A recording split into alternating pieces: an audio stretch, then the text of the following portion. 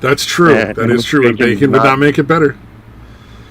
All right, I'll agree. Have I had those bacon donuts? I know I've seen them in like grocery in like stores and shit, but like I don't think I've ever actually tried them. You know, if it's like a maple frosting or whatever, that might not be too bad. Well, and they also have donuts that they cook in bacon grease. Oh, that's interesting. Which basically just it's like 70%, like 70,000% more fat, and it just has a bit of a salty taste to it. Well, and here's the thing though, they used to cook a lot of stuff in bacon fat, like just all the time anyway. So it's not really even like an original idea. Well, yeah, it's because like that was like almost the only way that you could actually get fat is like you cooked like the fucking hogs and the pigs and the fucking goats and the fucking cow, whatever, and then that's what you use to cook other shit in is the fucking fat and the grease that you would get from that. Yeah. Like going to the store and getting fucking oil to cook with. Nobody fucking did that shit. No, there wasn't oil to cook with. You just use fat as shit. It's like if you're cooking up green beans, you know, throw a couple of strips of bacon in there instead of like some olive oil and just fry it all up together. It comes out great. Oh yeah, and like whenever we cook bacon, we always sit there and like pour out the grease into into a little fucking thing. Let it harden, then whenever we're cooking with shit, we always have a little bit of bacon grease, so we can just sit there and scoop into it and use a little bit of bacon grease to cook with. Do you filter it? Because I've always filtered it when I save bacon grease. Well, I mean, we just throw a coffee filter. That's it. Oh no, we do it in a colander. So I mean, I guess it's a little bit less filtered than doing it in a coffee filter. We just don't want the chunks in there. Yeah, exactly. That's why I use the coffee filter. As long as there's no big old chunks. I've done that when I make biscuits. Have you ever made biscuits with bacon fat? Oh, that's fucking great. Yeah, I'm not sure if I made biscuits with bacon. I've cooked a lot with bacon fat, but I'm not sure if I've made biscuits with bacon fat. Oh yeah, replace the butter or the lard or whatever you're using to make the biscuits with, and with bacon fat. That's some good stuff. See, okay, I'm not Southern enough or French enough to use lard for anything. Oh, really? I don't use lard at all. Like, I'm in California. I don't ever fucking use Crisco. I'm in Oh no, Crisco's not lard. Oh no, I said I don't even use Crisco. Oh, I was gonna say yeah, because Crisco. That's like the closest like non-lard thing to lard. Yeah. And I don't even use Crisco. Like I'll use like butter and margarine and oil and fat and grease and that kind of stuff. But like lard and like in Crisco, like in the fake lard stuff like that, I won't even use that. Ooh. Yeah, California's got a town named after it, or the Spanish name, Manteca. Although I think they pronounce it Manteca, like the name of the town. Oh, don't ask me. Ask anyone other than me how to pronounce the name of a town. That's just yeah. You know, there's a town in California that's called Manteca. There's a town in Arizona too, right? Tuscan. Manteca? That's the other name for lard. Tucson, Arizona. You know, Satan, what's really funny? My mom has an SUV and it's a Tuscan or a Tucson. No, it's not. A Tucson, whatever you call it. But I've been driving that for a while and I still didn't realize how to pronounce Tucson. That's just like, so fucking sad. I would imagine if you told people like what the vehicle is, they thought you were just fucking with them. Yeah. Hey, what kind of car is that? It's a Hyundai Tucson. They probably fucking would. They'd probably go with it and act like, oh, he must know, and he's just fooling around. They'd go like, hey. People are too damn polite in California. Why are you laughing? Oh man, did you see the thing about the kid that created the OnlyFans for his mom? I feel like we might have talked about that before, but god damn is it creepy. Oh wait, maybe. It would have been last week if we did. Yeah, something relatively recent. Yeah, I found a new channel where the guy, the Birdman, I think it is, and he talks about all sorts of shit that's actually funny. Like the guy who paid $10,000 for a hug from his OnlyFans girl. $10,000 for a fucking hug. Oh, can she thinks she leaned into that. You know what I mean? Like leaned forward so he couldn't. so a grind was impossible. Oh yeah, to keep the hips away. How is someone down so fucking bad? Right? It's dude, I don't care. It's fucking sad. I don't care if you look like the fucking Elephant Man. For $10,000, you could easily fly to fucking like Vegas and get like a really decent hooker. If you're really that fucking hard up for getting some pussy. You could probably spend the most expensive hookers in the world for at least a couple fucking nights. Yeah, that's what I'm saying. $10,000. Yeah, you could get some really top shelf fucking pussy. Yeah. I don't know why you would want some fucking OnlyFans girl to just hug you for that. It's just. Or many massages with happy endings, dude. Yeah. Oh yeah. If you're lowering the bar to just getting a hand job, 10,000 get you a whole lot of hand jobs. The massage place next to they'll eventually fuck you. The massage place next to the tax office that I work at just got raided again for this is like I think this is the 6th time in like 10 years. Oh Jesus Christ! They just keep doing it. They're like, all right, we're bad. Our bad. You're gonna arrest some people. We'll pay a couple like people's bail, and tomorrow we'll be back again, rubbing and tugging. I wonder if they tell them like, hey, get at least one licensed massage therapist. Can you do that? Telling them that. Can you guys get one licensed massage therapist so we stop having to raid you every couple of fucking months? Honestly, like it would just look better for them if they offered anything that women would want, because like if it's a massage place and the only people you ever see fucking going in there are dudes in sweatpants. In sweatpants.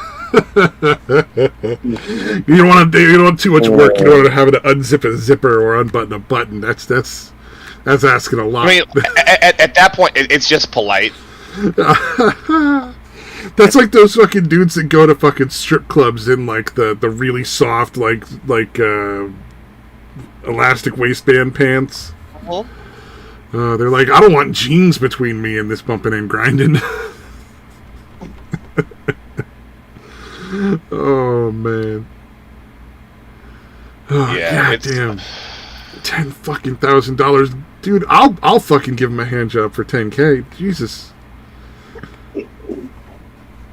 Yeah, I don't know that that's an attractive alternative. A handy. That's not a really good one. Yeah. I'll kill a guy for $10,000. I'll fucking give him a handy for $10,000 too. That's fine. Oh hey, for $10,000 he can engage in some good old fashioned necrophilia. Pay somebody to kill a girl and bring her while she's still warm.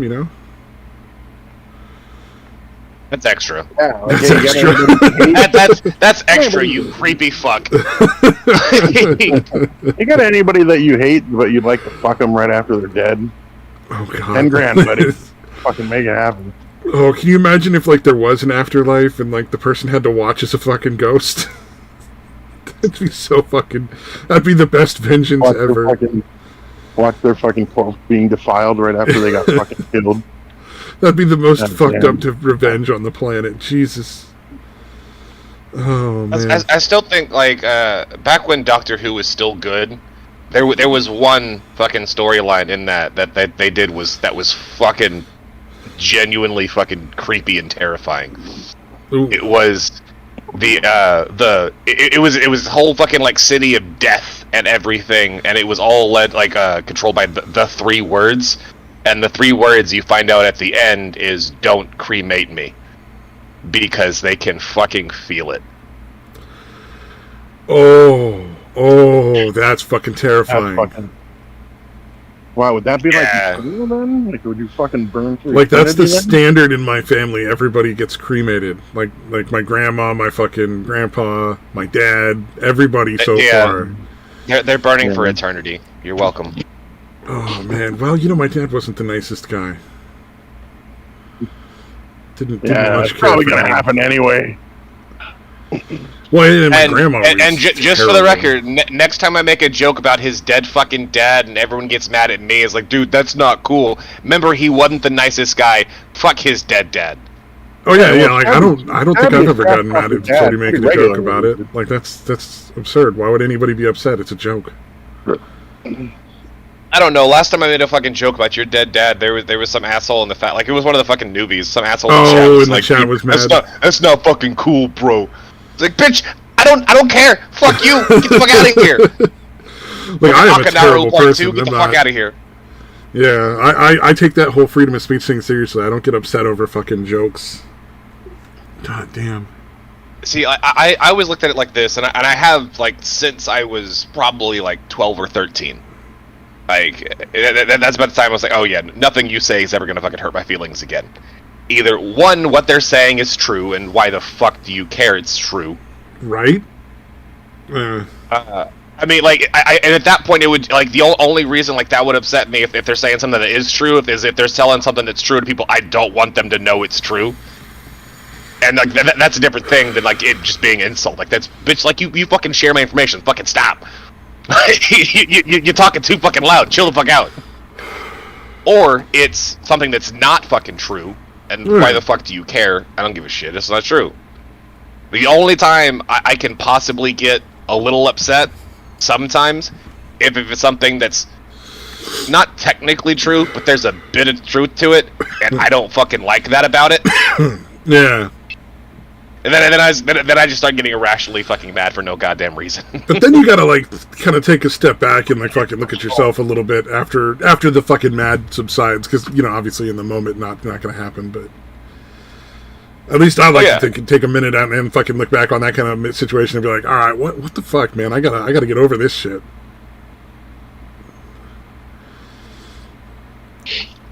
Ooh, here's one that was I saw on the Birdman channel that was funny as fuck. This apparently there's women's professional boxers. Did not know that. Yes, but they're actually really fun to fucking watch too. Like like women's boxing and MMA are probably two of the best fucking things to watch in like actual fighting right now. I've never been a big fan of fighting, so but I'll take your word for it. The women are fucking savage. You knew women's MMA existed, right, Stabby? Oh yeah, well, women's fights in general are fucking savage. Girls don't fucking. There's no rules. They understand. Like you're in a fight. We're not. Civilization is completely gone away. We're not in that part anymore. This is that fucking killer monkey coming out and like biting the fucking person on the nose or whatever the hell you have to win. But the champion for women's boxing claims she can beat like. Most male boxers, no, she including some of the fucking championship boxers. No, she can't. Yeah, what happens, dude? What happens is fucking, like, you know, tell them they can do anything, dude. They fucking get... It's like Brittany Griner from the WNBA saying that she's better than, like, 99% of the NBA players. Like, you would fucking get destroyed if you played in fucking NBA. Dude. Oh, yeah, no, that's why there's men's and women's sports separate. Like, there would be no point in combining them because there'd be no women at the professional level. I mean, maybe like one every, like, fucking 10 years, but... No, there might be one every 10 years that's better than a single NBA player, like the fucking, you know, the 12th guy on the shittiest team or something. Well, that's what I'm saying, yeah, it wouldn't be like up at the tops, but like every 10 years there might be one that manages to get into a pro team, yeah. Yeah.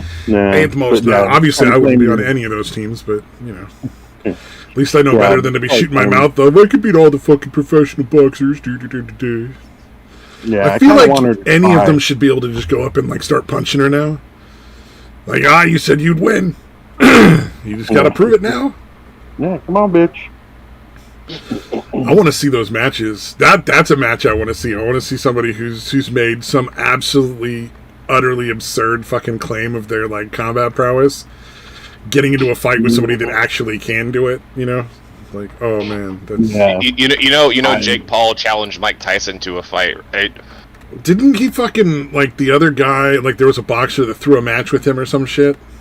Yeah, the exhibition with Mayweather, and like he fucking instead of knocking his ass out, like he held him up until he regained consciousness. Oh really? That's fucking dumb.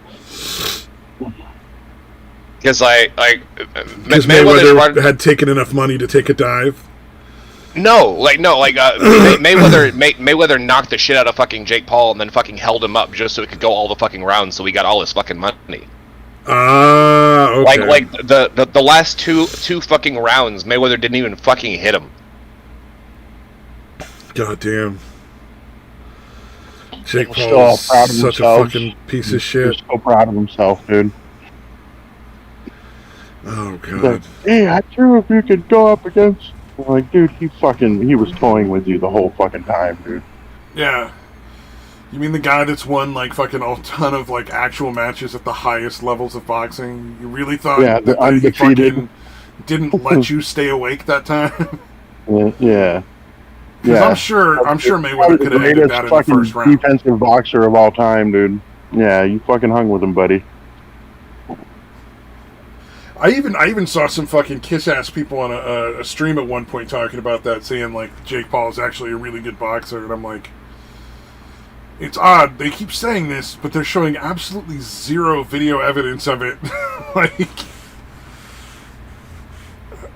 you'd think they'd be like, and here, watch where he blocks and returns a punch or something.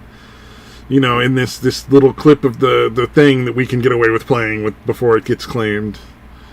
But nah, not a single picture. Nothing.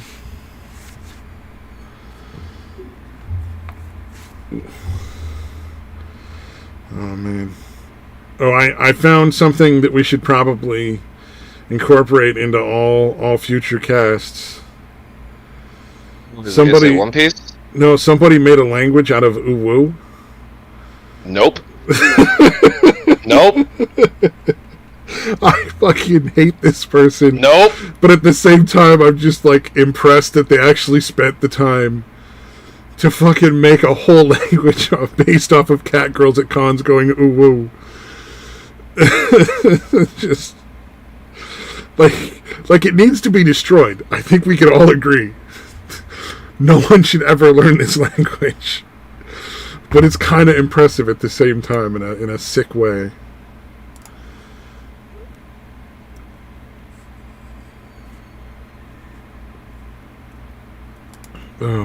Damn. What else is happening? I don't know. If you ever get a chance, look up fucking the martial arts woo-woo shit on YouTube. That's always entertaining. The fucking people beating each other up with chi and shit. Oh, wow. Oh, my God. Dude, the best ones is when they go up against somebody that's not playing along, that's not playing Oh, yeah, and then they just get beat. Yeah, that's always entertaining. It's fucking great, dude. Oh, fuck.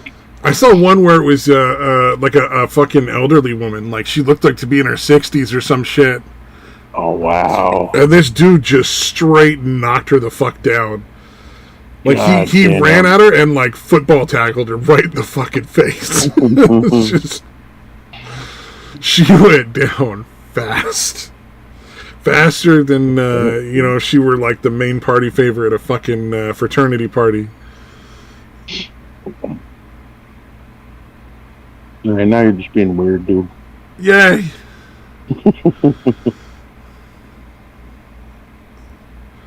Oh, God. Steven Seagal does that shit. Oh, my God. Have you guys seen that? I've never seen him do the chi stuff. I've seen him do, like, the weird fucking parlor trick shit where, like... Yeah, like flipping guys. Like twisting their arm and flipping them. Yeah, but they're basically jumping and flipping themselves. Yeah. They're clearly making themselves lose to him for his sake.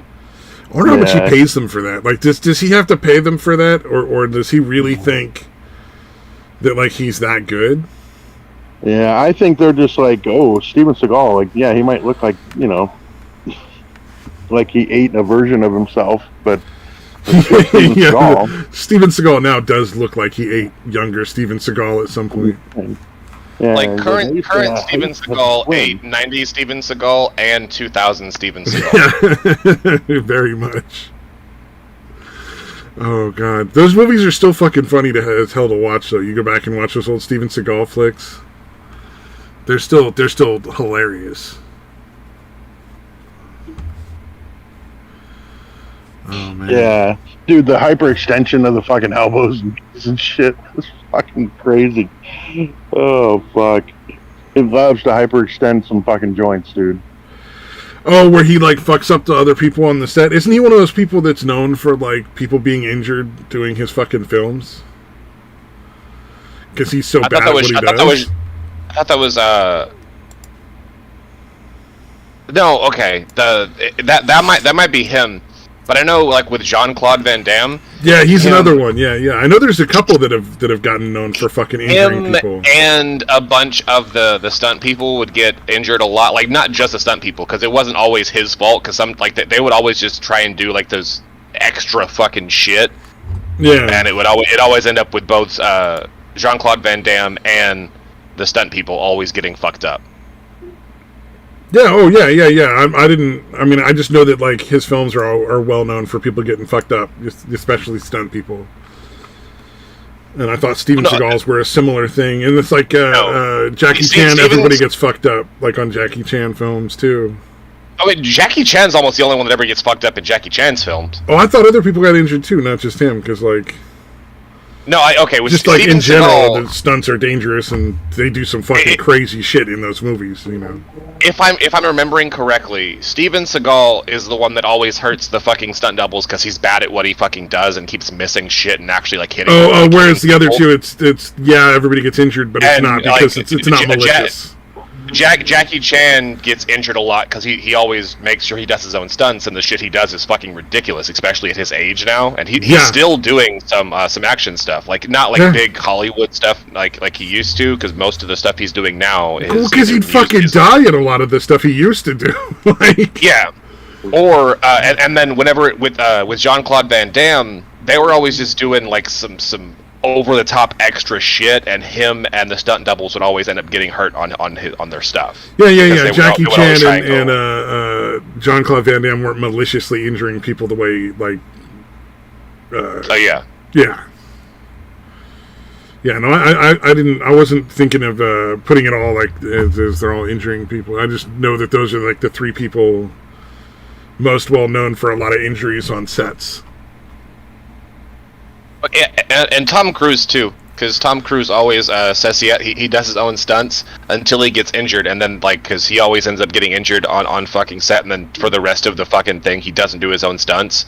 But he always says he does his own fucking stunts, but he always fucks himself up or breaks something, and then fucks it up. So he goes into it with the intention of it supposedly. And then isn't really good at it, and then it's like somebody else doing it for the rest of the movie. Yeah, and then he gets hurt, and then every scene after that, they're having to fucking do shit for him. Yeah, I imagine once he gets hurt, almost every movie he's done, like that's been the fucking case. I imagine once he gets hurt, the guys they have to fucking make shit up. Like, hey man, sorry, the insurance now it's just too much, man. We can't let you keep doing it.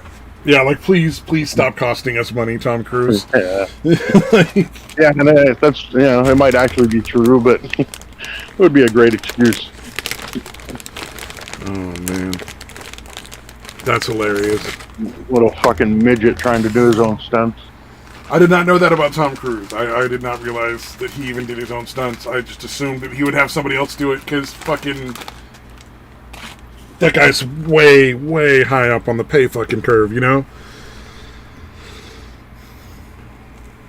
Yeah, it is a weird kind of flex that he does his own stunts. Like, I don't think anybody really gives a shit. You know what I mean? But he's Cruise obviously does. Yeah, Cruise was very impressed by Tom Cruise. Oh, yeah. He apparently has a TikTok. I saw some clip of him doing a TikTok or something, and it was real weird. Was it Scientology related? You know what? Honestly, it just seemed insane. I don't really know what it was in regards to. Oh, probably. Yeah. Although, with Cruise, you never know, because he's just fucking insane. Yeah. Have you ever seen any of those fucking, like, meetings and seminars and shit when he shows up? Mm-mm. The amount of shit they fucking give him, the amount of fucking worshipping they fucking do. I try to avoid that kind of shit. But yeah, I know, dude. But I must have been watching one of the documentaries, like the Leah Remini and all that shit. But yeah, like they gave him this gigantic fucking medallion thing, dude. Like it was the size of a fucking dinner plate, dude. To fucking hang off his neck, dude. I was like, what the fuck? And he's so happy. he's so fucking happy, dude. He's so fucking proud of himself. Like, dude, the reason they're worshiping you is because you've given them shitloads of money over the fucking years. I was thinking the Flava Flav thing too. I was like, he can go hang out with Flava Flav. Flav got his fucking big old clock, and he got his big old fucking medallion. Like the amount of money that Tom Cruise gives to the church is a fucking drop in the bucket to the amount of money that he can convince other people to fucking give them just by being like the credibility he lends by being fucking Tom Cruise and being a Scientologist is way more is worth way more to them than the actual money he gives them. Yeah, true. Oh yeah, his influence over a lot of people in Hollywood too, I'm sure. He's still giving us money? Alright. Fucking take it. Like, I wouldn't be surprised if... gigantic medallion, dude, so he keeps doing it. Yeah, I wouldn't be surprised if you go on to get Tom Cruise on your movie, you gotta, like, there's gotta be a little bit of money thrown at the church, too, or some shit, you know? Yeah, could be. You know, or, like, if you want to be one of the other people on the set, you know, you gotta fucking throw some donations their way.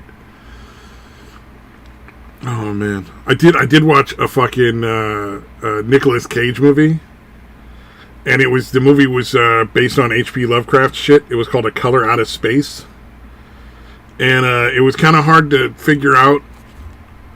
Well, it was impossible to figure out at which point Nicolas Cage's character went crazy, because it's Nicolas Cage, and so like from the get go, you're like, well, he's already descended into madness. Like, where do we go from here? The Cthulhian monstrosities haven't showed up yet, and he's already fucking nuts, so... It was definitely bizarre. I exaggerated a little on the size. Or maybe kind of a lot, but still. It's fucking huge, dude. Let me see if it'll let me post it here. Oh, you found a picture of Tom Cruise and his medallion? Yeah. Does it give him magical powers? Can he like heal the sick and raise the dead? And... That's the Mormons with their magic underwear. Oh, that's right. Yeah.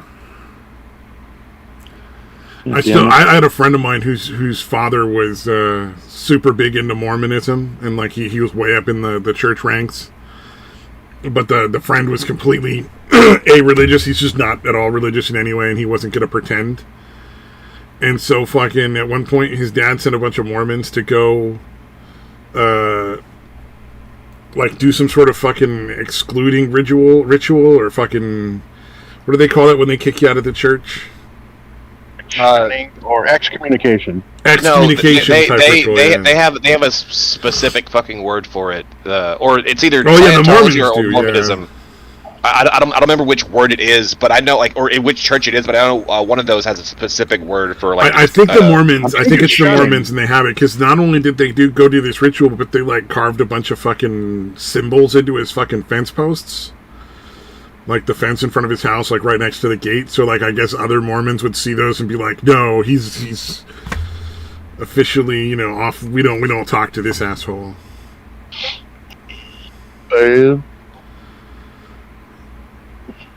Why is there a death nut challenge? What is a death nut? Fuck if I know, dude. Nacho posts weird shit, and I don't ever click it anymore. Yeah, I'm a little afraid because that's a woman in clown makeup. I just like feel like I'm gonna regret that. So. Okay, I finally got the. Oh, that is a pretty big fucking medallion, though. I mean, it's not a dinner plate size, but that's like a saucer if you're having like a cup of tea in a nice restaurant. Is definitely tea saucer sized. Yeah. And yeah, if you watch the video, dude, it was like, wow, he's so proud, dude. He's so fucking impressed with himself, dude. It's hilarious. Yeah. Also, don't pour your tea in the saucer and then drink it out of the saucer in a restaurant. People don't like that. Have you actually done that? Fuck yes. Of course you have. Why did I ask? I introduce myself by different names in different places just because it's entertaining. Like, what names do you use? We'll just say, for the sake of argument, like I'll be like John somewhere, and then I'll be like Michael somewhere else. Okay, Yeah, so never use those names looking for you. Got it. There you go. I'll scratch those two off the list. But essentially like that. Like, there's been people who are like, "Wait, aren't you?" And I'm like, "Yeah." Dude, you could use all famous names and then every time say, "No, not the." Oh God, Tom that's Cruise or whatever. No, somehow it That's seems obnoxious, to. dude. Yeah, so there's a lot of people out there that I've met who know me by names that have nothing to do with me. Like Stabby. Yeah. Oh, it's Yeah, even easier over the internet, but it gets real complicated when you're hanging out in like different places with similar groups of people, and sometimes there's crossover. I actually fucking turned around and like almost responded when somebody was calling somebody Satan last night. Yes, that's me. Like it took me like a whole like second and a half to be like, wait, no. Oh God, No. yeah. That was close. Oh, a lot of people called me Skittles for a while. So fucking, that's almost got me once or twice in public when people are like, "Oh, hey, there's Skittles," and I'm like, "Whoa!" And I'm like, "Oh, wait, no, they just wanted to get some candy at the grocery store while they're here." I actually bought a big bag of Skittles for the road trip. Oh man! Do you know the purple ones are the least common and weigh the most? No, I did not know that. I may have like counted several pounds and sorted and weighed them. Holy shit, dude! I thought it was just something you looked up. You fucking lunatic! You actually fucking separated Skittles and weighed them? I had a big gallon bag for each color of Skittles, about halfway full. Holy fuck, dude! That's fucking amazing, dude. I know I ask this question a lot, but why are you so fucking fat? Yeah, there you go. It's all of the good ideas that I don't use stored up in my body, taking up space. Oh, Is anyone gonna buy that? oh yeah, no, totally, dude. The things that you are wrong. Oh fuck, dude. We went to this place that we normally go when we're here. Like on the weekend, Friday, Saturday, Sunday, they have like a really good prime rib. Well, everything there is really fucking good. But I don't know. We went there tonight, man, and I don't know, man. I don't know if they've just had like a substitute work in the kitchen, but like the prime rib was like tough. Oh, you know, bummer. You know, like prime rib's supposed to be pretty goddamn tender. You Yeah, know? if you do it right, sure. Yeah. And my sister, I don't know why she did this, but she ordered it medium well. Prime rib, she ordered medium well, and it was fucking beyond well done, dude. It was so fucking, dude. It was actually dry and just fucking hard. Probably the person behind the fucking doors who's cooking was like, "Oh, medium well, fuck you." That's not how you order a prime rib, bitch. I'm gonna give you medium fucking well. That is kind of a sin. If you're at a fucking Denny's, all right, medium well, I get it. You ain't trusting the fucking food safety back there. You don't want a rare steak from a fucking Denny's or like a Caro's or some shit. But if you're in like a halfway decent steakhouse or restaurant, like you get that shit rare. Fuck yeah, dude. They're medium rare at best, dude. Yeah, as long as rare is in the title. Right. Medium. But yeah, none of it was really that good. And this place is, again, normally fantastic. It's a cool spot, man. It's basically like when you first walk in, it's like a little grocery store. But all the groceries are from like other countries, like from all over, mostly Europe. So it's like a luxury kind of store where they sell all the the fancy shit from other places that you can't get anywhere else. Yeah, I suppose so, but it's not really luxury looking. Like you know what I mean? It's kind of ghetto, not ghetto, but well, California, like upscale ghetto, I guess. Yeah. But yeah, and well, that's the place where we get the What would you say upscale ghetto? From. Because they sell bricks, like 1 or 2 pound bricks of fucking Belgian chocolate, and I can confirm that at least that's still good. Did this man just say upscale ghetto? Yes, he did. I'm gonna need you to explain what the fuck upscale ghetto means. You weird motherfucker. Well, again, you gotta think California first of all. So it would be like, making a place, being like hipstery and making a place look ghetto, but then carrying a bunch of upscale shit. It's just bougie. Dude, I wanted to try and invent a new phrase, right? I don't care if there's graffiti that they paid a shit ton of fucking money for all over all the goddamn walls and all that. It's still just fucking bougie. Nope. Upscale ghetto from now on, dude. In case you don't need your upscale that or whatever in your bougie friends or something. Yeah. You really should know better than to let me know something bothers you. Now I'm going to use it all the fucking time. I don't know. Upscale ghetto sounds pretty weird, though. Ghetto chic? It almost sounds like what's that fucking the fucking anarchist capitalist. Be drinking now. I don't know why I chose to be here with y'all fucks. Well, I was just saying, like the term is as absurd as like the anarchy capitalists or the anarchy communist guys, where it's like you can't have a system of laws and regulations and anarchy at the same time. That's contradictory. Like they're mutually exclusive. Okay, I will agree entirely with anarcho-communism not being able, like the idea of it is a fucking oxymoron. Anarcho-capitalism, not so fucking much. But then again, like once you get to that point, as soon as you hit anarcho-capitalism, you like once you hit that point, all right, congratulations, now you're in feudalism. Yeah, sort of. I mean, because it's gonna last for like precisely like half a second. Yeah. You might achieve that state of complete and utter anarchy for like 5 seconds, and then like somebody's gonna be like, "Hey, but what about?" And it's like, you fucked it up, Bob.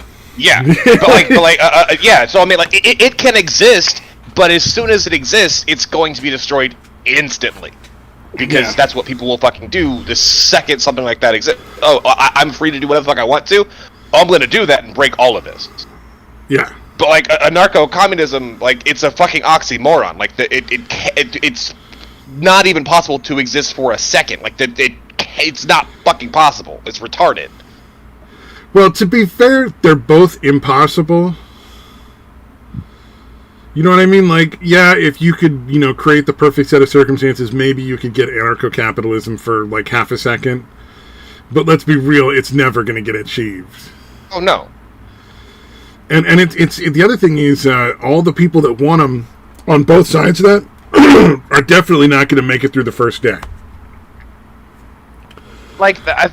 Like honestly, they think they're going to be like the warlords, and it's like, nah, dude, you're going to be the guy at the very bottom of the barrel who's fucking mopping up the fucking jizz stains after the warlord had his orgy. Like you're not in the fucking upper echelons here, buddy. Like this is one of the reasons why I cannot ever get on board with the fucking Boogaloo Boys.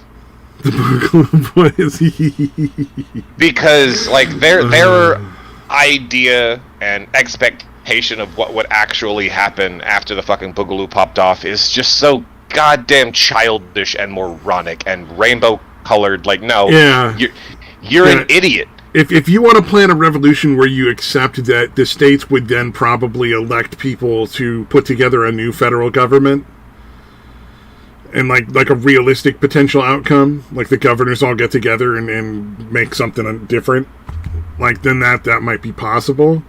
But the people who think like they're going to overthrow the government and it's just going to be everybody does whatever they want in a perfect world, like and not even that, because like if I heard one of them say that, like that's even beyond retarded. The ones I'm talking about are the ones that, well, yeah, I want a revolution. It's gonna be great. We're gonna do this and we're gonna do that, and like there won't be any casualties. It'll be fucking great. Like we're gonna kill all the people we don't. We're gonna kill all the people we don't like, but all the good guys, they're gonna be fucking fine. Like, cause like we're so much better than them. In what fucking fantasy world? Like, yeah, no, you're a fucking idiot. Like, if you went into it, like, yeah, like there's like a fucking 80% chance I'm gonna die, but at this point, fuck it. Like, circumstances are so fucked up that I wouldn't even care if I did. Well, I would say there's like an 80% maybe I believe chance you that then. you lose, like that you don't successfully overthrow the government because you can't get enough people to do it. Before you even look at like an 80% chance of dying, like the chance of dying, I think is way higher than 80%. But yeah, I guess if they had that at least, that much of realism, yeah, that's fucking nutty. Like the best I've found so far is like, yeah, you know, it's probably like 50-50 that I die. Like, dude, that's it.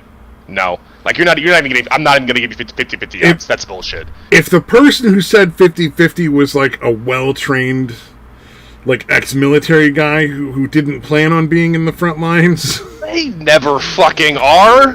But they're boogaloo boys. They're semi-retarded. These are these guys who wear all this like they wear all the gear that like the military people are like, yeah, I guess that looks military, but no, that would never ever work in real life. Like you would never see that on an actual soldier. Why are you wearing that to Kmart?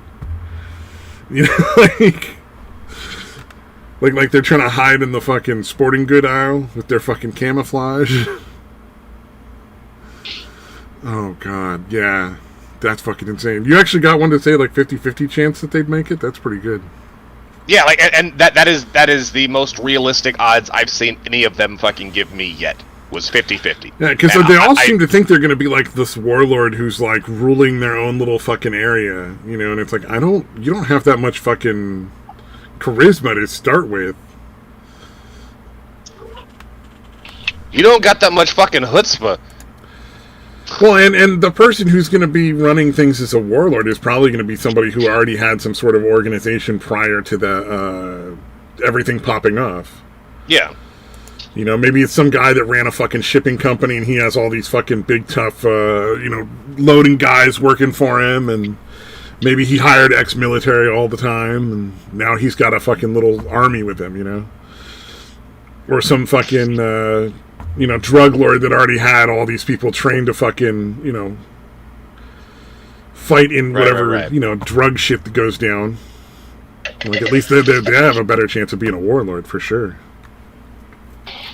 Hell, even like a local politician, like your fucking mayor of your city might fucking be able to put together that, but the guy that fucking, is talking shit on the internet, definitely not that guy. No, definitely fucking not. Yeah, I think you just have to assume you're gonna die if you want to actually have a revolution. Like, you just, because, I mean, realistically, yeah, you're probably not gonna see the end of it. You're doing it because they're the only option that is better than not doing anything is to die. So you might as well do what the fuck ever.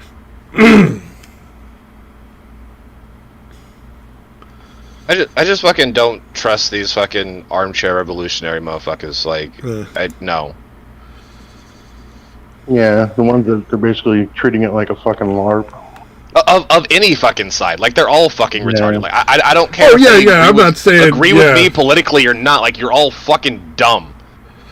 Yeah. We know this is not just fucking Republicans. We know this is also fucking a bunch of those Antifa liberal idiots too. I know I've heard it from both sides. It's been bugging me a lot more recently. I hate how people use the word liberal nowadays. Yeah, I know it's not real liberals. I just that's the word that everybody associates now, and so it's like, I guess there's no fucking what do you say? I mean, lefties, I guess, but leftist. Yeah, I say leftist, but maybe that's just me. Yeah. And here's the other thing. I think we can all agree that none of the rational people in the country want any of the people on either of those extremes being the guys in charge of anything. Yeah, of anything. Yeah, like nobody wants fucking Antifa or the Boogaloo Boys running their fucking city because they're all idiots. like Oh.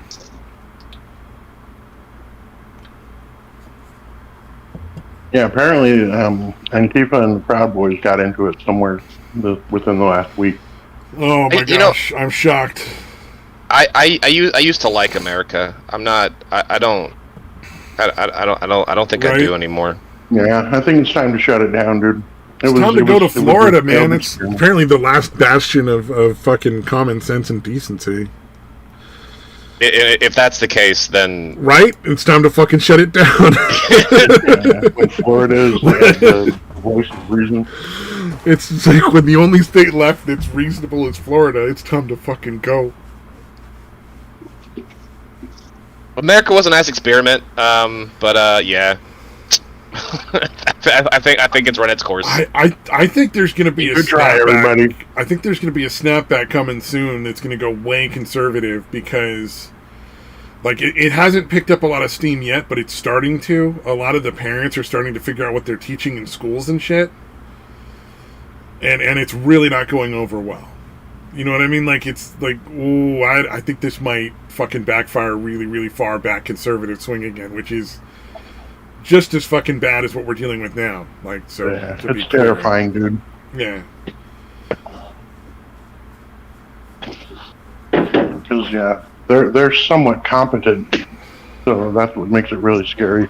Well, but I mean, yeah, it's like both the extremes are bad, and I think a lot of people don't understand that the problem is that people believe that one of the two sides is going to fix everything for them, instead of recognizing that no. The best thing would be to get these two sides the fuck out of office and get people who are much more moderate who will let us fix our own fucking problems.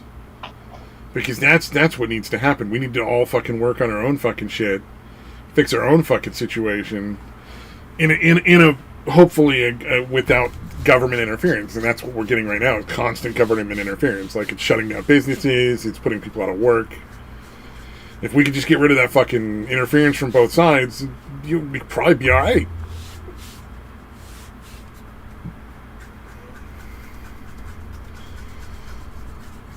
I don't know about all that. Fuck it all. Just fuck it all. Down.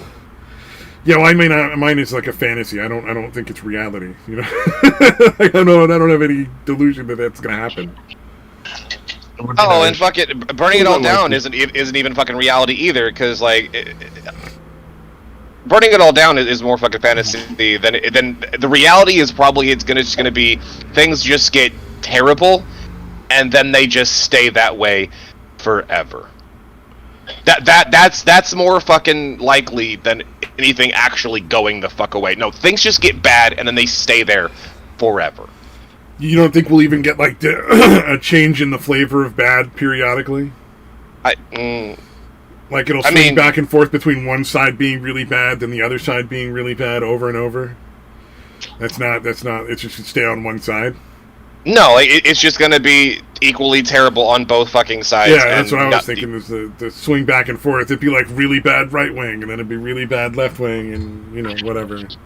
I don't even think it matters that it's right wing or left wing. I think it's going to be really bad authoritarian shit. Like, and it doesn't matter. Like, I'm not talking about a swing. I'm just going to say there is going to be one flavor of bad that happens, and then that's just what we have. It'll stop the pretense of being on opposite sides. It'll just be authoritarian.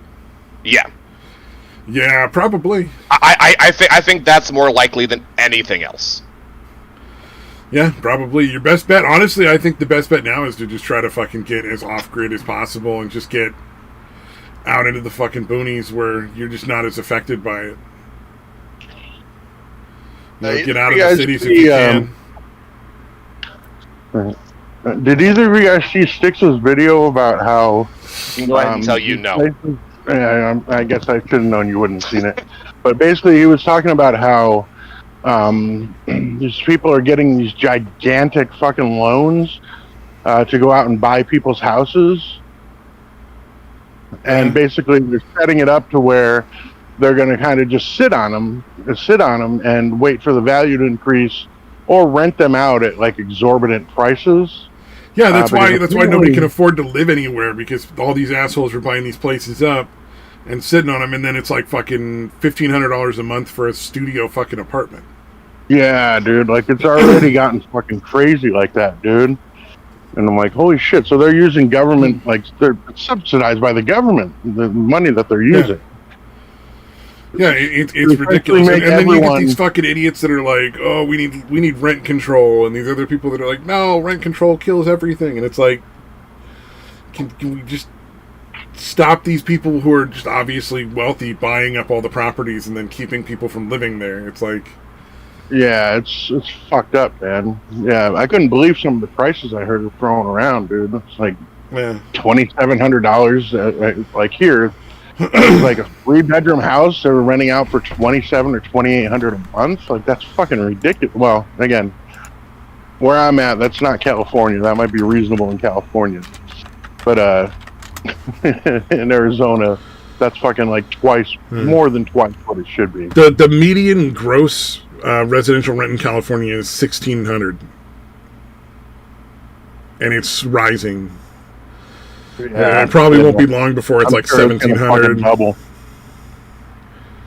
Wait, no, I'm seeing another one. According to the most recent data from Zillow, this is a more updated one. Rent in California for December 2020 instead of 2019 is $2,800 a month. So almost double. That's like fucking 90% increase or something, dude. Fuck. Yeah. And then, the national average is $1,650. It says. Yeah, even that seems high for a fucking national average. Well, you shouldn't be paying more than like $600 or $700 for a studio. You know what I mean? Like that's even a little high. Yeah, exactly. Because you're literally renting like one big room with it's basically just like a bedroom with a kitchenette and a fucking like half bathroom. You know, like you're not even getting a full like apartment's worth of like stuff. Like my brother was looking at a place that was going to cost $1,100 a month, and there's no kitchen. It's just like a room and a bathroom. We got a hot plate for you. Way better. Well, that's what I was telling him. I'm like, get yourself a mini fridge, a hot plate, and a microwave, and you'll be all right. Like, that's better than nothing. But Jesus, that's fucking $1,100 a month for that. Yeah, it's fucking nuts, man. You guys remember fucking what's his name? I'm gonna go ahead and tell you. Engelhardt, the guy that was on here for a while. Yeah, I'm sure Satan doesn't. That's true. That's fair. Yeah, no, I don't remember things. Yeah, he was paying something like $1,500 or $1,600 a month for the place he was in. Or no, he was paying $1,000 a month for like his half of the rent for the place he was in, I think. And it was the same thing. It like didn't have a kitchen. It had like a mini fridge and a microwave.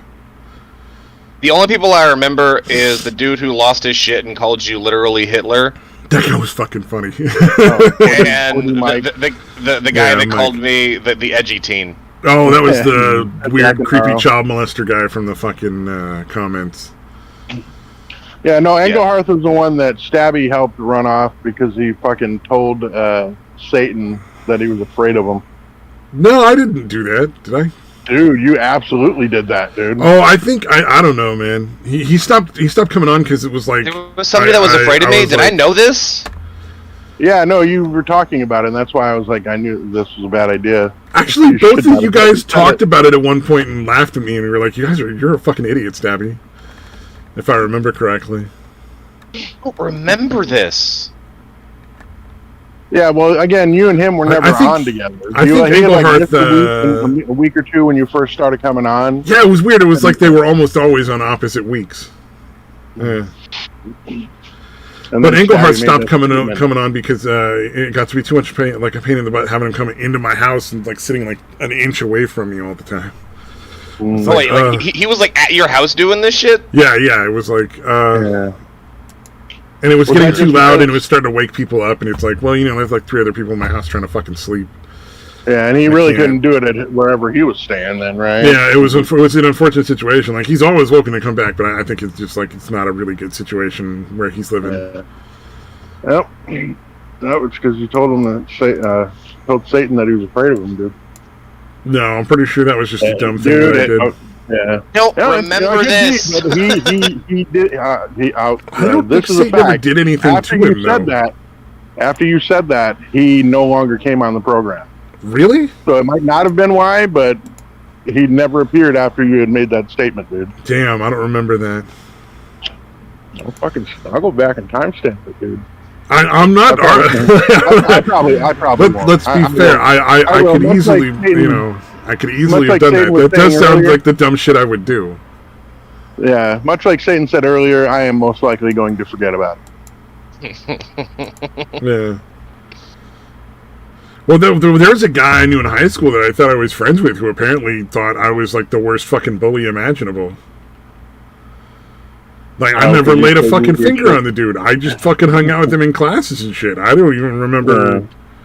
Like, I don't think I ever threatened him in any way. He just said a bunch of weird shit that made him really uncomfortable. I don't fucking. Well, that's possible.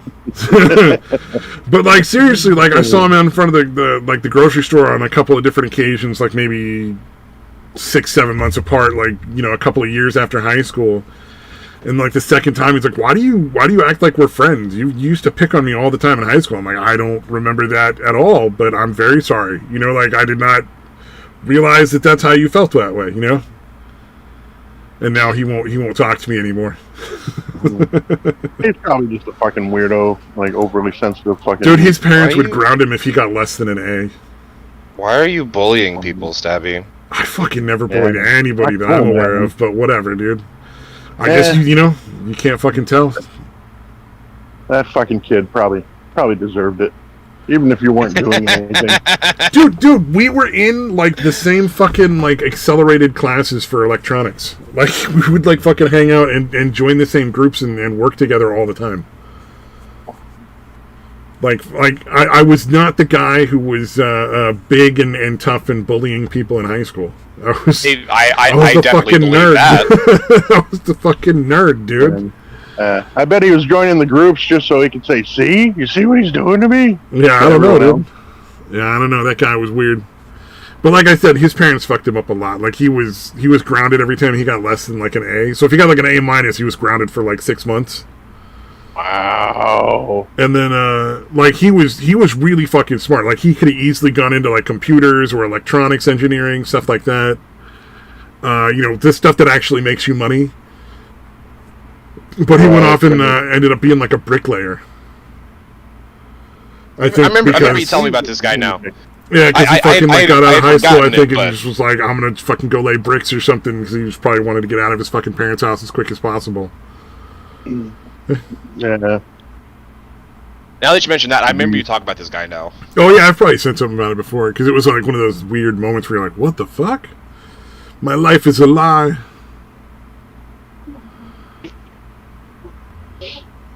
But regardless, I apologize, because like, why? What else? What other possible ways is there to like move forward in that situation? I suppose I could have fucking antagonized him and started a fight in the Safeway parking lot, but that seems like it would have only reinforced his point. That's definitely what you should have done. Like, I don't know any other choice in that other than to fight him in the Safeway parking lot. So you were the bully in high school. Here's the advantage to doing that. What? He would definitely be right about you bullying him. Yeah, he would be no right. longer be full of shit. Oh man, I don't even give a shit about the people that bullied me in high school anymore. Like, at that point, like after high school ended, I was just like, all right, I don't give a shit anymore. I'm gonna move fuck all with my life. Nah, because I was just figured like everybody got bullied in high school, man. I mean, maybe there's like that one guy, like the one fucking dude who was just so fucking high up on the fucking ladder of social stuff that he's like the one dude who just never got fucked with.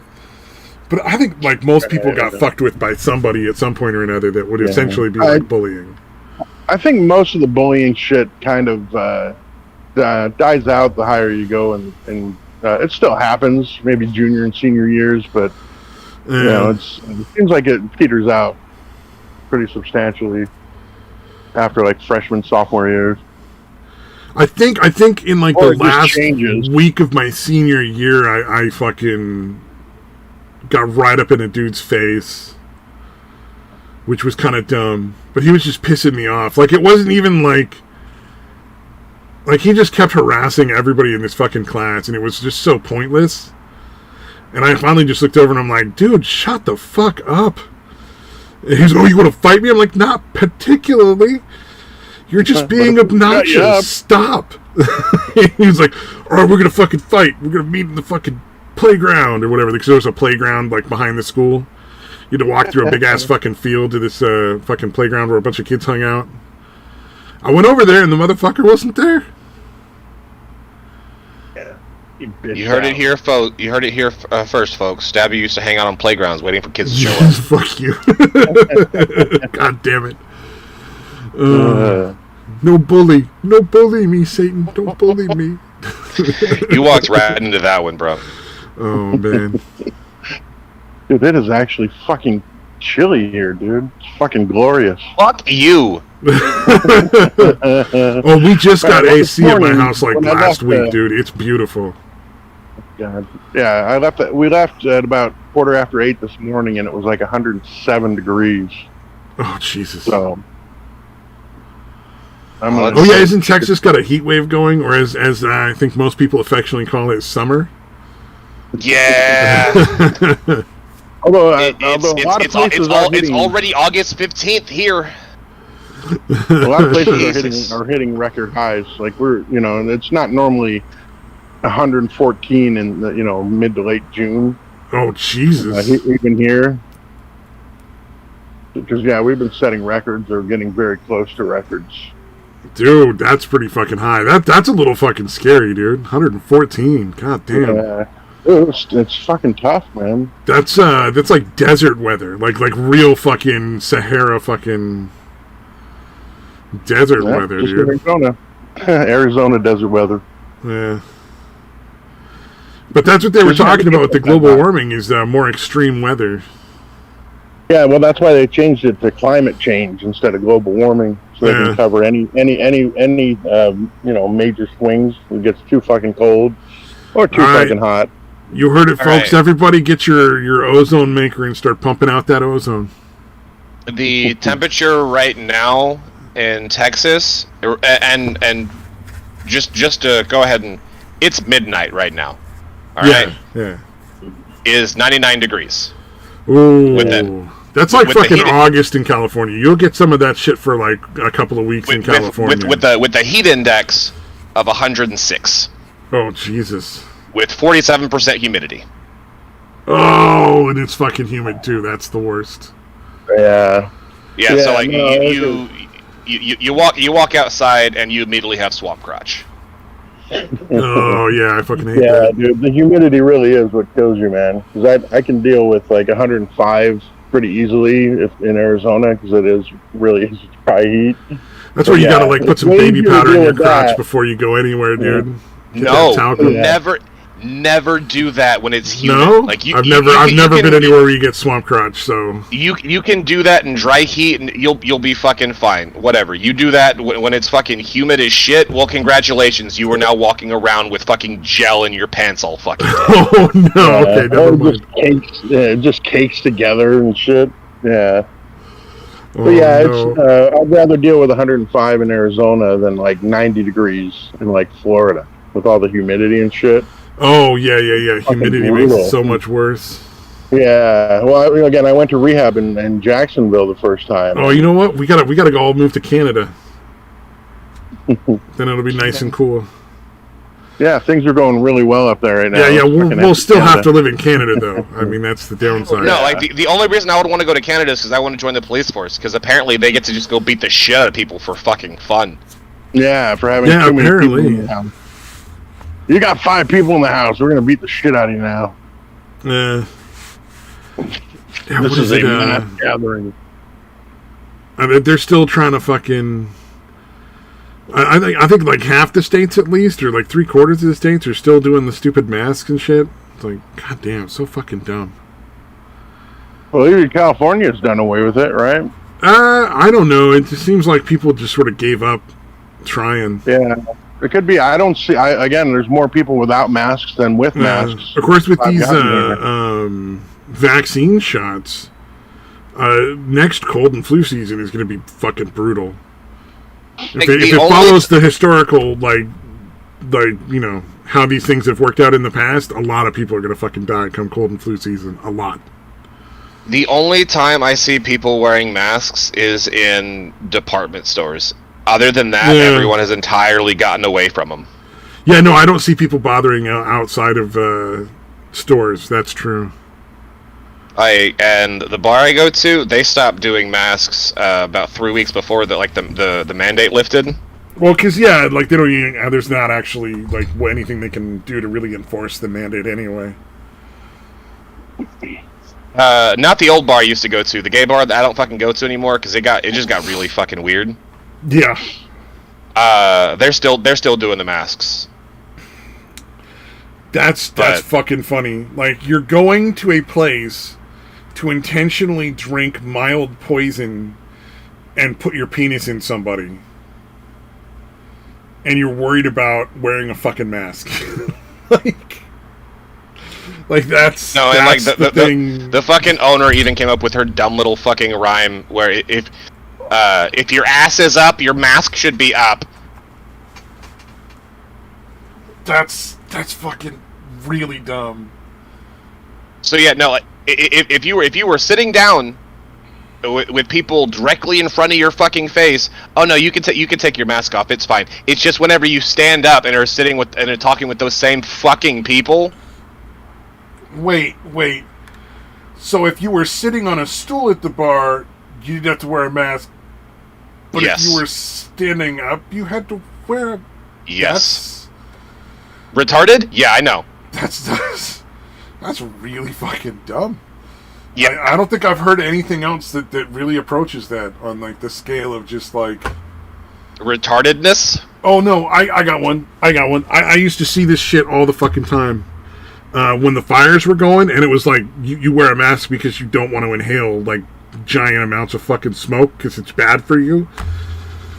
And the number of people I would see out at restaurants eating outside with their fucking masks on, but their little kids or their babies with them wearing zero masks, yeah, was fucking insane. And then same thing for COVID, but the mask is just dumb. But at least during the smoke thing, it was you should be wearing a mask because it's really not a good idea to breathe this shit in. Why is your baby the only one not wearing a mask? Yeah, I never understood that whole kids don't need to wear a mask thing, dude. It never made any sense to me. I think it's because they realize that you just can't make kids wear a mask. Oh, yeah. No, the reasoning for it was because they... The same reason that, whenever there's... in China and Japan and a lot of the Asian countries or whatever, whenever you're sick, you wear the mask, right? That's just a normal fucking thing to do.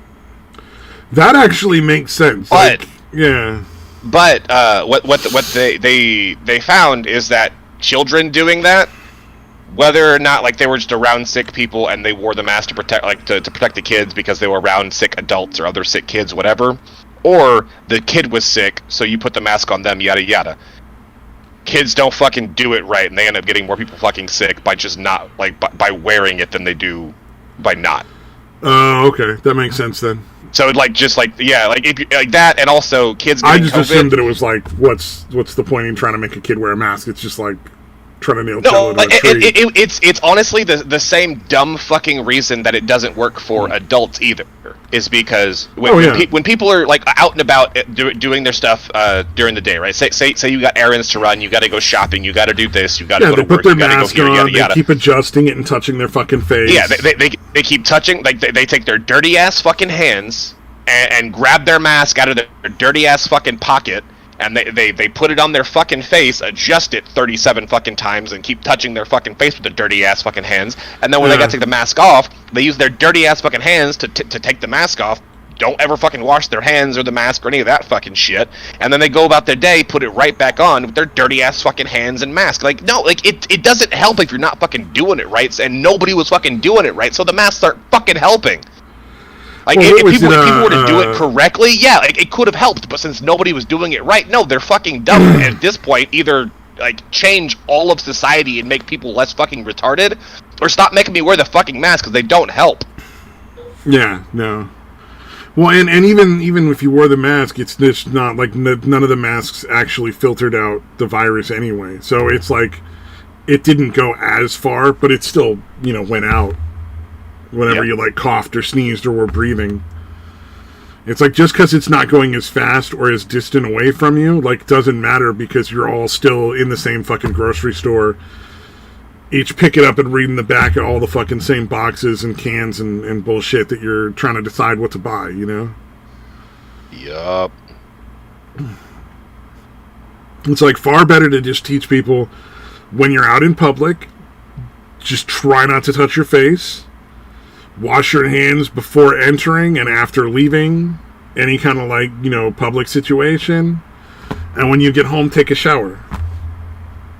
Oh, and you want like that was the reason why I realized that it had nothing to do with fucking public safety whatsoever. Yeah. Because like y'all immediately, as soon as y'all got any pushback on the one thing, the masks, because nobody had any issue with if you don't need to be out like hanging out with people, this, that, and the other, yada yada, don't do that. Especially at first. Like later on, everyone said fuck all of it, but at first, everyone was like, for the first couple of weeks, everybody was pretty much on the same page of like, all right, let's all just fucking like stay home as much as we can. Yeah, not interact and make it safer for everybody, kind of thing. But the first thing that they got pushback on was the mask, right? And so they initially they were saying don't wear masks. Like stop buying all the masks so we can get it for the first responders and the fucking hospitals and shit. That actually use them correctly in a way that makes them, you know, actually effective. Mm-hmm. Oh God. Yeah. But yeah, like what are the things that they immediately stopped saying that are actually more beneficial than wearing the fucking masks? Yeah, they stopped talking about washing your hands and not touching your face. Yeah, washing your hands and touching your face. Those were the things that were actually fucking helping people. And so we're not. That doesn't matter anymore. It's just the mask. So it was never about health at all. Okay.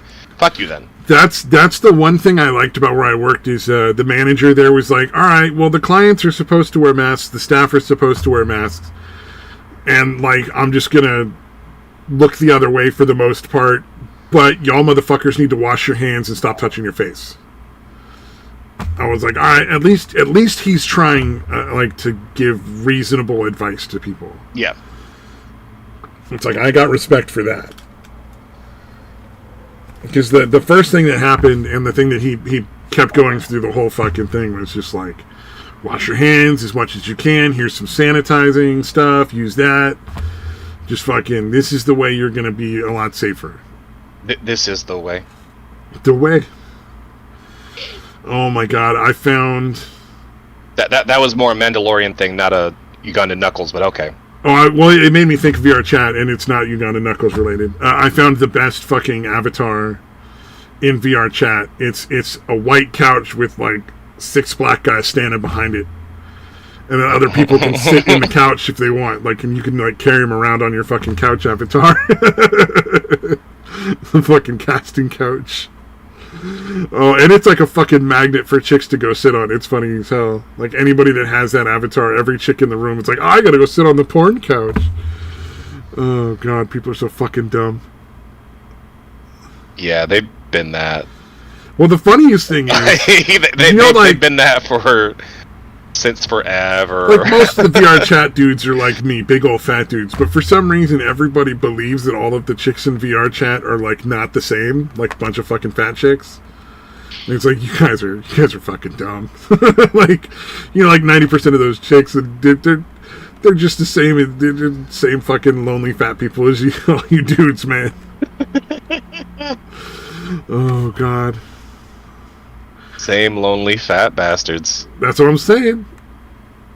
It's so funny. Though there was the one chick I met who had a fucking Twitch channel who fucking... I guess she got busted and all her shit got shut down. But she would... she was telling me she would sell ERP sessions with people. Since it was VR chat, it wasn't technically prostitution. But for like enough money, they would like she would hang out with people in full body avatars and like pretend to do all sorts of kinky shit with them in like VR. Can you so fucking how the 10K for a hug was bad, but people were paying this chick for virtual sex. Like, she had it fucking down. She was making money off of that.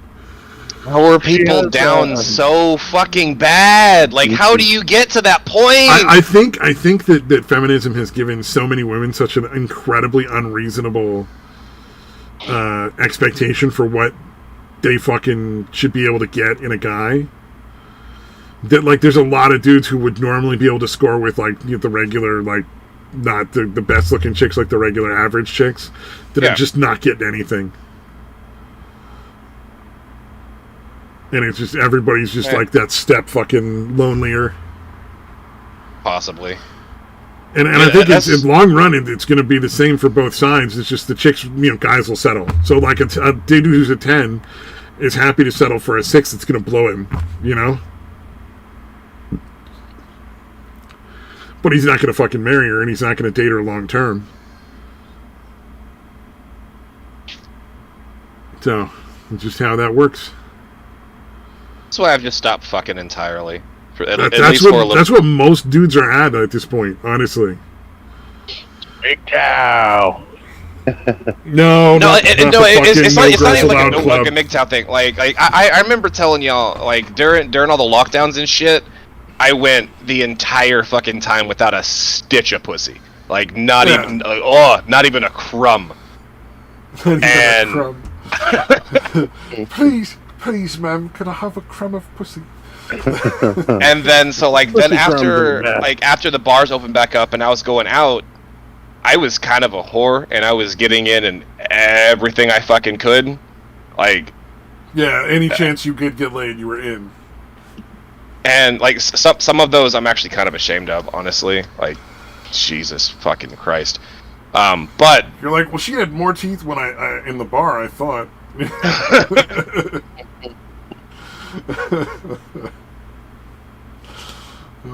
Anyway, so like no, like she had all her teeth, but she was a fucking like face scratchy fucking meth head. Oh, like she had like her face was constantly fucking bleeding because she was always fucking scratching at it and shit. I was like, I know exactly what you're talking about. Yep. I didn't need to fuck her, but I did anyway. Ooh. So I was like, yeah, I'm gonna go ahead and take a step back. I think this is probably a little bit unhealthy. Yeah. So I just kind of stopped. I'm just done fucking for a little while. Yeah, I don't blame you. Honestly, though, dude, I think there's a lot of people in that same fucking boat. Yeah, I mean, for different reasons, probably. Threw up a fucking great gif. I doubt it. A relevant gif, I should say, then.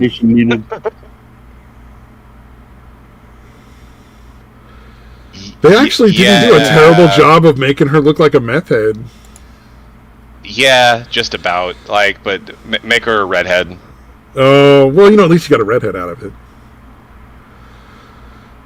Could be worse. You had nice tits, though. Like, they were actually surprisingly nice. Does she know where you live? No. Okay, at least you're that smart. Okay. No. Because that's the honestly, one you really don't want. You don't want her to know where your house is. I think we were both lying to each other, because I had been to that bar a few times in the past, and I was like, yeah, I always drink up here. But yeah, and she's like, yeah, fucking me too. I had never seen her there before, and I'm not going to go back because I don't want to run into her, but I don't think she ever went there either. Yeah. I think we were both lying to each other. Yeah, probably. Which is kind of sad, because I think the meth head was just as ashamed to be with me as I was with her. Damn. Which should probably hurt my ego, but honestly, I just don't give a shit. I mean, that's why guys are more likely to settle, because they're like, I came. Twice. Twice. It's like, I fucking nutted, so what do I give a shit, Yeah. If she regrets it, I still nutted. Yeah. Still got another notch on the belt. Yeah.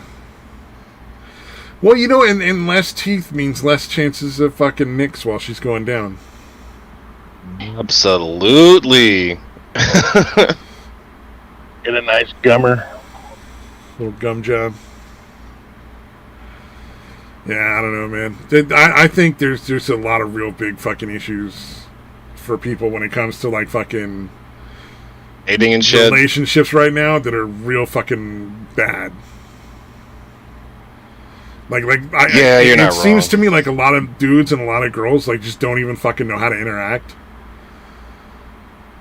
Because in VR chat, I have a deep voice and some people are really into that. So like, I get the occasional person. I actually get a lot of fucking dudes who are like, "Can I call you daddy?" And it's like, no, you fucking can't. But occasionally I get chicks like that, and it's like, I'm like 41 and I'm gross. Like you're not interested in me. And they're like, no, I'm into that. And I'm like, fucking go away. Like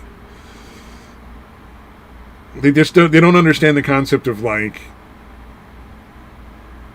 you're 14 and I'm fucking 40 years old. This is not okay or appropriate in any way, shape, or form. And it's fucking weird that you're into that.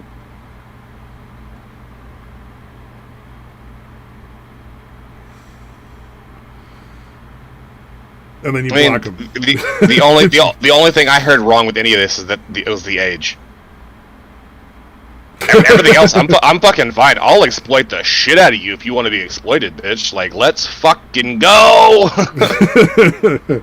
You're like, just a couple more years on you. No, I just block them because, like, fucking who knows who you're really talking to anyway. Yep. It could be a 14-year-old, which is bad. It could be a fucking police officer, which is bad. Which is worse. Well, yeah, worse. Yeah, I suppose, technically. I'd be more concerned with talking to the 14-year-old. I'm still not going to fuck it. But if it's a fucking cop, I'm still probably going to go to jail for trying to fuck it, even though I'm not trying to fuck it. True, yeah. But at least the cop only puts you in jail. The 14-year-old's dad finds out. He can put you in the fucking ground.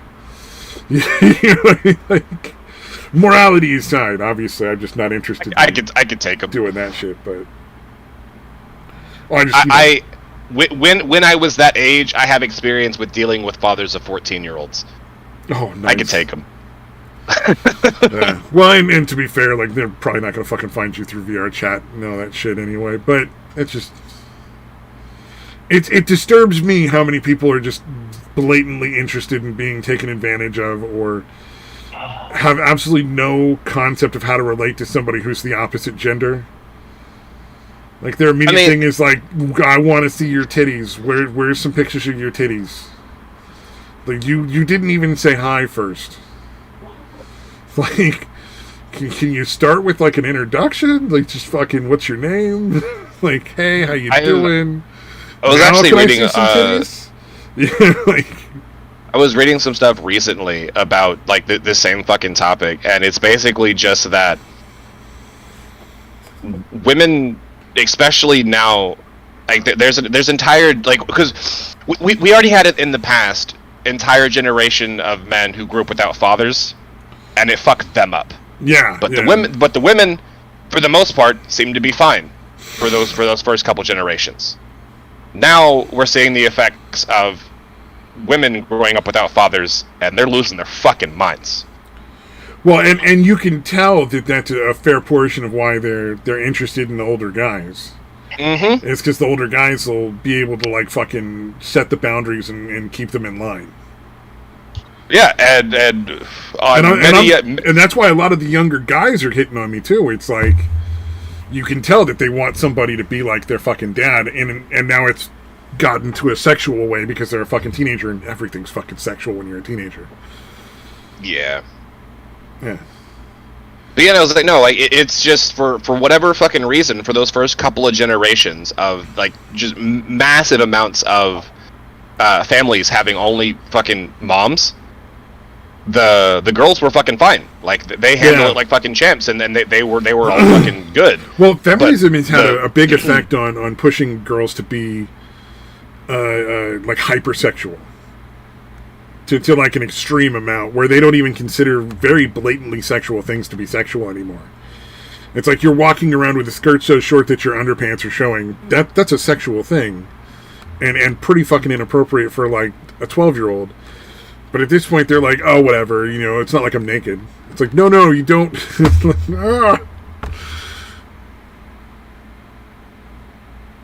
Or like, there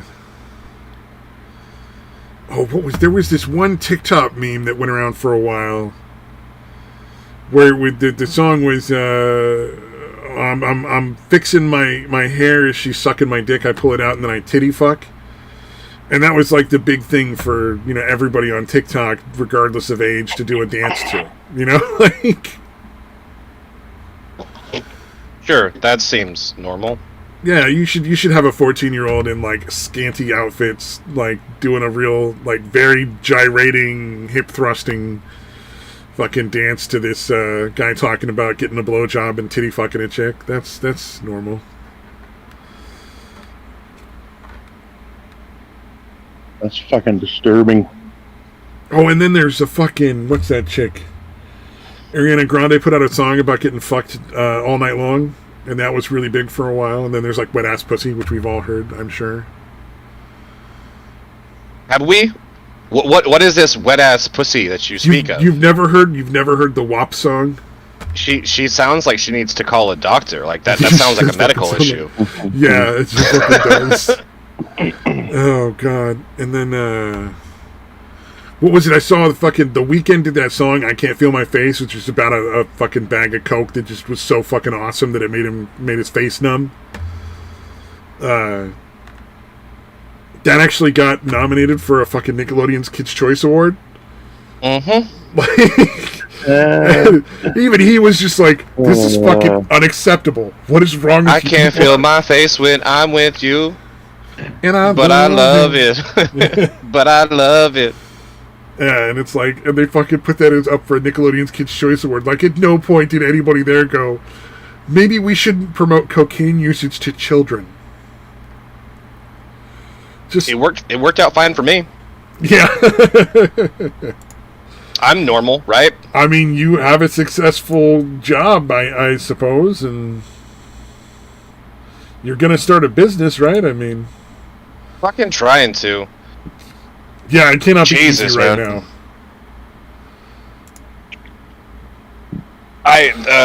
The bar owners are around here are apparently a lot smarter than I thought they fucking were, because nobody wants to fucking sell. No, because what is one of the things that's gonna fucking go up through the roof as things get worse is fucking alcohol consumption, man. People are gonna find ways to spend more money at the bars the shittier their fucking day gets. It's like movies are gonna get bigger too. At least if it follows the same trends like historically that they followed. Yeah. As society fucking progresses worse and worse and more people are out of fucking work, there's gonna be for some reason like a giant fucking consumption of movies. Although, you know what, that might be offset by the fact that everything's online and you can basically just steal whatever you want. Sail the high seas, brother. Sail the high seas. I mean, considering most of the movies these days, I wouldn't pay for 90% of them because I would never go see them in a theater on purpose. Fair. You know?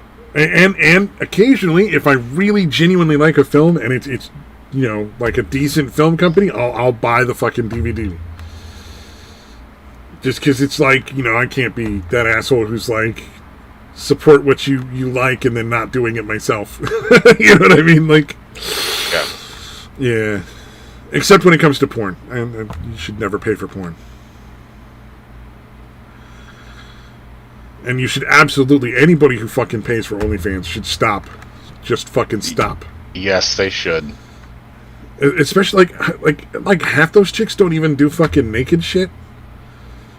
You know, it's like fucking Belle Delphine, who was the fucking like the mascot for OnlyFans for so long.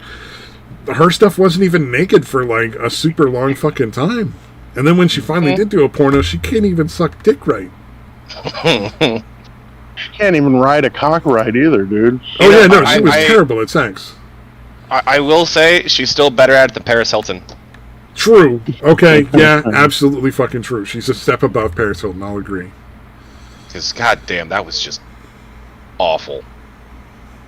I mean, at least they both made the guy come eventually, but like, Jesus, it just looked awkward and like, does neither of you understand, like, have any kind of fucking rhythm, like, at all?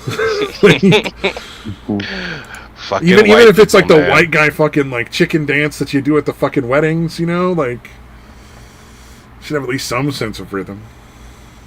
Oh, have you seen the online argument that was going around for a while, saying that it was one dude just constantly, like, every like 10 fucking seconds was just out tweeting that twerking isn't inherently sexual. Kids should be able to twerk too. No, the whole point of twerking is you're shaking your ass to sexually excite men. Like, that's... There's no other purpose for that dance. Yeah. God damn. Oh, I found that one TikTok I posted on here that was like the most sad and honest fucking thing I've ever seen. I don't know where it went, because it's not something I care that much about. Where do I still have it? I don't think I still have it. But essentially, it was this chick who's just very straight up like, look, these videos where my legs show have like thousands more views than these videos where I don't show my whole body. So clearly, you guys want to see my legs. So she pans down and she's like, "See, there's my legs. Now, give me your attention. Give me the likes. I want validation, please, now." And it was just like, oh god, that's so fucking honest and sad at the same time. Oh, Nacho. Just because that's meant to sexually excite men doesn't mean we want to see everybody twerking. That I could have done without. And she was like, I think she wasn't even, I don't think that chick was even 18. I mean, she could have been, because some 18-year-olds look young, but that's kind of fucking sad. When you're like basing your self-worth on the number of creepy fucking old guys that like your fucking TikTok.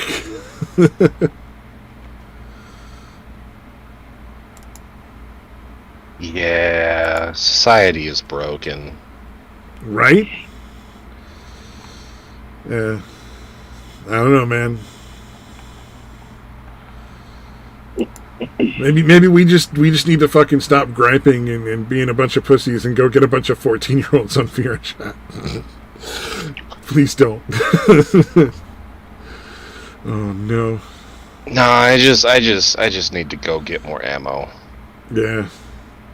Because honestly, morality aside, dating a 14-year-old sounds really fucking annoying. I cannot imagine why anyone would genuinely. It was annoying when I was that. 14. Right? Exactly. It was bad enough when I was that age. Why the fuck would I want it to do it now? That sounds awful. Oh. You're like, I was being polite to the cashier in the grocery store. Why are you pissed?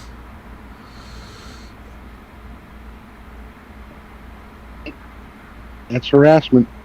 Yeah. Well, no, you smiled at the lady at the grocery store and you said thank you to the girl that fucking bagged your groceries. You were clearly trying to fucking flirt in front of her, shamelessly. Like that fucking... I remember, I think I mentioned it once on here, the chick in my junior high who would go around and, like, give guys, like, the evil eye and then look and see if they had a boner and then slap people if she decided that they had a boner. That bitch is weird. It was fucking weird, right? Yeah. But that's the kind of shit, like, fucking kids do. It's, like, it's nonsensical, wacky bullshit, like...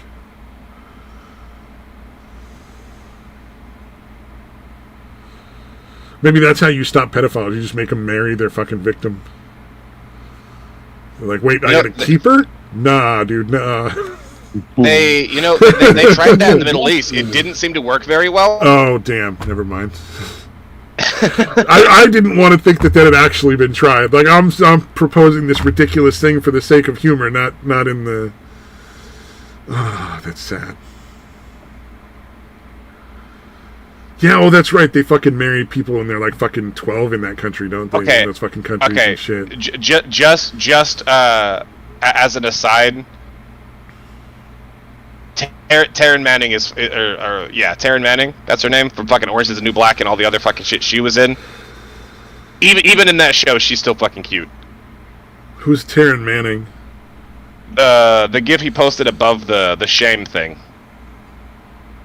Oh.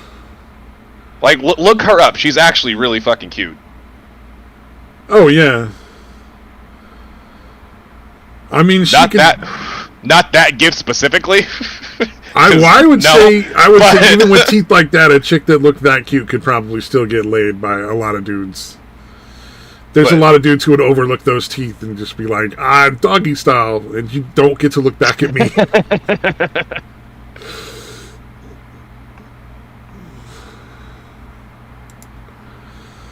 What is that? Taryn Manning. The only thing I think of when you say Manning is that one cross-dressing or transgender guy. Oh, Chelsea Manning? Yeah. Holy shit, Taryn Manning is hot. God damn. Right? She got that bratty hot look, too. That's like a step up.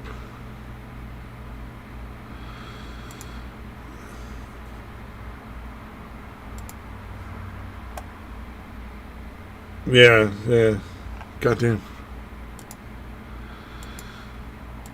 Maybe I should watch Orange Is the New Black. Yeah, probably not. It kind of sucks. Well, I mean, that's fucking everything these days. Everything fucking sucks. Actually, you know what? That fucking H.P. Lovecraft movie, A Color Out of Space, I mean, aside from Nicolas Cage being fucking nutty the whole time, it was still kind of fun, you know? Alright, I'll have to give it a look. What was that action movie I fucking watched? There's a few action movies I've seen as of late that are like not Hollywood, but like more like independent films, or like they're not quite like the B films, but they're definitely not the mainstream Hollywood films, but they're decent production value. Yeah. A lot of the action stuff I've seen in that range is actually pretty decent and generally doesn't have any of the social commentary. It's just shit blowing up. You know, people getting shot or fucking punched to death or whatever. What you expect from an action flick. But you see, that actually is social commentary on the sub-Saharan blah blah blah. I can't even bullshit long enough to fucking make up a thing. Yeah, that stuff's fucking obnoxious, man. I mean, I think most people are kind of starting to lose like patience with that shit. It seems like. But whatever, you know.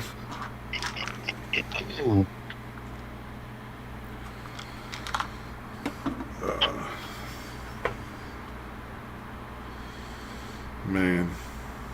Yeah, AC is very nice. Fuck you. I'm out in the garage so I can smoke, and the only AC I have in here is a fucking fan, and is loud as shit. So I can't even hear it. So definitely it's not on. That's why it's. Oh, okay. Hold on. Let me go ahead and turn it on real quick. All right, I'm curious because I'm running 2 fans right now. I don't know if y'all can hear either one of those, but can you hear it? Nah, I don't hear nothing. Oh, fucking sweet Jesus! Okay, that's better.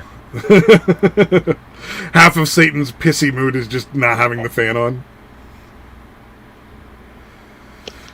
Yeah, like I have a fucking 10% at best. Yeah, I have a little bitty fan pissy. pointed right at me, and then I have a rotating fan just keeping the air moving around in the back. Because like even with AC, like it still kind of gets warm. Because that's a very small room, and I have a very large computer, and the AC can only pump out so much fucking cool air.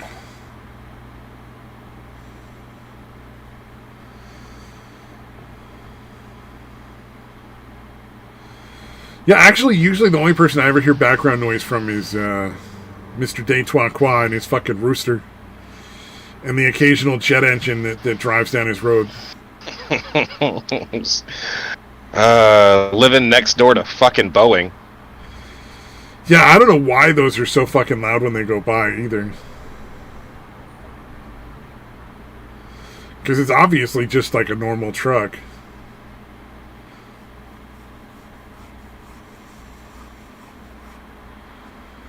Yeah. Although, you know what? When I go to work, I don't have any AC. For some reason, there's air conditioning on the other side of the house that I don't work in, but not on the side of the house I sleep in. So I'm just like, I bring a little fucking USB fan that rotates and just use that.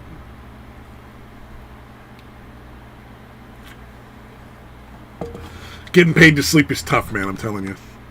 Fuck off. We all already hate you. I know. Hey, are you past all the busy season at least? I'm done with that now. Oh, you're not a tax man anymore? Nope, not till next year. Actually, no. I think I have like 2 or 3 appointments, or people that are gonna make appointments with me in the next like few weeks or so. Like they already know their taxes are late, but they're gonna go ahead and get them done. Yeah, well, I mean, late or not, it's better to get it done now than even later. Yeah, well, yeah, no, because like the failure to file penalty has already been applied, but now they're going to do the failure to pay penalties, which is interest, and the longer you take to pay it, the more higher it goes, and it gets more and more fucking impossible to ever fucking pay off.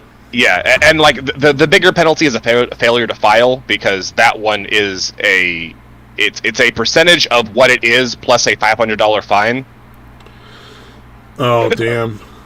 So like, and a lot of these people like are owing, and it's a scaling percentage. So like, if you owe very little, it's a large percent.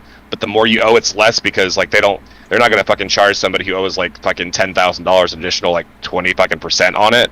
But somebody who owes like fucking like $100, theirs ends up being like fucking 20%. Oh, so yeah, because they want to punish everybody as much as they can. Yeah. And if you punish the guy with 10 grand, he might be able to get a good enough attorney to get that knocked down. Too much. So you want to take as much as you can get, but not enough that it's worth it for him to fucking try to fight that shit. Yeah. Basically, yeah. Oh man, what was it? I just paid off my fucking credit card, and then my fucking laptop broke. That pissed me off.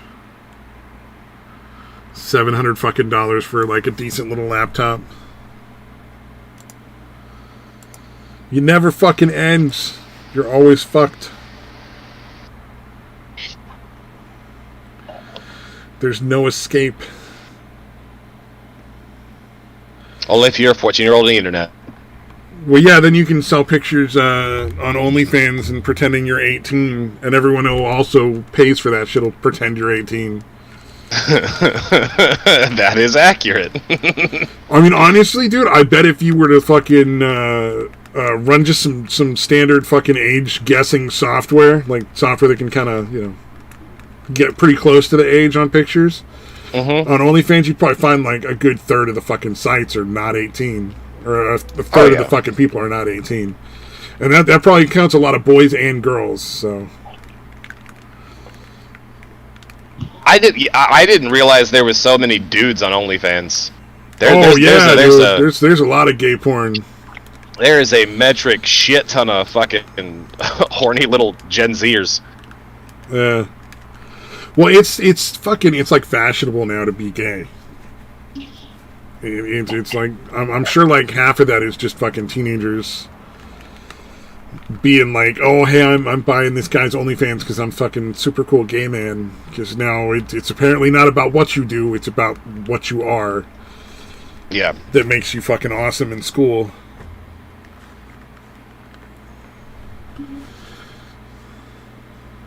It's all fucking weird to me, man. Yeah. Get it? Well, and one of the things that really kind of bothers me is the transgender stuff that they're trying to do to kids.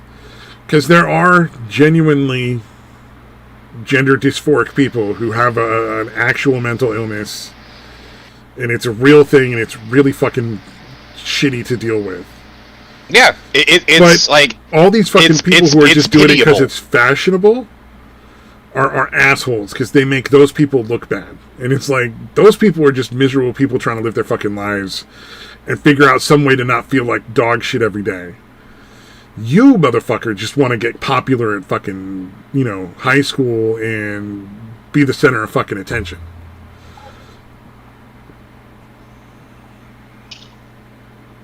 God damn. Yeah, like my fucking... like I told you about some of my biker buddies, right? The banditos and shit. Yeah. Well, one of the ones that I'm actually really fucking close with, like how I met the rest of them, his... okay. One of his daughters is gay. Yeah. And like, everyone kind of realized that, like, even when she was fucking young. Like, she's definitely gay. Like, fucking obviously. But then his oldest daughter just recently had like 4 or 5 different fucking coming out things to him. It was like, oh well, Dad, I'm bi. Okay, sure, whatever. Oh well, Dad, I'm actually gay. Well, oh, okay. Well, actually, Dad, I'm not gay. I'm not bi. I'm gay, or I'm not gay. I'm pan. Whatever the fuck order it came in, whatever. Yeah, there's like pansexual, demisexual, and asexual. I think are the more common. Yeah. But now she's also fucking trans too, and he's like, all right, cool, whatever, whatever, just. Because she'll fucking grow out of it, which is why you don't let kids take fucking hormones and have surgery. No, his whole thing is just don't talk to me about it. Talk to your mother. Oh man. Yeah, because I have one of my cousin's kids is legitimately dysphoric. Like, has already gone through all of the surgeries and yeah, went through the whole process via a therapist and medical doctors. Did not have stuff well before they turned 18.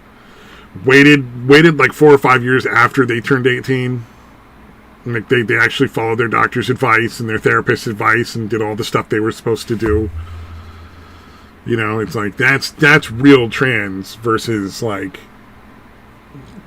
today I felt like dressing like a boy. Why are you judging me?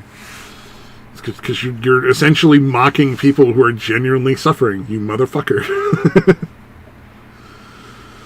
In the name of fucking equality, no less. You son of a bitch. No, and like one of the things I've been saying for fucking years now is like I don't have any issue with the L's or the G's, but the T's make me deeply uncomfortable. And that's true of both the ones who are obviously not what they fucking are claiming to be, and also the genuine ones. The genuine ones, because like I'm trying not to pity you, but your situation is genuinely pitiable.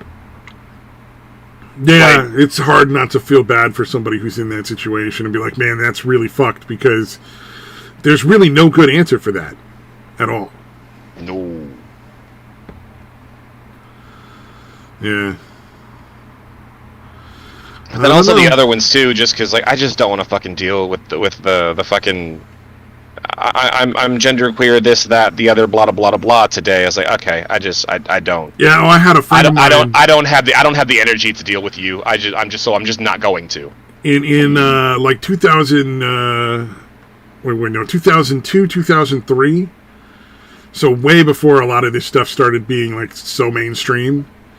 I had a friend that went to Berkeley University and went that route. Like, he was just a normal Asian dude who was super into, like, making films and videos and shit. Mm-hmm. And then, like, 3 months into Berkeley, he's like, I'm a transgender named fucking Lisa, and my girlfriend and I are still dating and I'm never going to get a surgery, but I'm really a woman now. It's like, nah, you got a girlfriend with big old titties looking real fine, and you ain't giving that up, even if you do want to be the popular guy on campus by wearing a dress. You're like, don't fucking lie. Oh, God, that was fucking weird. But, I got invited to some sort of party as, like, a fucking test, and that was the last time I hung out with the dude, because I was like, fuck you. What do you mean as a test? I literally walked in the fucking door. Everybody's looking at me, and he starts fucking giving me like the 3rd degree questioning on what do I think about him being a girl now.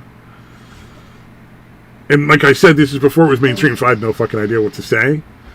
Yeah. And I was just like, I don't really give a fuck what you got between your legs. Like, you're my friend. Like, why would that change, like, me wanting to be your friend? Like, I don't understand why that fucking matters. Because genuinely, I don't give a shit. If somebody's my friend before they go off and do, like, whatever, like, wacky surgery or decide to start dressing like a chick, I don't give a fuck. Yeah. My only problem is when you start to try to make it like, you know, criminal for somebody to accidentally use the wrong fucking term, or you try to get somebody fired because they don't agree with your fucking thing or whatever. It's like, just ignore the assholes like everyone else in this fucking world. Why should you get special fucking treatment?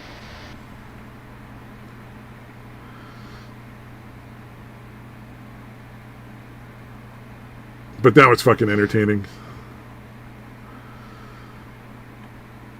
Yeah, actually, the chick that was with me that we fucking went down there, she don't talk to me no more either, because I apparently made a joke that was too hard for her to deal with. Oh, Asian slurs. What joke? So she moved to, what was it? It was the East Coast. It was like fucking Carolina or something like that, North Carolina. And she was texting me about how, like, people are racist there, and I'm like, fucking duh.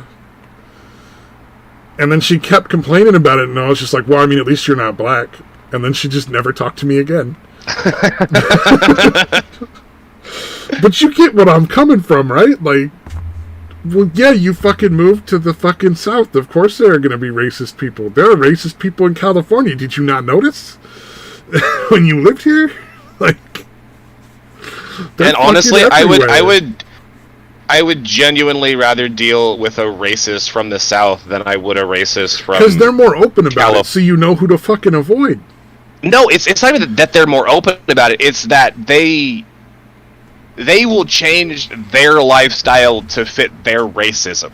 Yes. Oh, yeah. True. Racists in other parts of the country want you to change your lifestyle to fit their racism. Yeah, if you're willing to go move to a neighborhood where only white people live and you want to fucking do that, fine. Then I don't got to deal with you, and that works for me. Yeah, no, I appreciate that. Fucking leave, asshole. Yep. Like, bye. Like, nobody's gonna fucking miss you. Yeah, it's like there's in my neighborhood now, it's like we're definitely like the middle upper, kind of area, like suburbs kind of area in California. Yeah. And there's a bunch of, like, Mexicans in the neighborhood. There's some black families in the neighborhood. And, like, I'm sure there's at least one or two racists in the neighborhood that we just don't know. Oh, probably. And you got to deal with that shit because it's like... It always kind of sneaks up on you. You're, like, hanging out, and then they start telling you, like, fucking really bad racist jokes. You can always tell, like, the really, really racist people because their race jokes aren't funny. Yeah. Because if you're hearing a racist joke and you're laughing, odds are the person that told that isn't a racist.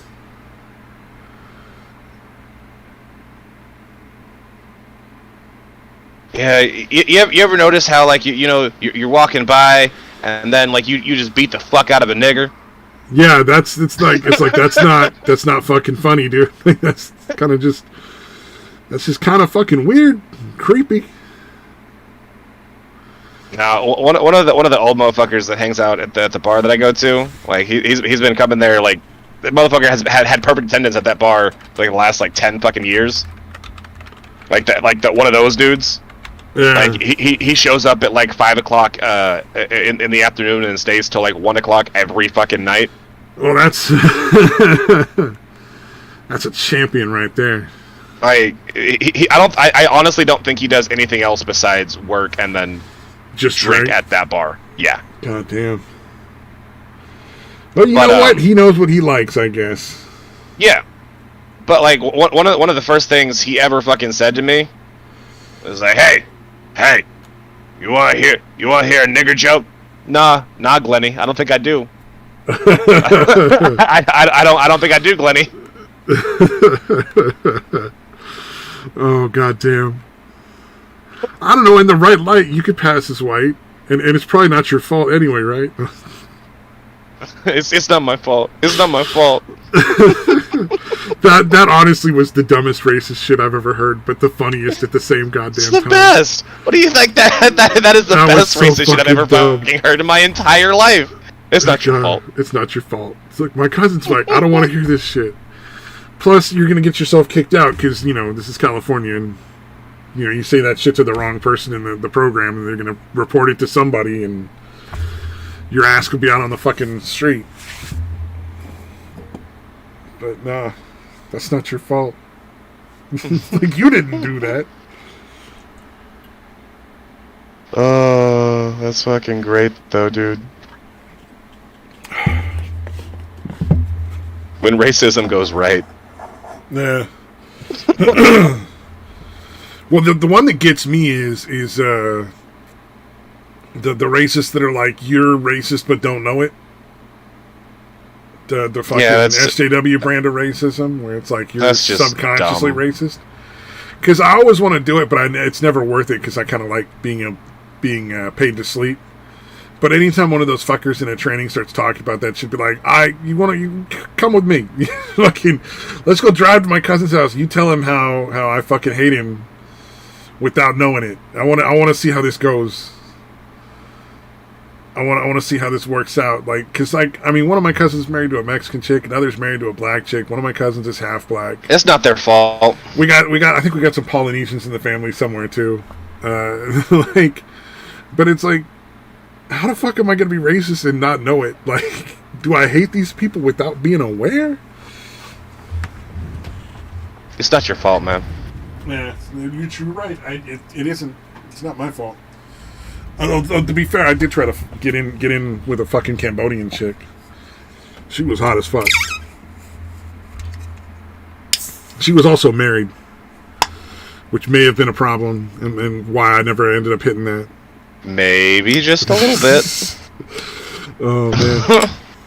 But I was so fucking in love. I was like, alright, you got a kid? That's cool. You weren't in love, you were in lust. Yeah, I was definitely in lust.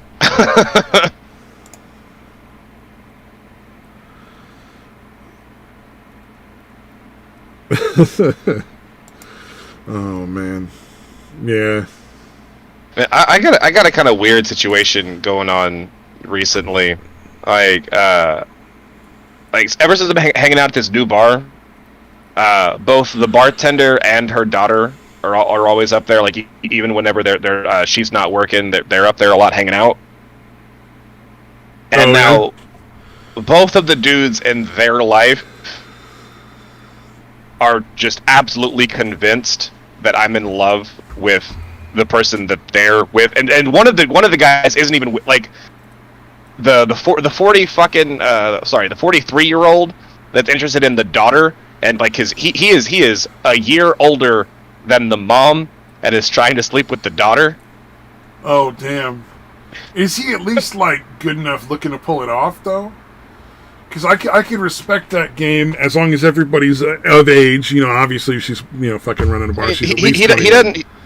But if he's got the fucking bad looks to pull it off and the fucking the money to back the looks up, sure. It's not the looks. It's just that he's just a weird, awkward, creepy motherfucker. Oh, he's too into it for the sex, and he's just okay. Because you can either be straightforward, like I just want to fuck you really bad, like.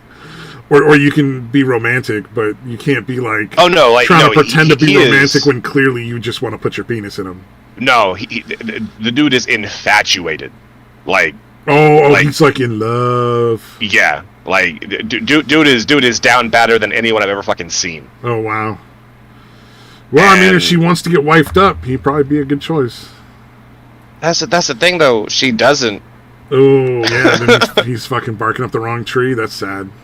And has been for like 2 fucking years, and just put it this way. I only went after the chick I was into for like 6 months before I was just like, fuck that, I'm out. Whenever they first met, he was 39, she was 19. Sorry, yeah, 39, 19.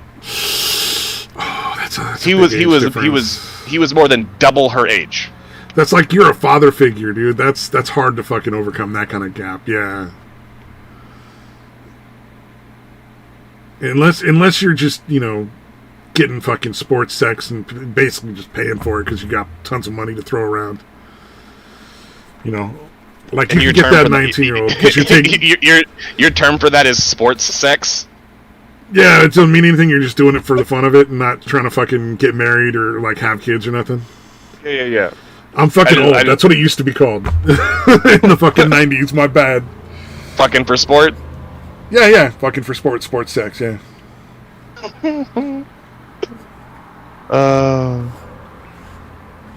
Yeah, big term in the 90s, late 90s when I was like just turning 18, so stuck with me.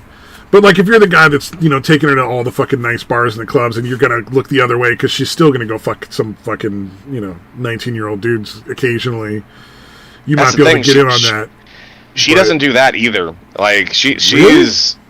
Yeah, no, like, I think, like, she is the closest thing to asexual as I've ever fucking met. Okay, because the little Cambodian chick that I was into, like, even though she was married, she was always talking about, like, would you fuck a girl in the ass? Like, shit like that, always talking about sex and flirting back. So at least it wasn't, and this is confirmed by other people that worked there, that not just me. But, so at least I had something to fucking keep me going for 6 months, because it wouldn't have lasted 6 months if there wasn't any fucking playback. Right. Because, you can't make somebody like you if they don't like you. Just move the fuck on. There's a lot of people out there. Because only creepy motherfuckers do that. Yeah. Josh? You're like, I'm going to call the guy out by name? Oh, goddamn. Dude, nobody I know fucking knows I'm on this fucking this show. Like, I'm not letting any of you motherfuckers know. Yeah, no, I'm sure. Yeah. I keep my real life stuff and my real life people can have my phone number. Internet people are never gonna have my fucking phone number, but you can have my fucking Twitter and all this other fucking shit. But like real world people, no, you can have my fucking Twitter. You can have my phone number. But you cannot have my fucking Twitter. Well, if we ever really want to find you, we'll just start hanging out in bars in that town for a couple of months. Sooner or later, we'll probably see you. Yeah. Actually, even then, it would be like really fucking unlikely because how many bars are in that city versus fucking the one you're gonna be at. I do drink a lot though, so honestly, like if you just like stuck to like one bar in this city, chances are I'll probably end up there. Sooner or later you'll end up there. Oh man, I'll tell you the worst fucking thing is the first girl I was really into, like actually loved, fucking was dating my best friend at the time for 6 months without telling me and letting me take her out. Yeah, you told me this story. I think that's fucked up. I still think it's hilarious. Looking back on it now, it was absolutely. Funny. Is it funny? Yeah. Looking back from 20 years fucking later, sure, that's funny as fuck. But like at the time, oh god, that was the fucking worst thing I ever fucking dealt with. God damn. But on the upside, ain't nobody could fuck me over worse than that at this point. I'm good. True. It's like, throw whatever you got. It's just going to bounce the fuck off.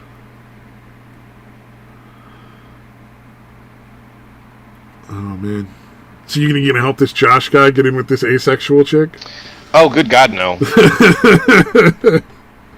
Like, I'm honestly trying to convince her. Can you imagine if he got one time, he just managed to get just a perfect night. She's been drinking. And then after that, she's just like, nah. Can you imagine how much worse it would be? Ah, dude, like, he's so fucking creepy, though, dude. Oh, yeah. I don't understand, like, how guys don't recognize when they're getting to that creepy level. Because, I mean, sometimes a chick's into you, sometimes she's not, and sometimes you just fucking walk away. Like, anytime she's like, oh, you're such a good friend, just ghost her. Yeah, it's time to go. If she's saying that, like, just fucking give up, homie. That's over. Don't actively pursue that chick anymore. If she calls and she wants to hang out, find a good excuse, but just fucking ghost her. Get the fuck out. You're such a good friend. Goodbye. Unless it's like somebody you actually want to be friends with, because I've had friends who are chicks who are just friends. Like, I'm not interested in anything else. They're not interested in anything else. Ones that you're actively trying to fucking get with? Yeah, no, that's... Yeah. That's every flavor of fucking bad. So I'm not the only one that every time they hear about people in the friend zone is like, but that's kind of your fault. Yeah. Because, like, every time I hear those stories, I mean, no matter what it is, it's always just like, well, but Jay, you were like half that problem. You just walked away. You know? Like, what was that dude with the fucking, you see the Pokimane shit that came out? Where she was, like, teasing him about, like, oh, I'm waiting in my room for you, and he's like, oh, but the door's locked. It's like, motherfucker, if you really wanted that bitch, you'd get through that fucking door. Like, it's just a door. Wait, so what the fuck was happening? There was some fucking home invasion or some shit? No. Okay, so Pokimane had one of her mods basically wrapped around her little finger, and like he would go with her places and like stay in a hotel, but like different rooms.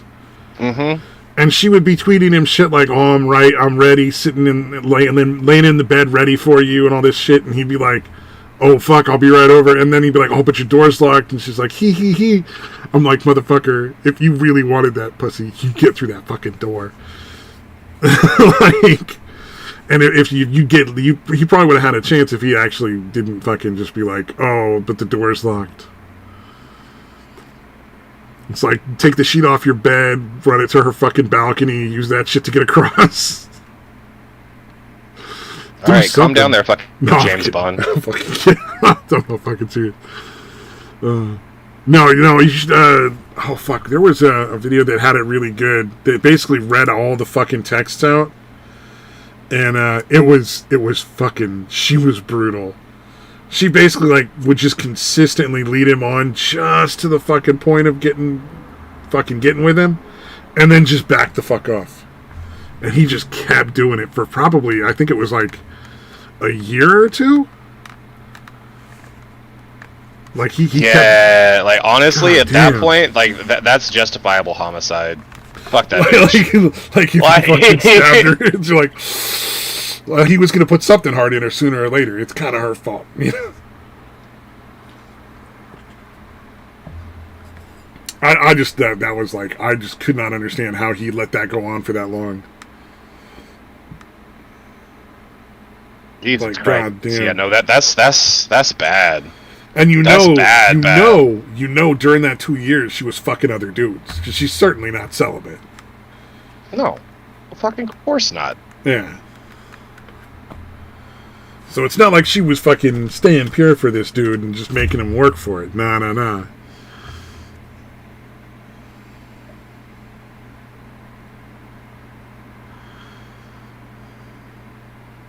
What would you say is like the maximum amount of time you pursue a chick before, like, alright, it's time to move on?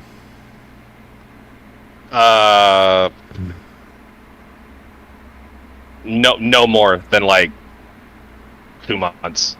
Like, okay, I was gonna say a month or two. Yeah, that's fucking pushing it. I think it depends on how much you're getting back. Like, if you're not really getting anything back, then a month is at most. But if she's kind of like giving you a little bit of leading on, maybe. Well, maybe if I'm not getting anything back, then a couple of fucking days before I was like, oh, well, okay, well, you're obviously not fucking into this. I'm fucking out. Like, never mind. Like, but if she's doing the fucking like, I would say maximum amount of time for people to spend, not for me personally.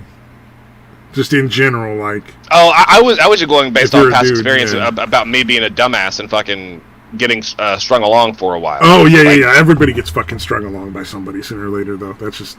I think that's the longest I've ever been strung along. Yeah, that's being 2 months. Human. That's about right. Yeah. Obviously, for me, it was with that fucking girl in high school for like 6 months. So. But you were dating her though. I was taking her out fucking like to fucking eat and taking her out to fucking like shoot pool. We were going out to the fucking beach together and shit. God damn. the whole time she's fucking my best friend, and neither one of them had the fucking chutzpah to just be like, hey, dude, just it's not gonna happen. Because I would have been fine with that. I'd still know them. It wouldn't have been a problem. It would have been like, all right, well, that sucks, but fucking, you know, you can't make people be into you. That's just not how that works. Oh, that's still fucking dirty, though. They were doing you dirty as shit. That's how I found out I could pick a fucking Chevy Custom 100 off of 2 fucking jack stands. No, you can't. At the time, I did. No, you can't. That didn't happen. They're not built that way. Oh, fucking, that's right. That took me a minute to catch that. Oh, goddamn. That didn't happen. Oh, man. They're not built that way. You can't lift a Chevy Custom 100. The wheels don't come off the ground.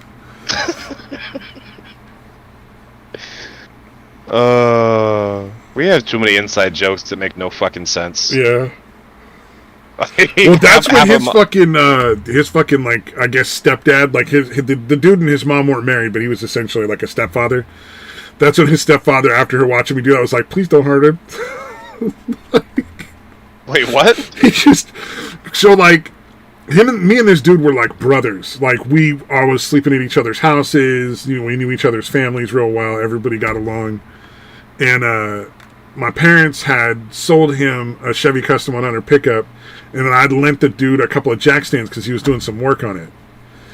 So when I found out that he and this chick were doing, you know, getting together behind my back, I went over to go get my jack stands because I'm like, I'm gonna just fucking cut all ties with these assholes. You know, if they told me at the beginning, I would have been like, whatever, that just happens. But, you know, 6 months later, fuck you both.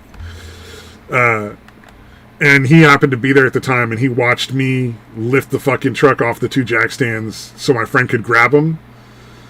And he was just like, please don't hurt him. Like, he like, we told him it was a bad idea not to say anything. Please don't. It just, oh, that was funny as fuck.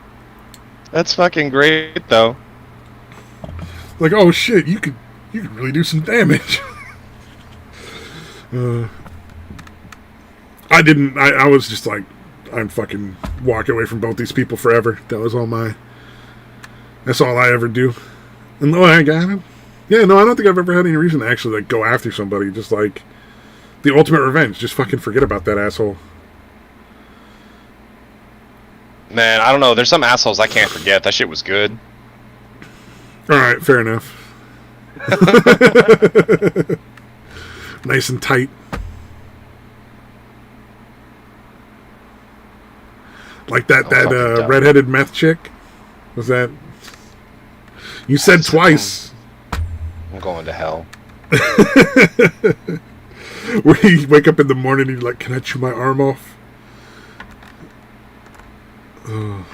Yeah, I had a couple of those, too. Fucking Coyote Ugly moments. Yeah.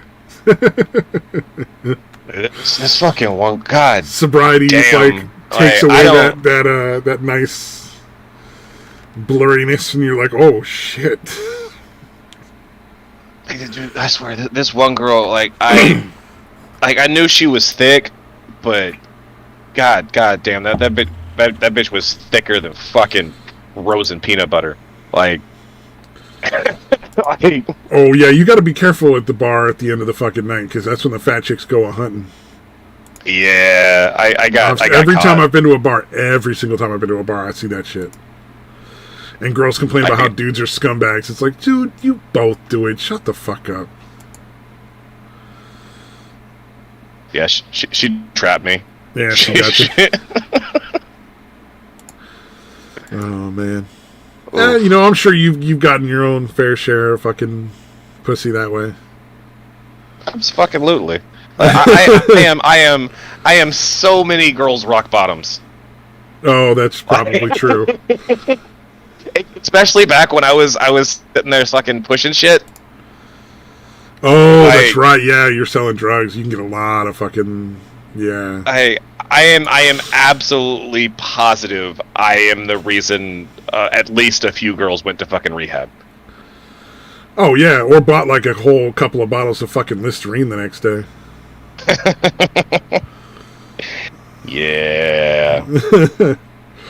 Oh, fucking Nacho Damas, that is That is the best gift for that conversation. Thank you, sir. Like, I'm not proud of it. It's one of those things, like, it's not a good thing, but it makes for a good story type of fucking thing, you know? Yeah. Hey, dude, I'm you got laid. Doesn't matter. I can't even get that right now, so fucking really ain't a lot to make fun of there. Yeah, no, like that's the reason I'm taking a break from fucking though. Like, it was bad. It was bad. Yeah, maybe you need to start dealing again before you try fucking again. Upgrade your class of chick. I fucking wish, dude. Oh my god, man. Like, I miss having real fucking money. Yeah. I've worked at other places where I made a lot more than I do now, and it's like, oh shit. Dude, where like you're paying rent, and rent is only like a little bit less than a quarter of what you make. Like you're like, oh, this is nice. I can go out and do what I want. Go see a movie anytime I want. Fucking just go out and get like food at a restaurant. I don't have to fucking cook every night. It's making stupid money. Like, I had enough to yeah, you're definitely making more than I've ever made, but I went and bought a brand new 07 Corvette cash. Did not get insurance on it because you didn't legally have to, because it was paid off. So if it's not paid off, you have to have liability. But if you whatever, so I didn't get insurance on, because like, well, you don't have to. I mean, you fucking should. Then I won't. I fucking wrecked it. Yeah. Almost immediately. And was like, all right, I'm good. Like, I had stupid money.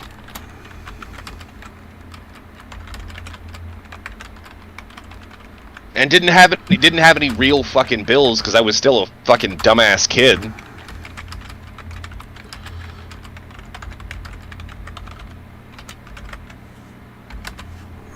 Yeah. Yeah, it's nice when especially when you're young, making a bunch of money, because you haven't built up all that debt yet. I can't even explain how happy I was to fucking have finally paid all my debt off like a week ago before my laptop broke, and I had to spend another $700 fucking on my credit card. Oh, and it's one of the reasons why my credit isn't as good as it fucking should be, because there for the longest time, like I was fairly dumb with my money in a lot of ways, but I was also fairly fucking smart with it in a lot of ways. I spent my money wisely for some things, and then also bought a lot of dumb shit. But because of that, I didn't really need to get a whole lot of credit for most things. And yeah, that's right. And if you don't get a lot of credit, it's just as bad as not paying really your loans back on time. Right. And so, because I like the freedom of being able to go where I wanted when I wanted, I never had my own fucking apartment, except for one fucking time for like 6 months. Yeah. So I was always on somebody else's fucking lease. Yeah, my FICO score is 750. It's better than mine right now. Yeah. Well, and that's having carried debt for a while, and then I can see where it starts to take a dip, because it was 760 for a while, but then I paid it off. Paid all my debt off, and I paid it off in a short period of time because I took all those fucking what do you call them, incentive checks, and put that straight into my credit card debt, and then I made extra money. I got bonuses for working during COVID because I technically work for the county, so they gave hazard pay bonuses and shit. And I put most of that money into it. That's why I paid my credit card off so fast. Okay, well, for the longest time, the only credit I had under my name was the apartment that I had for 6 fucking months, which doesn't really get you shit. Lot. You know, yeah, that's not as far as building your credit score. And then the next thing that was on there was a hospital bill that was late by fucking however many goddamn months, because it was the ambulance thing. The hospital bill got covered. The ambulance did not, and they did not let me fucking know this. So for 4 fucking years, it was unpaid. Oh, damn. And it wasn't until I was really like looking into getting a loan for like because I'm gonna have most of the money to buy the bar, but I either won't have all of the money, or I'm going to want to get a loan to be able to do extra shit and make sure I have some cash to keep the bar afloat, like right when I first get it, you know? Yeah. Like I want to have a good extra like 20-30 grand at least on hand for other shit. Yeah. Absolutely. So yeah. So I was like, all right, yeah, I need to make sure my credit's good so I can do that. Yeah. I looked at my credit. Oh wait, I owe who? How fucking much for how many years ago? Oh fuck me. My credit score is what? Oh, 3 something? Cool. Oof. Yeah, it was bad. Oof.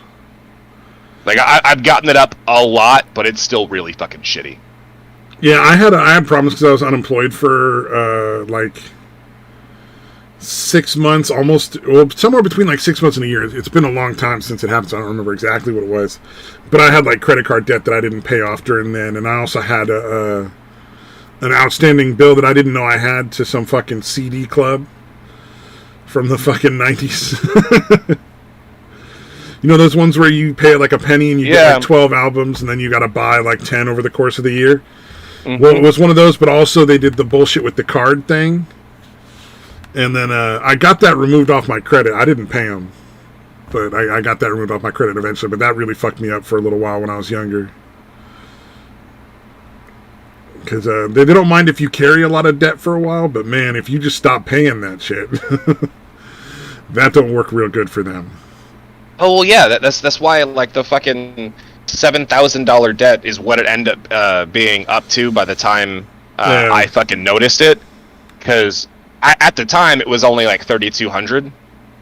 But then like you didn't pay it, so they just kept adding late fees and non-payment fees and interest and all this extra bullshit. Yeah. So it got up to actually it was over $10,000 before it was consolidated and bought by a collection agency. Okay, and then the debt collection agency was like, well, realistically, let's try to get this much, and so that's kind of nice.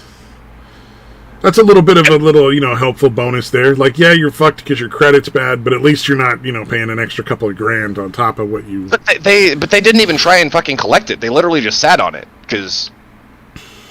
Oh, so they sat and let it gain more interest to fuck you over even more. Yeah, no, they never even let me know about it, like, ever. Like, I had to contact them about it. Dude, I wonder if you could go through, if you had the money for an attorney, if you could go through and have them, like, fucking not get anywhere near as much money. Like, go through court and force it down, like, substantially. Probably. Like, you made no effort to collect, I don't owe you anything, motherfucker. Like, because you did not attempt to collect. I'm sure there's laws and stuff that if you were rich, you could fucking use to your advantage, but... Probably. Yeah. Goddamn. Yeah, it's like, I want to get the fuck out of California, but I want to make sure I have, like, maybe 2 or 3 grand in the bank as, like, a buffer, and I have a fucking van, so if worst case scenario, I can fucking at least live in a van. I don't ever want to have to, but, better to have that than a fucking station wagon. And then get the fuck out of California. I used to think about moving to Oregon, but now I'm not really sure what state is the best state to go to. Honestly, I'd say...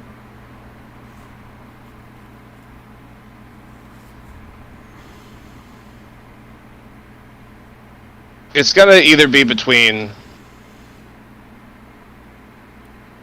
Colorado, Texas, Florida, and honestly, maybe just one of the fucking Midwest states. Just like fucking Nebraska? Yeah. Just fucking go to Nebraska? Like fucking Nebraska or Wisconsin or some shit. Yeah, I know Idaho has a lot of the people that do homesteading go to Idaho because they don't have a lot of building codes and shit, so that might mean like that some of the prices are lower for rent and shit. I don't know, But I've heard a lot of good things about Idaho. Like, they treat people decent there. Fuck it, go to Alaska. They'll fucking pay you to live there. Wait, they'll pay you to live in Alaska? Yeah. Well, I'm already not getting laid, so moving to a state with no chicks might not be the fucking worst thing. How do you get paid to live in Alaska? That's fucking great. Because it's such a fucking hellhole that nobody wants to live there, and they don't want to just not make it a state anymore. So... Damn, I'm looking that up because I'm genuinely curious. Like, it's not a lot, but it is a monthly stipend of a little fucking bit that they give every citizen of Alaska. How much can you get paid to live in Alaska? If you're considering making the move to Alaska, let's answer the most important question first. How much do you get paid to live in Alaska? In 2017, permanent residents of Alaska each received $1,100 from the Alaska Permanent Fund just for living in Alaska. So that's a yearly stipend of $1,000. It's not. I mean, that's better than a poke in the eye with a sharp stick, but that's not really a whole lot. It's fucking what, 90-something bucks a month. Yeah, I mean it's something. I kind of just wonder if that wouldn't even offset like your like higher heating and fucking electric costs and shit. Oh, probably not. No, good God, no. Yeah. Or you can get $36,000 to move to fucking Challenge Detroit. Or no, Challenge Detroit is the program, but you can get $36,000 to live and work in Detroit. I think it's basically your salary for the year. Like, they pay you to go work at some company for 4 days a week and volunteer for community services for the 5th day a week. And you have to live in Detroit for a minimum of a year.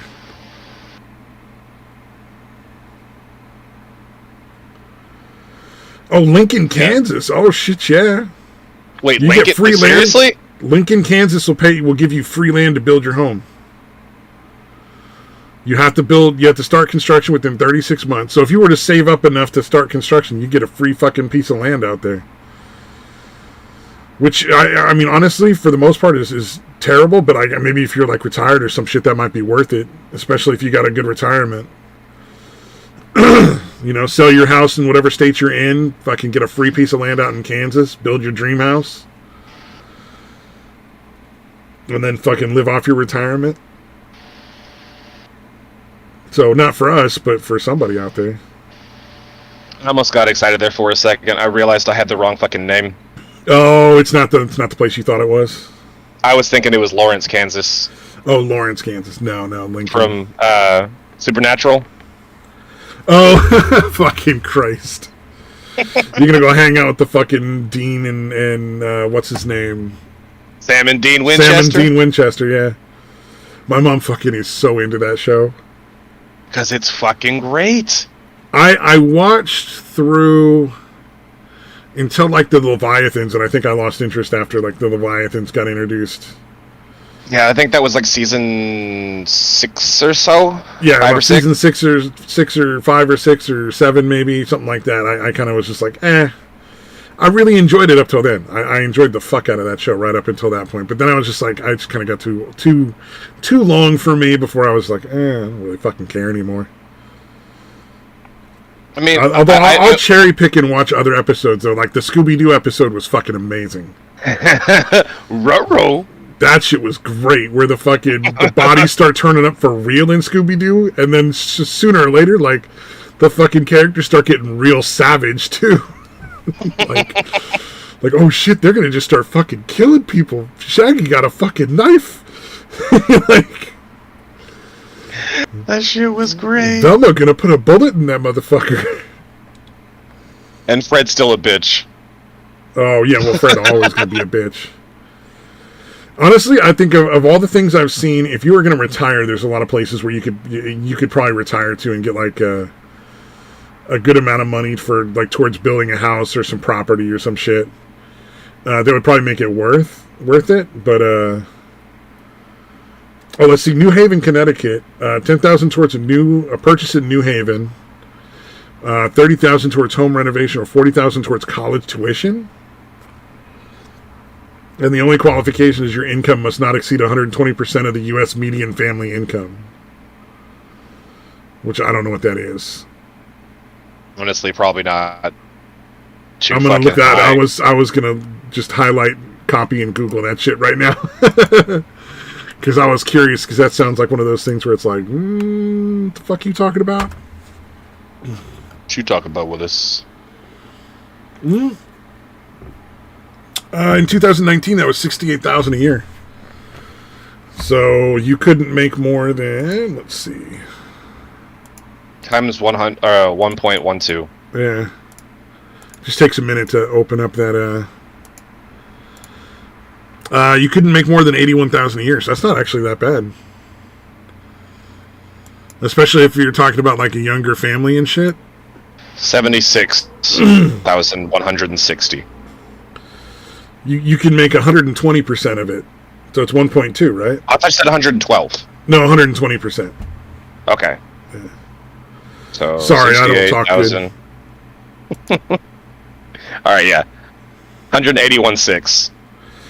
Yeah. So you can make a pretty decent amount of money, especially for like younger families and shit starting out. The thing is though, I don't know like what kind of like work is out there for you to get. Like, yeah, you get all these bonuses towards building a new house or towards like college tuition or shit. Like college tuition is probably worth it, but home renovation or building a new home, like, you know. But what's the median income in New Haven, Connecticut? Like, what's the best job you're going to get out there? Is it fucking working at the feed store for like $20 an hour? You know? I mean, Chucks fucking suck. Formerly Sneed's Feed and Seed. Yeah. have you seen that bit recently? Nah. It's I'm not even sure where the fuck it started, but somebody, essentially somebody imagined a fucking Simpsons episode. Oh no. Where they changed they changed the name of Sneed's Feed and Seed, and it was formerly Sneed's Feed and Seed, now Chuck's Feed and Seed. No, Chuck's fucking suck. Oh, Chuck's fucking suck. Oh, goddamn.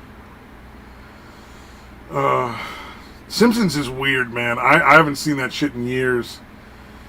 And then the other night when I was at work, somebody was watching like the tail end of an episode when I was doing the house check. So I watched like 10 minutes of it, and that show is fucking bizarre now. Dude, every episode is a fucking Lisa episode now. That's who it was. Yeah, it was Lisa, and she was meeting Lady Gaga. And then it ended with Grandpa Simpson being carried around in the sky by a flock of birds. Like, yeah, something like that. It was weird. I can only assume it's SJW shit. Like they wanted to make Lisa the primary character because she's a girl. Well, it's not even because she's a girl. It's because she's the fucking obnoxious one that always has to sit there and explain the moral of every fucking story, always, even when it's not fucking necessary. And in the past, they used to do that. It so long, so I don't remember that. But like now that you in the past, they used to do that as a fucking bit because it's like, oh, Lisa's being like, you know, Lisa's being fucking Lisa. Now, like, it's no longer a fucking bit, and she's just the mouthpiece of the fucking writers. Oh, that's annoying. Yeah, that sounds like awful. It used to be fucking funny, but yeah. Well, I mean, I started watching that show when the first time it aired, so it was funny as fuck at that point because it was kind of like a new concept. But then about 10 years in, it's like time to stop. You know. Everyone's Filthy Frank now. It's time to stop. It's time to stop. Oh, is that a Filthy Frank thing? I never did watch Filthy Frank. He was great back in the day. I do like his music. The one song that got big. Was fucking Chase Me or something, or Chase or some shit like that. Oh, something about dancing in the dark. I thought. Oh yeah, that one too. Yeah. It's the only one I've heard, and they do it for karaoke a lot.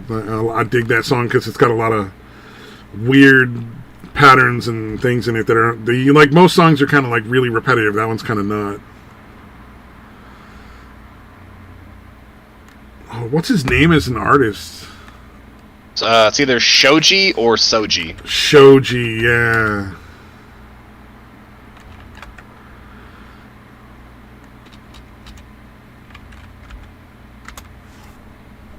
Slow Dancing in the Dark, that's the name of it, yeah. Dude, he got 251 million views on that shit. That's not bad for a fucking song at all.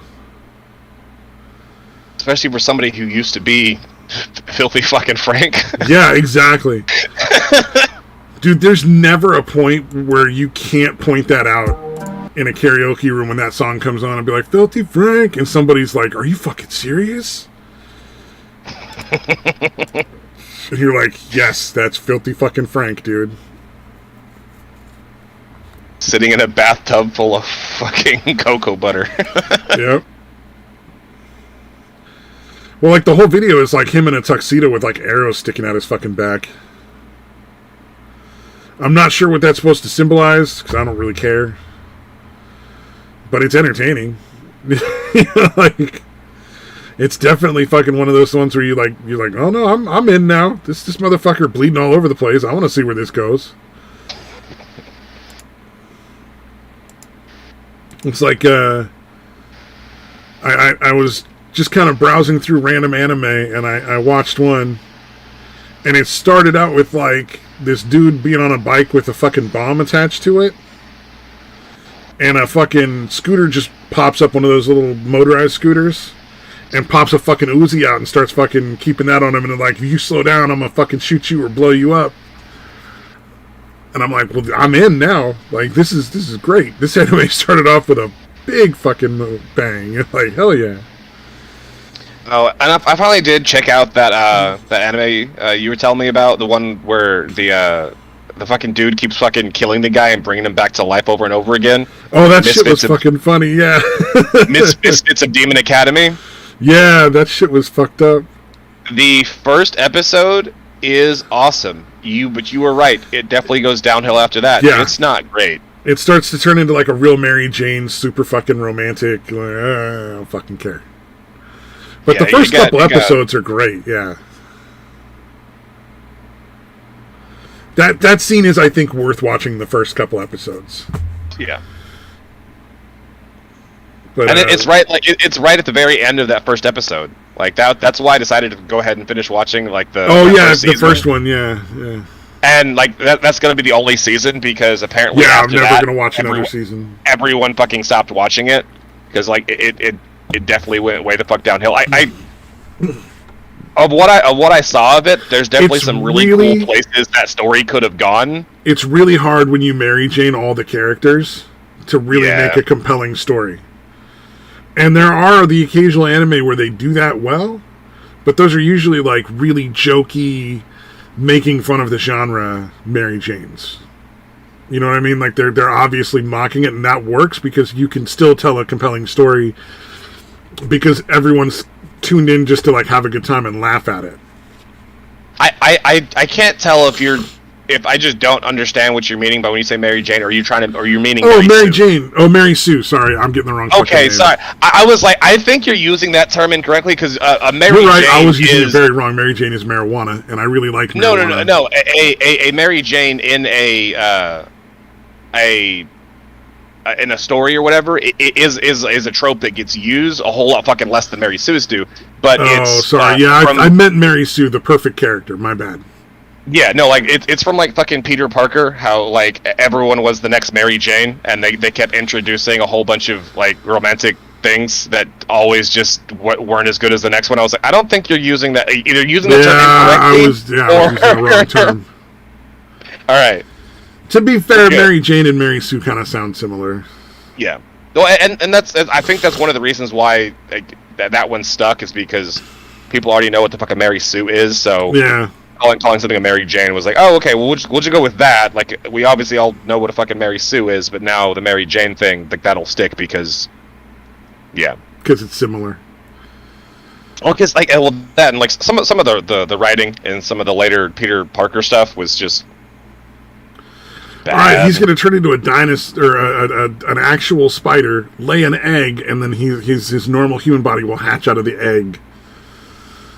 I mean, okay, that was weird, but that was actually really fucking awesome. And that was actually one of the better storylines they did. Not because it was anything like realistic or fucking cool. No, just because it was fucking bizarre, and it was this really weird, like how they have alternate dimensions and parallel whatever. This was one where everything was just fucking wrong and atrocious, and like every single detail about the world was just terrible. Yeah, and just fucking just terrifying and wrong and fucking gross, and they did that really fucking well. There was a series of books that kind of did that. I think it's Raymond Feist's Magician series. Like it starts off with the Magician Master or Magician Apprentice and Magician Master, and then it goes on to like the Rift War saga. Yeah. And the very last book in the series that I've read, I don't know if there's more now or not. I'd have to look into it. Basically, just it's like an evil dimension where there is no love or affection of any kind ever. I'm in. The entire. I like it already. It's all based on strength. Like you don't like people, but it's like bonds that you build with people in defense against other people. And like there's family ties, but they're not based in love. They're based in like tradition. Like you fight with your family because traditionally that's how that works. Because you have to have some sort of cohesion to have an actual society. And this is supposed to be an evil world? It's not. I fucking love it already. This sounds better. It's not evil. It's completely amoral. Yes, because I like it. Under the circumstances that they live in, like there's just no love and affection. It just doesn't exist in that universe. So it's not evil to just fucking not care about people. That's how they are. It was interesting. The whole thing was it went so far out of the fucking series because the majority of the series is swords and sorcery kind of thing. Yeah. And then they start involving rifts, I think, towards the end of Magician Master to travel between worlds. And then, like, they started... It's really interesting. I liked it. I loved it. Raymond Feist is an amazing writer. It's a compelling read from beginning to end. It's one of those ones I would love to see made into movies. But you know how, like, the Lord of the Rings series was, like, 3 movies? Yeah. To really tell the Rift War saga, you'd probably need closer to, like, 15, maybe 20 films. Because there's just so many fucking things going on and so many different, like, stories in that world. Oh, so what you're saying is you're really interested in stories that like are like tell a great story but in a very long format? Or in a short format. Any kind of great story. Okay, so you really love One Piece. Fuck you. I knew you were going there. I fucking knew it. I knew I was going there too. I think everyone knew I was going there. Son of a bitch. Well, anybody that's still here, I don't know if there's anybody actually still watching. I haven't even checked into the fucking stream. Well, I'm the only one. There's one audience member now, and I'm pretty sure that's me because I keep an eye on the chat in case somebody shows up and says something because it's just impolite not to respond. But yeah, Raymond Feist, Rift War Saga, Magician Apprentice, Magician Master, and then he even wrote a bunch of books about different characters in the other world to flesh out that world as well, like a series of like 6 novels that are excellent.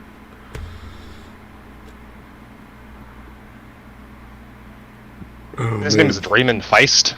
Raymond Feist, Feist. All right, I might check it out if you keep watching One Piece. Oh, here we go. We have a deal. I'm probably never going to watch One Piece again, but Why? You can keep trying. I just don't want to get into it. It's 1,000 fucking episodes. And it's so far, it's just the fucking stupid fighting back and forth all the time with like very little story progression and character progression in each episode. Oh, okay. So, but I'm only that 60 episodes in. Changes. So I understand that it probably does change eventually. I just don't know if I'm willing to go that fucking far yet. Let's put it this way. Like, later on in the series, the fights are the absolute worst thing in the entire fucking series. Only because every time people are fighting, it stops the world building and character progression and all the different things that actually make One Piece so fucking good. But the fights are actually really fucking awesome. So even though it's the worst thing in the fucking series, it's still really fucking good. Yeah. Like the earlier fights are kind of weird and quirky and have their own little kind of like flavor to them, you know? And that they're not terrible, but they're not great, you know? Later on, the fights are fucking amazing, and they're still the worst thing One Piece does. Damn. I mean, it's tempting, but it's not 1,000 episodes. Okay. Everyone that I've seen start watching One Piece, except for fucking gaming, because gaming doesn't like quality anything. But but like everyone's like, man, like I didn't want to start watching it because it was so fucking long. By the time they get to the end, they start panicking. Like, wait, there's only 40 episodes left? Oh shit, wait, you mean I'm almost caught up? No, wait, this only comes out once a fucking week, and they take breaks? No, there's not enough fucking One Piece. Why is it so slow? Like, it's fucking great. Eventually. Once you start getting, I think, how many episodes in do you gotta get before it starts being story and character driven and not as much about just like the latest fight and like who's build up more power now? Honestly, I will tell you the exact fucking episode. I just have to figure out which one that is. But I know what happens in it, but I don't know the episode number. Yeah. Oh, I put a link in the Discord that's to the website for that author, cryd.com, for Raymond Fights. That's his whole series of books about that. And I also just found out there's like fucking 6 more books I haven't read, so I may be going and fucking buying some of these books after this. Who am I kidding? I'm definitely gonna go buy these fucking books.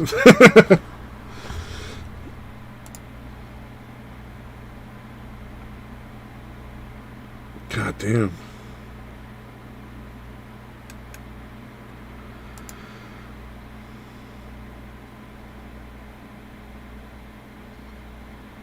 It's less than 100. I was thinking it was like just right after 100, but apparently it's before that. Yeah. God damn it. Here. 1 P.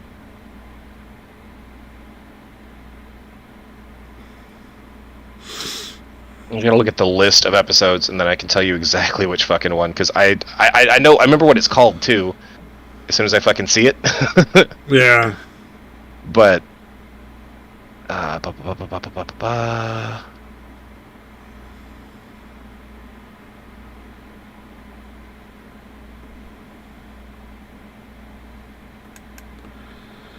97.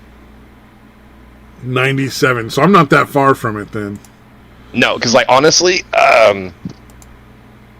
Alabasta, which is the next major arc that happens in the story, because after episode 60, because that's where I got to, like 60, and then I was like, that's a pretty round number to stop on. 60 was the end of Arlong Park, right? Yeah. Okay, yeah. After Arlong Park, you get to Logtown, and then they head to the Grand Line. Immediately, the first thing that happens when they get to the Grand Line is the start of the Alabasta saga. And Alabasta is like it's not the best story told in One Piece, but it's one of the greatest examples of why One Piece is good. Of like how they tell the story and the way it's done is just fucking chef's kiss. that's when they start getting into better stories. Because, like, Arlong Park wasn't a bad story. It just was, like, twice as many episodes as it fucking needed to be. You know what I mean? Like, there was way too much, like, and now I'm building up my power, and now I'm building up my power. Well, I have this secret power, and you're like, all right, I'm fucking getting annoyed with this shit. And, like, okay, that does happen, because, I mean, it's a shonen, so that happens in every fucking shonen. But the most it ever happens is in the beginning of the series, and the longer it goes on, it happens less and less and less. I mean, and I won't even say it happens less. Because, I mean, it does happen less, but when it does happen, it actually makes sense story-wise. Like, every time Luffy gets a fucking power-up, there's a fucking cost to it, and, like, there's a reason why it happens. It's not just like, oh, we're fighting somebody stronger, I have to get stronger to beat him, blah, blah, blah. Oh, the next guy is stronger too? Cool. And, like... Yeah. But, like, that really does have a fucking expiration date. Like, at a certain point, you're like, alright, I'm done. True. I don't know if you read a lot or not. Read what? Because I read novels books occasionally. I do read a lot of fucking comics and manga. Okay. But I don't read as much as I should. Not anymore. I read Terry Goodkind's Wizard of Truth series. I don't know if you ever heard of that. No. Okay, it was kind of an interesting swords and sorcery style thing, kind of high fantasy. But, like, around book, like, 9 or 10, you just started to really, really want the main character to just fucking not be tortured anymore. Like, I don't think anybody ever finished that series because, like, 3 or 4 books before the end, you start to get to the point where you're like, man, this is kind of fucking horrible. Like... These poor motherfuckers. And one of the things that's nice about the Cry-D series is it's several more books than that one. But it continually goes off and explores new characters. So, like, you know, as time passes in the series of books, like, kids are born, they grow up, they become main characters, then you're reading about their kids. Instead of just being, like, the same set of characters going through, like, hell over and over and over again. Like, yeah, people get, like, to have peace and, like, fucking, you know, go off and, like, live in the countryside and age gracefully kind of thing. Which is nice. And now I found there's, like, 5 more books that I gotta fucking read. God damn. I'm looking forward to that. I always read at work, so, like, you know, I'll go to work, check everybody in, and then, like, just read for, like, 20 minutes until I'm tired enough to sleep. So that's why I still read as much as I do. But, TV and movies are kind of more fun, honestly. I don't think I ever really got into comics.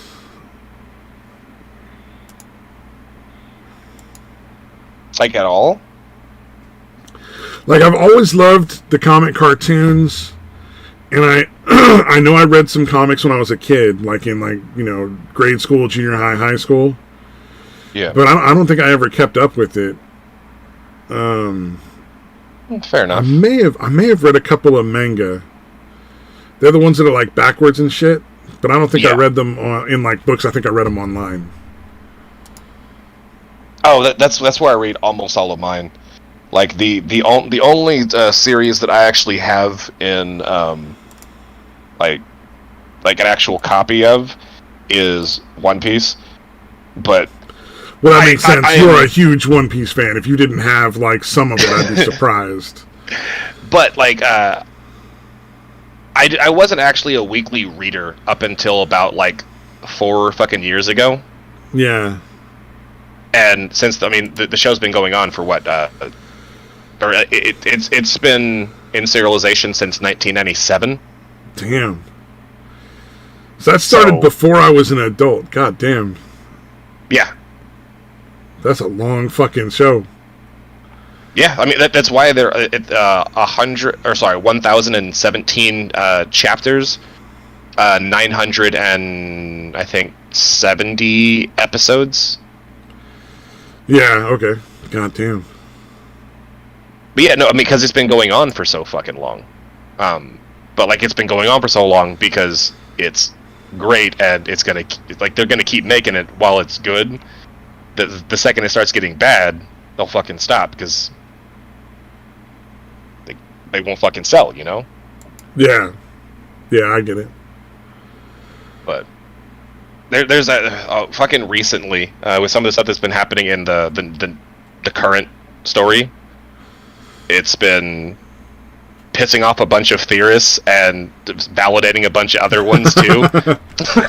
Nothing better than pissing off the theorists, man. That's always a good sign. Okay, well, there is a huge debate in the fandom, and this is the only fandom I'm a part of, because I'll be a fan of some things, but it's not one, like, I like the Marvel stuff, but I'm not going to sit there and talk hours on end about it. I'll sit there and talk hours on end about One Piece.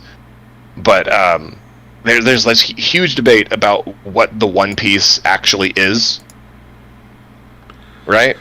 Oh, okay, yeah. Like, I thought it was a piece of, like, treasure, like a piece of gold or something that potentially has some other thing. Oh, that's just from what I've seen from up to 60. Obviously, I don't know what it is. Oh, okay. So.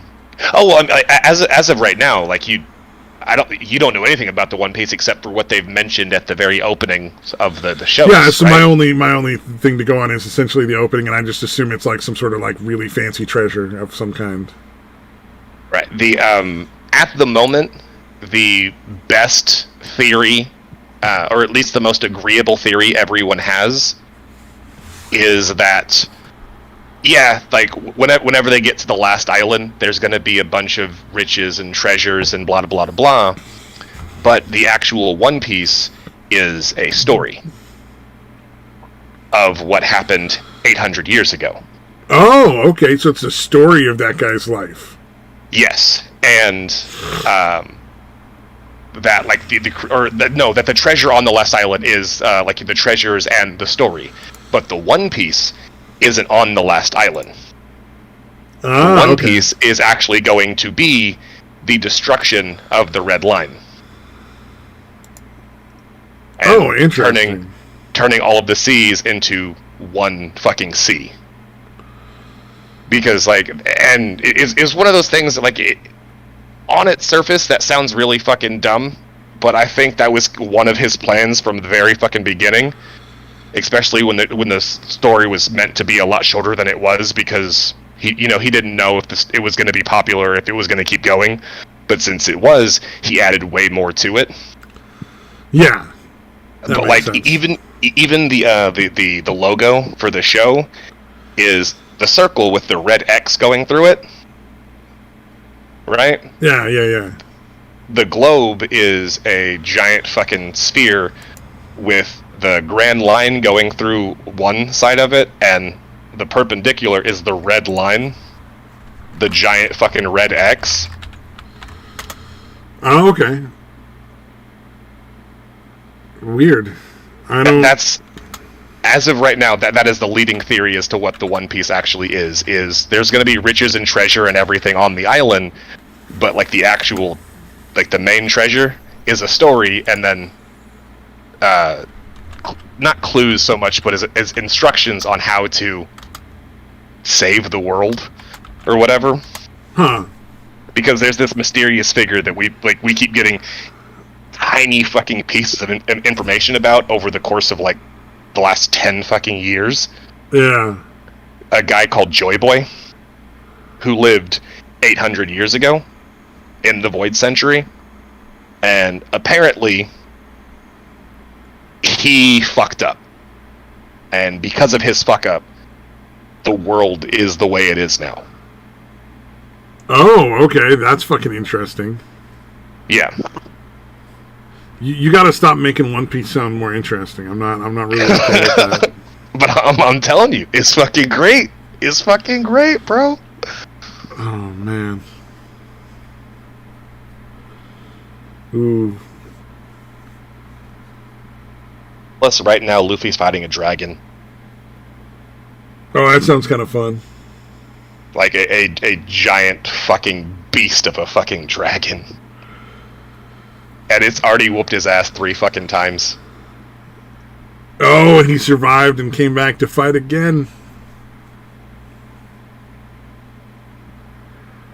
I don't know. I am watching an anime called MM about a guy who's a masochist. And he doesn't want to be a masochist, so he goes to some special club at school. Because, it's anime, so they always go to some special club at school. Yeah. And they're like, we'll help you. And the way that the girl helps him is just by beating the shit out of him, which seems to be counterproductive to me. I mean... Oh... And they've already covered the incest routes where his sister and mom are super in love with him for no fucking reason.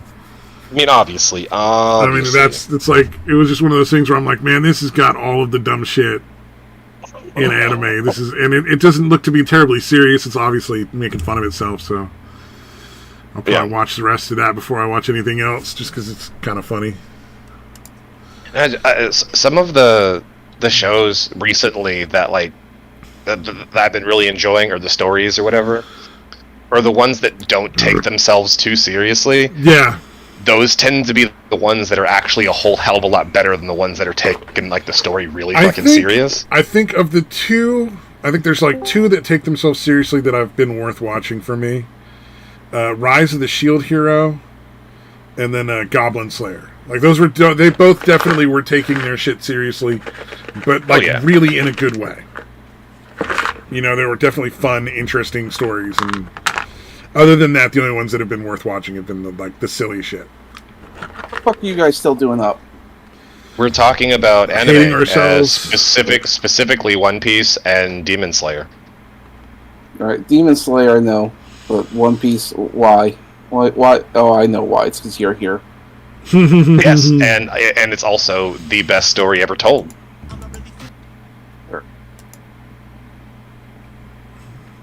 You just don't like it because you have bad taste in things. That's why you like Canada. Hold on a second. It's not that I like Canada. Have you left yet? Have you left yet, pussy? I need money. Have you left yet, pussy? No. Cross the border. I mean, at this point, they basically pay you to cross borders, pretty much worldwide. So you could probably make a profit coming to America. Just pretend you're gay. Oh, I could probably make a fair bit of profit going to America. And no, I'm not pretending to be gay. Especially depending on which trucker you decide to ride with on the way to the border. Doing that. That was a fellatio joke. If you I know what it was. Oh no. Yeah, Shield Hero was pretty good. Pretty good is what the only way I could describe it. It was okay, I guess. Goblin Slayer, I like it. I mean, I'm not in love with it though. I thought Goblin Slayer was a lot of fun, but I haven't watched a lot of real gritty anime of that style before, so it was like a brand new look at that genre for me. And I think that's why I was so into it, because I'm sure there's other stuff that kind of fits in that genre that isn't as good. I think one of the reasons I liked it so much is because the character that Goblin Slayer, the trope of his character or whatever, has been in tons and tons of other fucking stories. But him being the main character, I get that there's a ton of horrible fucking things that happen in the world. There's fucking demons and monsters and this, that, and the other, yada yada. But the fucking little ones are the ones that really cause all the problems, because all the strong people don't give a shit. Yeah. And those are the ones that actually cause everyday fucking people the real fucking problems. That character has been in a ton of fucking anime and shows and movies and all of this different stuff, books, all that. But him being the main character, at least for me, was it was new. I hadn't seen a story like that. I definitely haven't. The way they do it is really good. His obsession with killing goblins is actually very entertaining. I do love that he's just, okay, I mean, I could fight a demon lord, or I could do this, I could get ogres, sure, I could do that. I just want to kill goblins. That's all I want. And they just make it entertaining all the way through. So much so that even the other heroes have to be like, okay, I guess, we'll kill goblins. I mean, it was towards the end, he managed to convince everyone, we gotta kill goblins. Well, because they'd like built up to like these insane levels, right? I mean, Yeah. So I don't know if we're ever going to get another... They probably are working on another season of Goblin Slayer. It's just taking them a while. They're not working on it yet. It is going to happen, but it has not been worked on yet. Oh, okay. I know, like, there's the movie, which for some reason took fucking forever to get a dub. Like, the movie's been around for ages. And it just recently, or fairly recently, got a dub. Oh, is the dub already out? Yeah. Oh, okay. Then I'll probably watch it in English and see how it goes with the... Because I watched the show in English, and I watched the movie in Japanese, and I was like, ugh.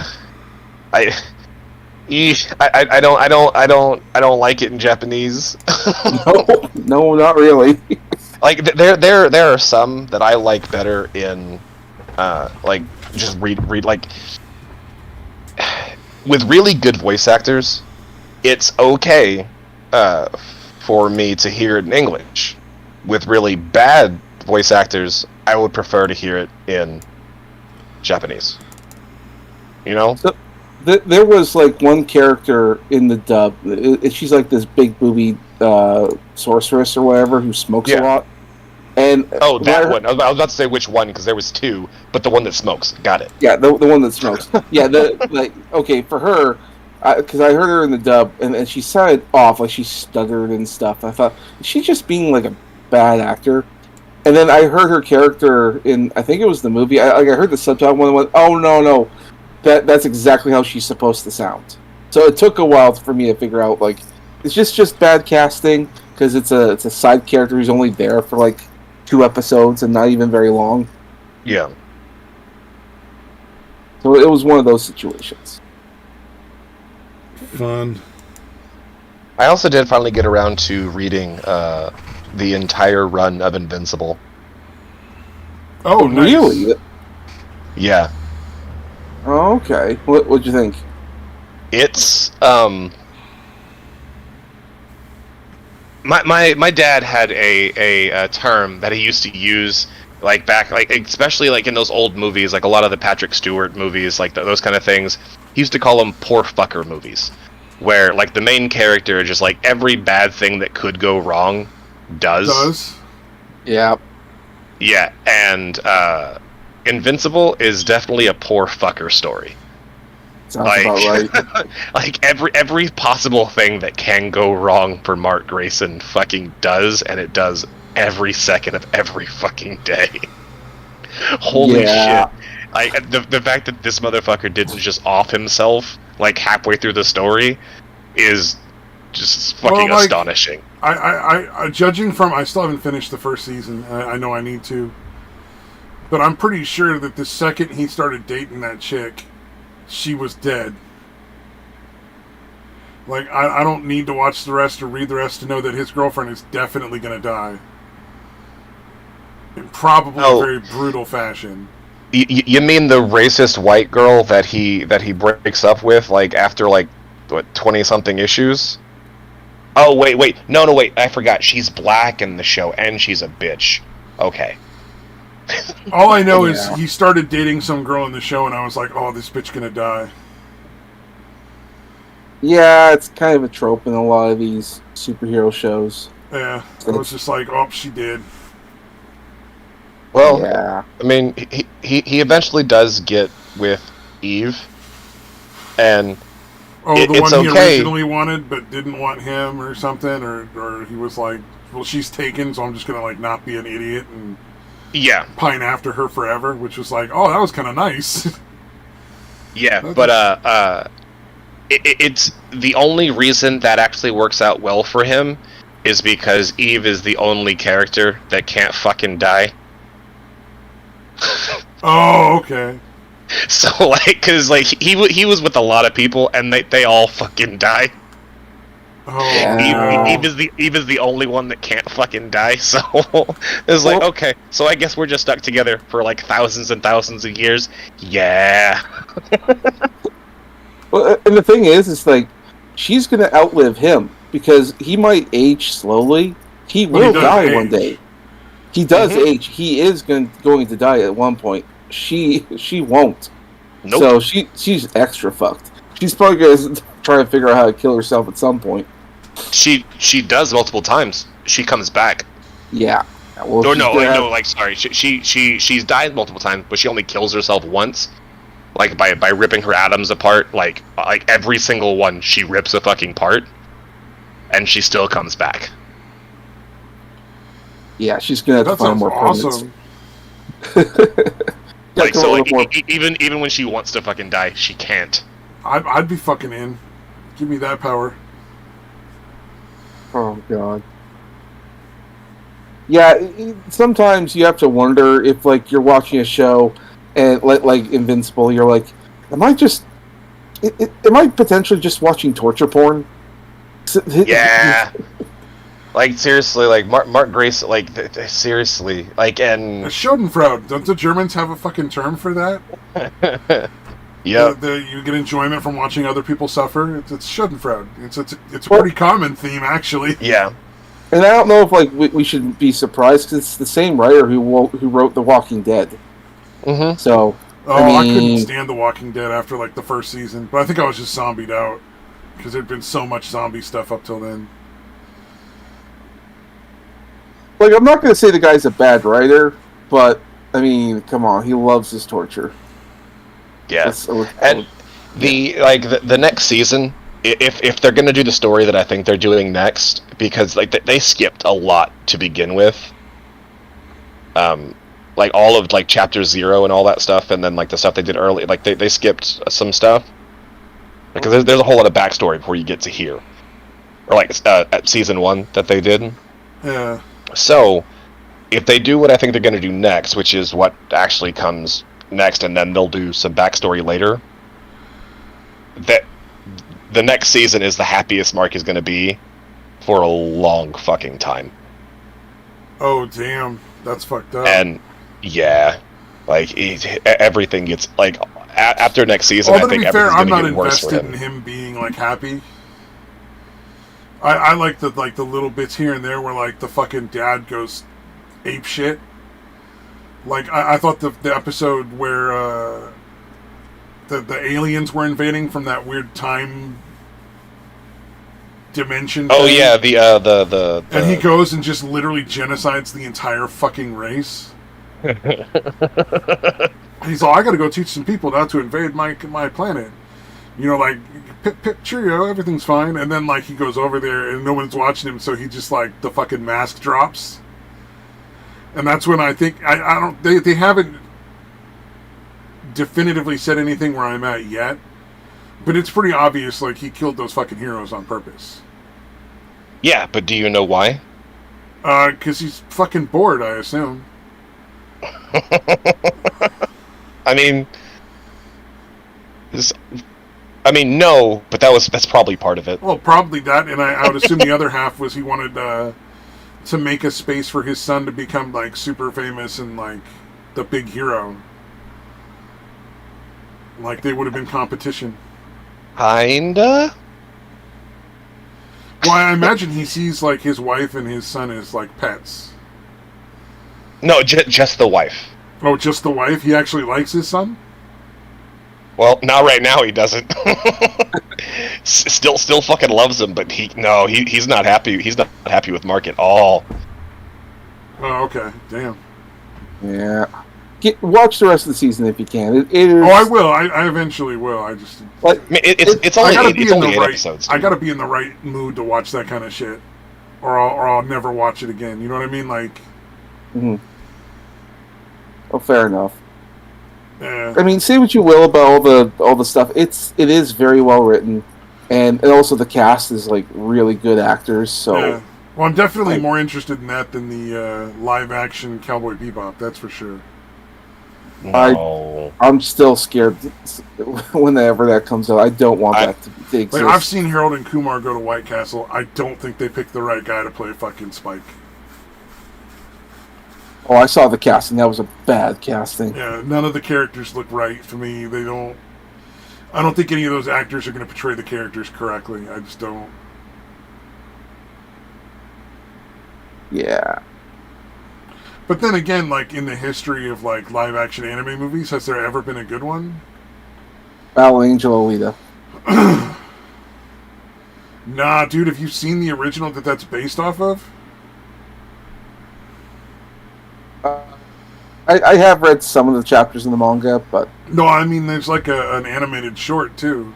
I have seen that one long time ago. Let me tell you, Compared to the movie, the animated short is a million times better, dude. The movie's, like, it's not bad, but it's nothing like as good as the comics were, in my opinion, or the fucking animated short, even.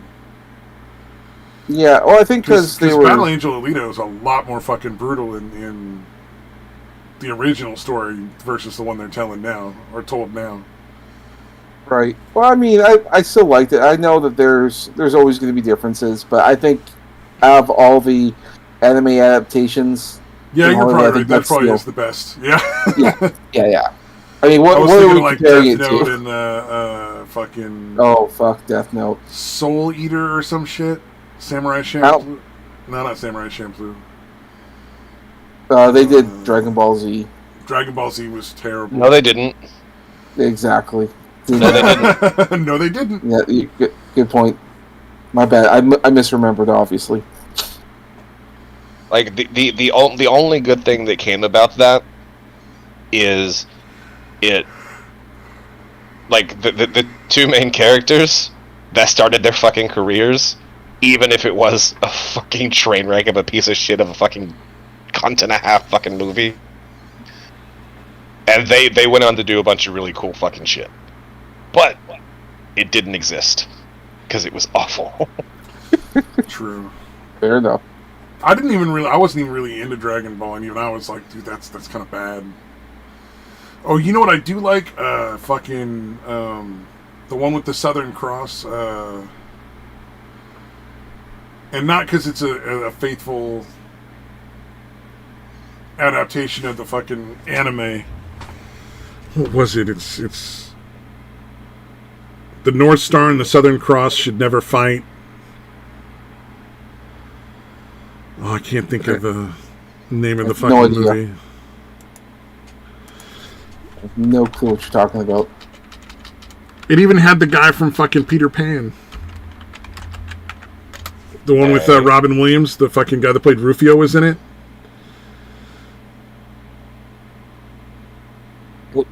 I mean, I'm not saying you're wrong. I just don't know. Like, I'm looking it up right now. Just give me a sec. Okay. I mean, okay.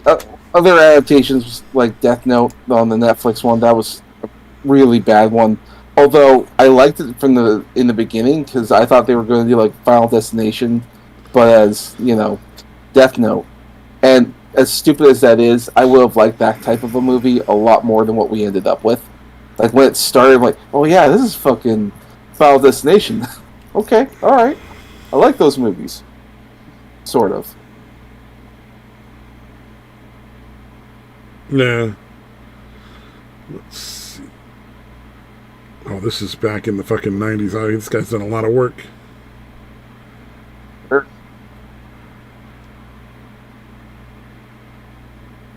Yeah, Bebop, I ain't looking forward to that. Oh, man. Yeah, Dante Basco is good at tragic deaths. So he's been in a lot of shit.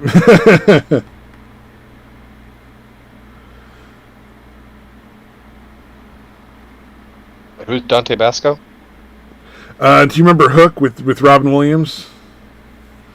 And there was the character that was running the place for him, like while Peter Pan was gone, was Rufio. And he ends up dying towards the end of the movie because like fucking Hook stabs him through the gut.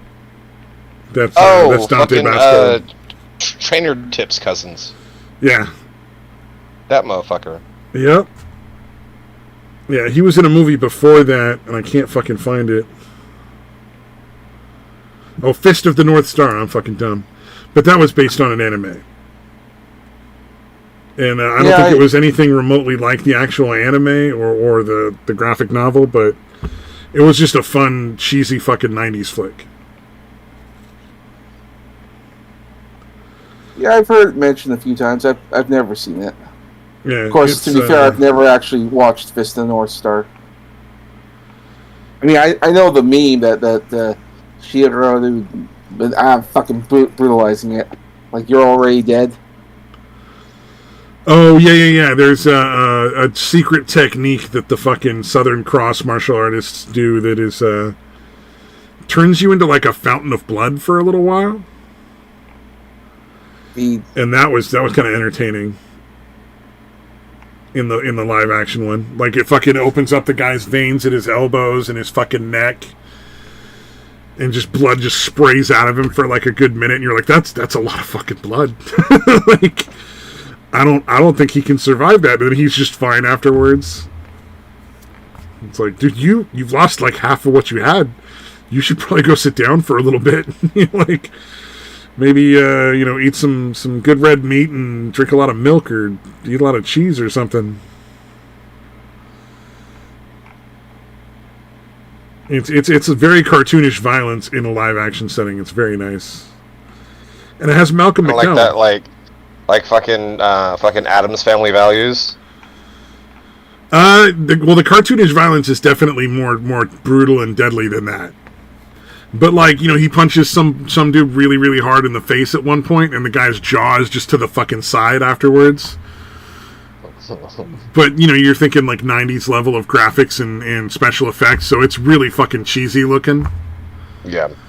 Or he punches somebody so hard, like it leaves a fist print like through their chest because he hit him in the back hard enough that it just dented in and left a big fucking fist print sticking out of his chest, and he dies.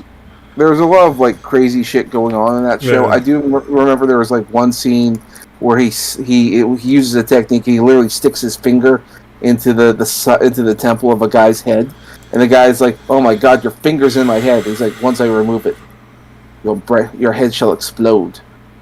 So, yeah, he has the North Star has a technique where he fucking pokes you a bunch of times and like pressure points or some shit, and it causes their head to just start swelling up and explode.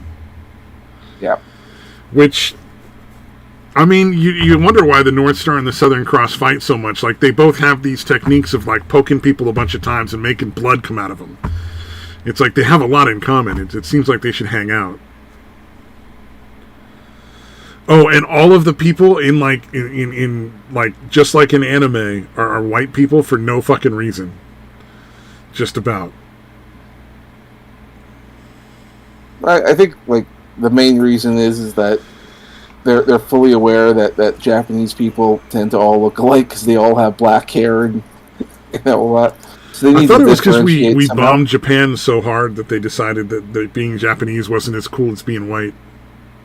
Nah, it was the hair thing. Remember, they also go crazy. Like, back then, the hair was even crazier. Like, they had vibrant pinks and greens, and like everyone had like crazy hair, and then all the funky colored eyes, or big thick eyebrows, or even like you knew who the protagonist is by how spiky their hair was. Yeah, that kind of meme going on. Well, and there's always the depending on the school seat they get, if there's school involved. Exactly, and nowadays they differentiate some of the characters based on their hairstyles. Yep. So that's the other thing I've noticed. The hair has gotten so much crazier in anime. Not crazier in the sense that it's like defying the laws of gravity.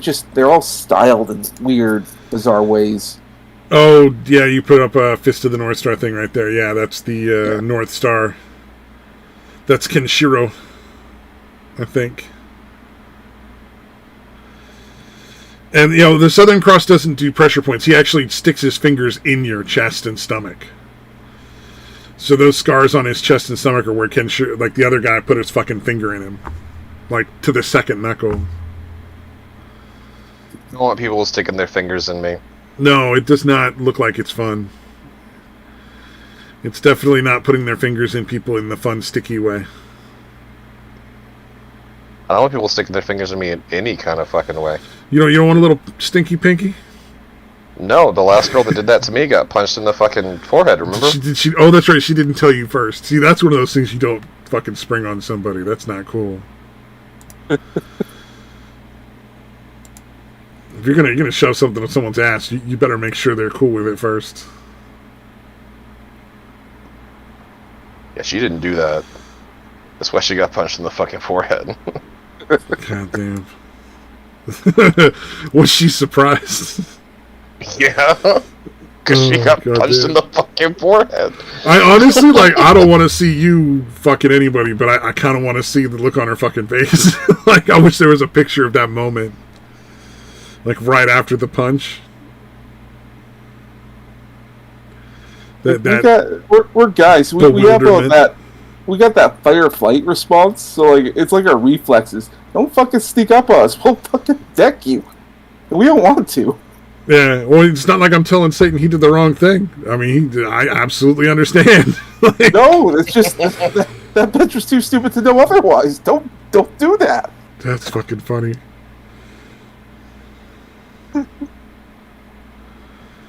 Oh man, I remember fucking when I was still into Rooster Teeth.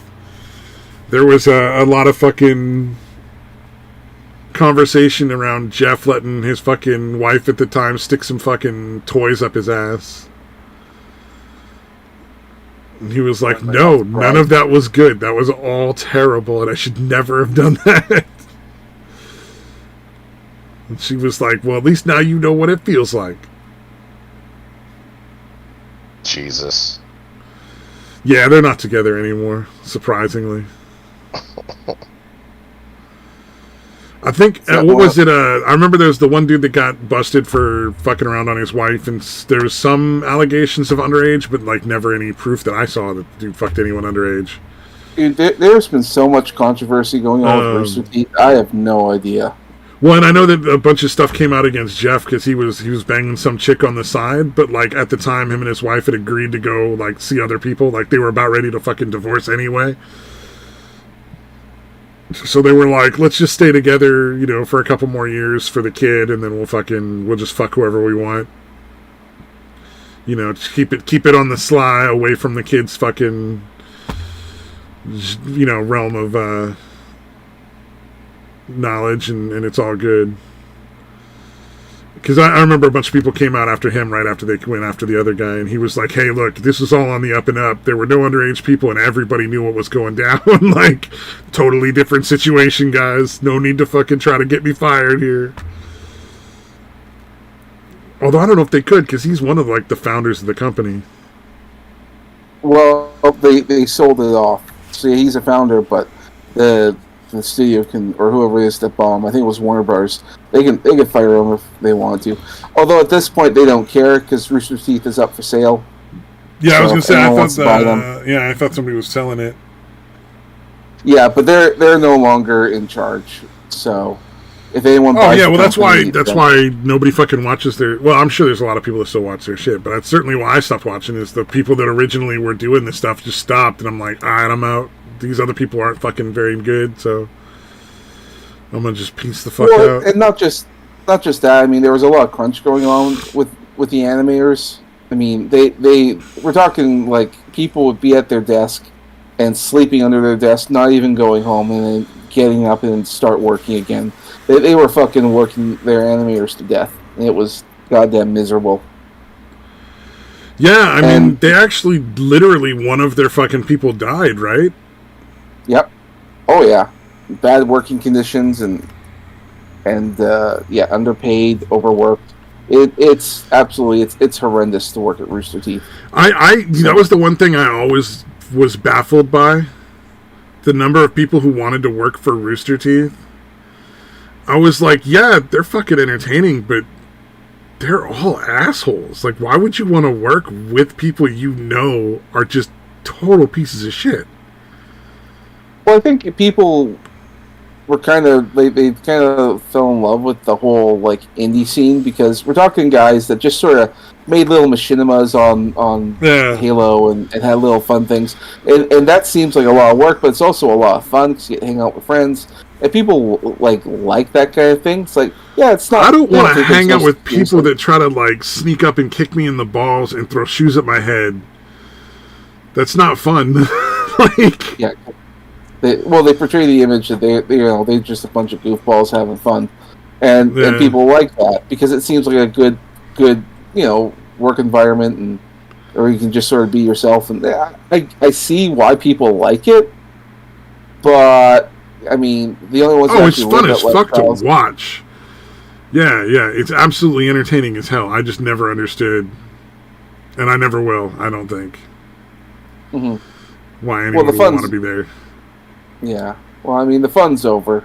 Oh, yeah, no, they're fucking done now. Well, as soon as the main guy who was probably... he was the number one guy for starting the company. He owned majority of, if not all of the company. I never was really clear on how that worked. You know, because I know there were like 5 people that founded the company, but I think one of them was the only one who really technically owned it. But as soon as that guy left, because he was the main creative force behind everything they did, and he was like, "Oh, I'm gonna fucking leave and go to Hollywood and sell this company," I was like, "Yeah, that's fucking over. It's not gonna be worth watching any more of their shit." Yeah. Well, and the actual creative people have already left a long time ago. Yeah. Or they passed away, like Monty Ohm. Like, he was like the creative powerhouse behind the Ruby series. Yeah. None of that shit was good after he died, man. Well, it was extra bad once, you know, found out that, because when he created the series, he co-created it with his girlfriend at the time, who was I think his fiance, and then he passed away.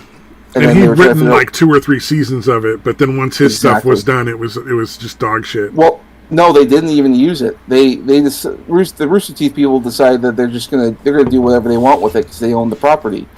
And the girlfriend there, she had all the notes and all the material that, you know, she could finish it for them, like at least 2 to 3 more seasons. But they said, no, we know what we want to do, and they just took it and did whatever. Oh, man, how disrespectful!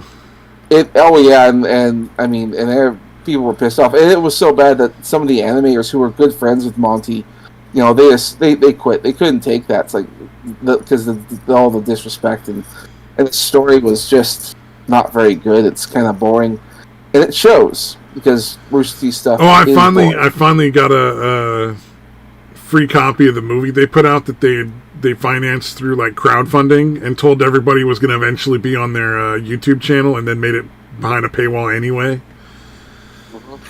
And it was fucking terrible. Like, I was like, man, that's a lot of money you guys spent for this, and this is really fucking bad. Yeah. You can tell it was not good. Their current animation project was the Transformer series on Netflix, and it looks really good, but it's boring. I would never watch anything they did, so I didn't even know that existed. Well, I mean, like, I'm a Transformer fan, so I gave it a watch. But it's that kind of thing. Like we're gonna take this cartoon thing and we're gonna make it like mature and hey, I'll be fair. Anytime they put out another Transformers movie, I'm gonna watch it, even though I know it's gonna be fucking dog shit awful at this point. Yeah, it's bad. It's full of melodrama. I mean, the first season I thought, okay, fine, and then the second season, maybe a bit better. Parts of it were good. A lot of it wasn't. And I know, because they're doing 3 seasons. I know the 3rd season is gonna be dog shit, but I'm gonna watch it anyways because they're gonna introduce characters from Beast Wars, and I'm a '90s kid, so. Oh, I wish they did the fucking Beast Wars in the actual Transformers movies, the live action ones.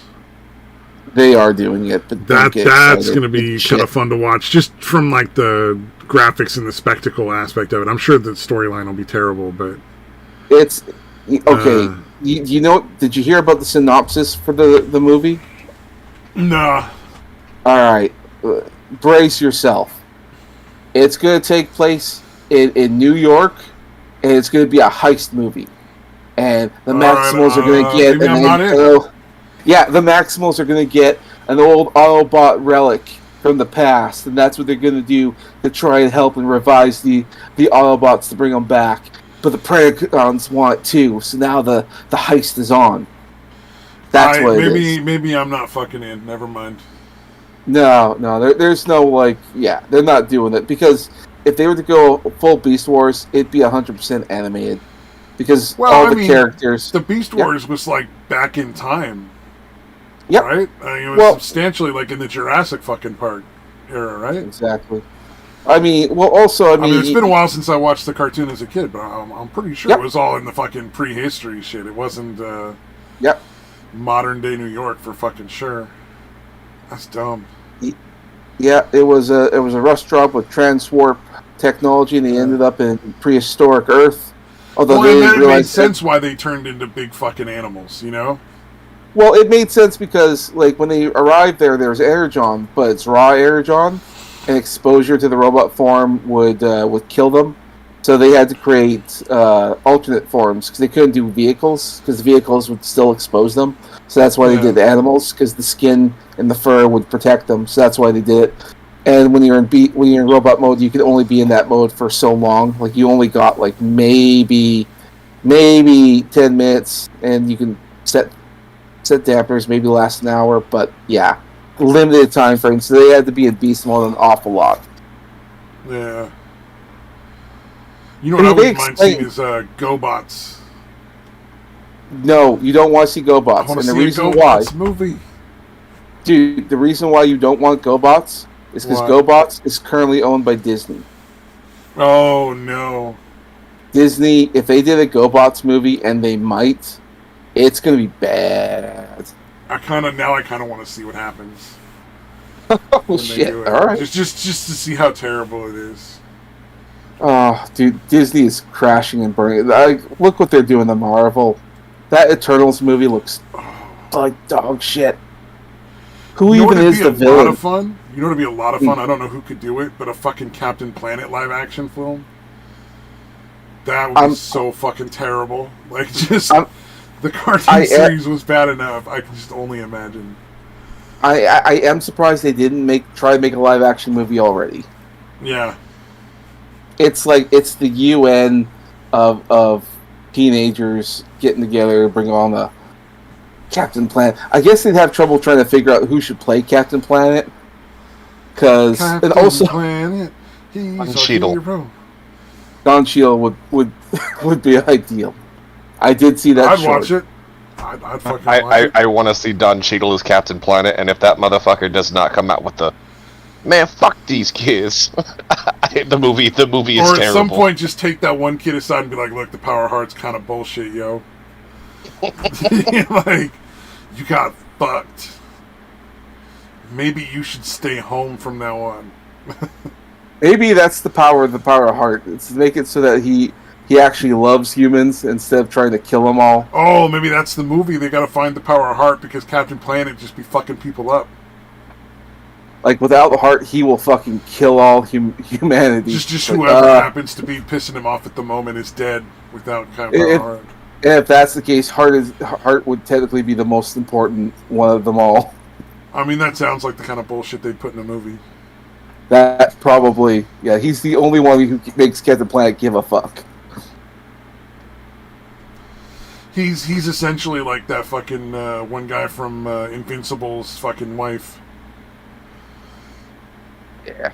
It's like, he keeps her as a pet, and he's a hero because it's fucking entertaining, but, you know.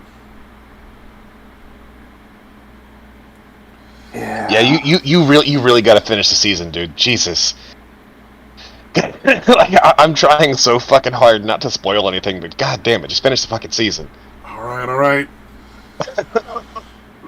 You won't regret it. It's a lot of fun. Well, sort of. Not for Mark, but... It's one of those things where for literally anyone living in downtown Chicago. I want to see the end, but I also kind of don't, because I don't want it to be over. It's not. There will be at least... they have a good...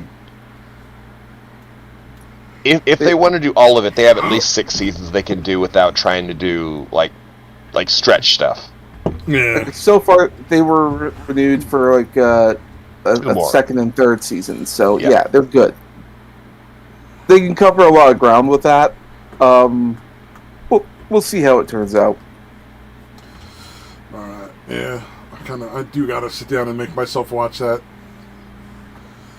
I haven't read the comics. I kind of want to now, because the show did get me invested. Well, and you know the comics are going to be better than the show, you know, so... Although, I mean, okay, I do have the first issue. It was like $1 because they were trying to promote it. and so I gave it a go over, and I really didn't care for the artwork in the first couple issues. It was kind of ugly. But I saw.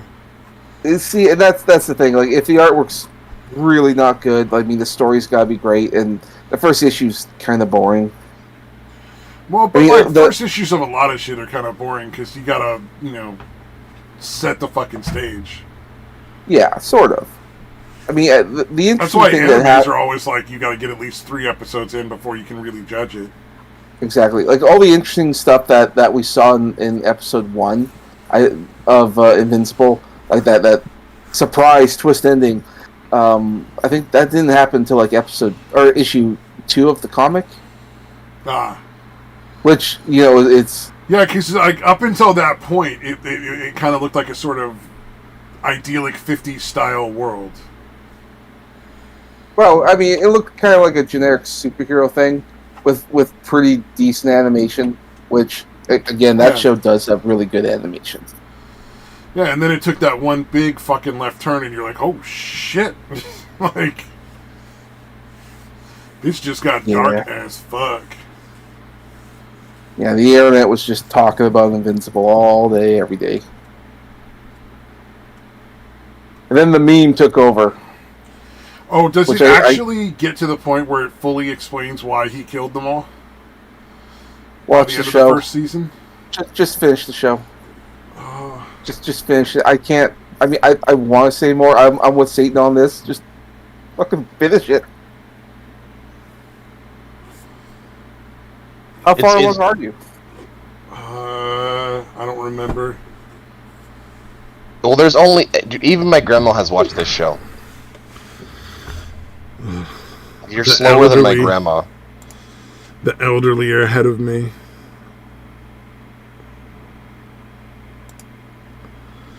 Let's see. I am in the middle of episode 3. Jesus. Okay, well, you have 4.5 episodes left. Start watching now. And then once you finish it, you can watch One Piece.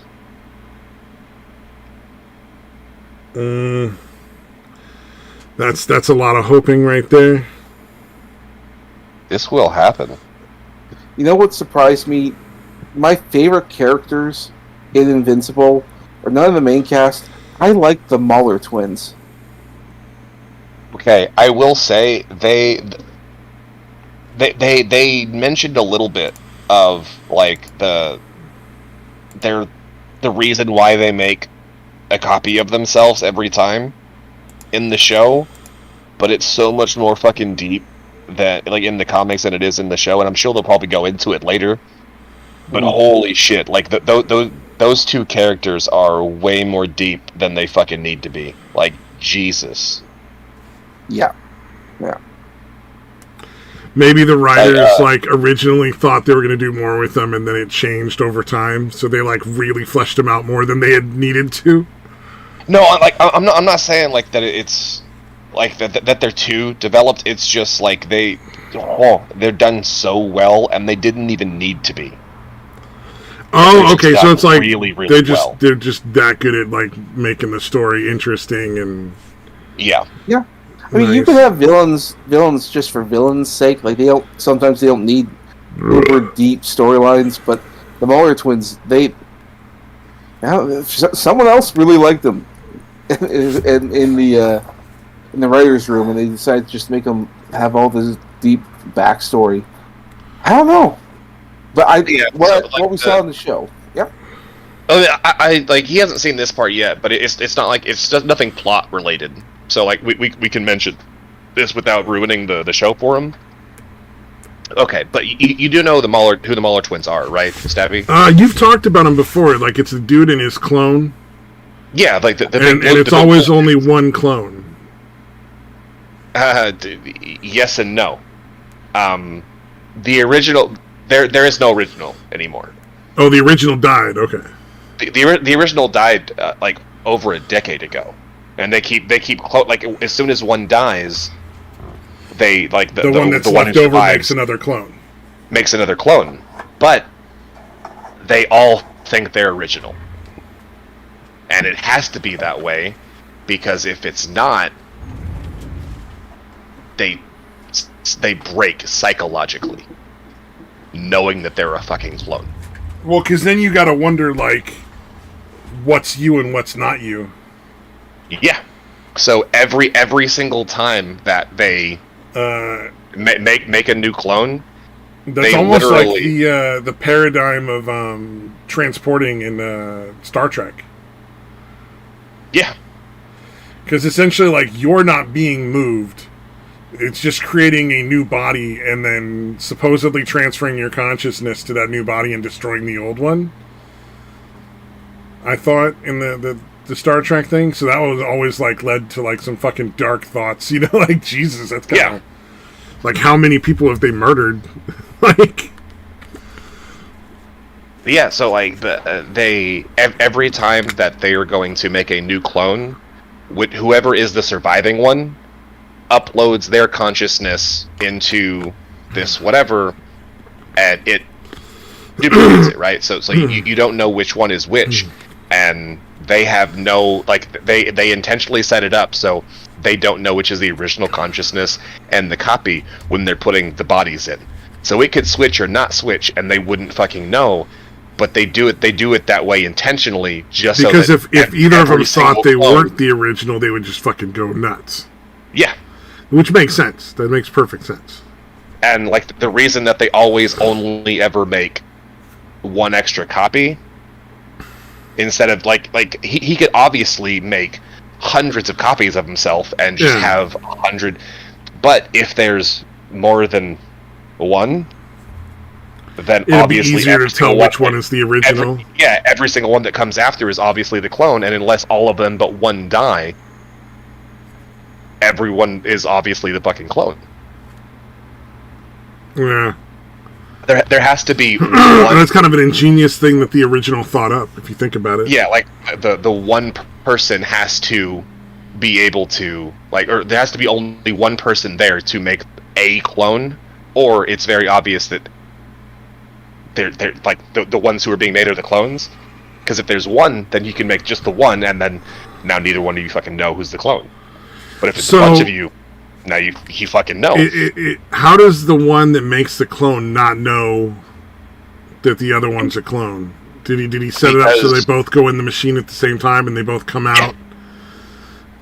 Okay, that makes sense. And, like, it all gets explained whenever he's doing it for somebody else, that it has to be this way.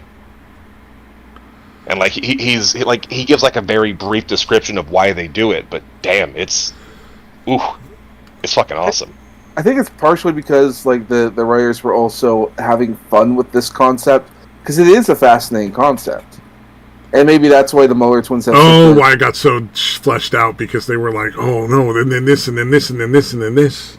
Yeah, cause this is stuff you pretty much have to think about, because it can't just be, yeah, they're clones, it's fine, we'll just explain it away. Now, you probably should put some thought into it. The good writers are the same people that have those fucking arguments with their friends about who was stronger, Superman or Shazam or something like that, you know? I mean, okay, first of all, it's obviously Superman. Superman has killed Shazam at least 3 times. I was making just a fucking random example, not a like serious one. Relax, settle down. But, like, the it's coolest gonna be all right, Skippy.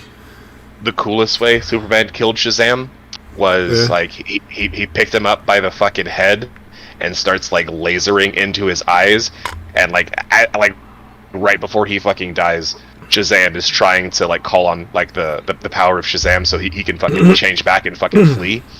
But fucking Superman reaches up and fucking grabs the fucking thunder and just like gets himself struck by lightning so he can't fucking escape, and just keeps fucking burning his fucking eyes. And just is that the one where Superman went, like, dark and it started that video game thing where they all fought each other and shit? Yeah, that makes sense. Yeah, in the 7 years of Injustice. Yeah. I was wondering about that, and it's kind of cool that they did that, but it's fucking, Superman is so broken that it's just not that entertaining anymore. Okay, I will say that I love the dark versions of Superman, and, like, the Nolan Grayson is definitely a new fucking take on it, and I really enjoyed how they did it. Yeah. But, like, my favorite versions of Superman are when he goes dark. But now that everyone's doing it so fucking often, it's kind of losing its fucking mystique. Oh yeah, well everybody's going dark now. Like, because it's sort of like every anime is a fucking isekai. You know? I mean, that's the fucking trend right now, so like everybody kind of has to try to jump on that bandwagon to get the fucking sales up, man. There are a lot of isekai. Except for One Piece. One Piece is not an isekai, that's why it's so great. I think the one isekai I really like a lot out of all of them is So I'm a Spider. I haven't watched that one yet, but somebody told me to. It's surprisingly entertaining. Yeah, it's like a whole classroom of fucking Japanese kids get isekai'd into a world. And like, one of them is separated, I think, from the entire group and turns into a spider. And has to fucking like figure out how to survive and like get stronger in like this terrible fucking dungeon that they're in. It's really fun. Yeah, and then she's like surrounded by monsters, and her siblings are also trying to eat her, and so's her mom. Survive, she has so's her fucking mom. yeah. So in order to survive, she has to eat her own siblings or fight other monsters and figure out how it all works. And apparently, it's like a video game, and so she has to figure out what the rules are. Are there any rules? Well, on like the other side of the country, her classmates are, heroes and adventurers and all the other, generic isekai stuff. Well, it's fun because she's not OP. Everything she gets, she has to figure out like clever ways around the other people being stronger. So definitely not like that time I turned into a slime. No, definitely not like I turned into a slime at all. Nothing like that. Yeah. That one is good for all of the wrong reasons, but goddamn, it is fucking good. Well, and not only that, but you get to see her start out as like, a typical schoolgirl stuck in a spider body, and then you see like the morality change very rapidly to fucking deal with, the actual reality she's now in. My only problem with that show is that she talks an awful lot. Yeah, it is kind of annoying. She just talk. But it's kind of fun to see, like, the storyline going and women, huh? Showing, right? Like, her as a spider, but then also showing the whole other group that's following the typical isekai path.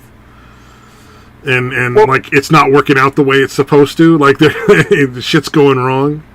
There is something that does confuse me, because to be fair, when they actually go to the other class people, I find them boring. I just skip that. So maybe I missed something. But when humans see her, because we see her, like us, the viewers, she has like a kind of a cartoony kind of face. But when the other characters see her, she has a menacing, evil spider face. Yeah.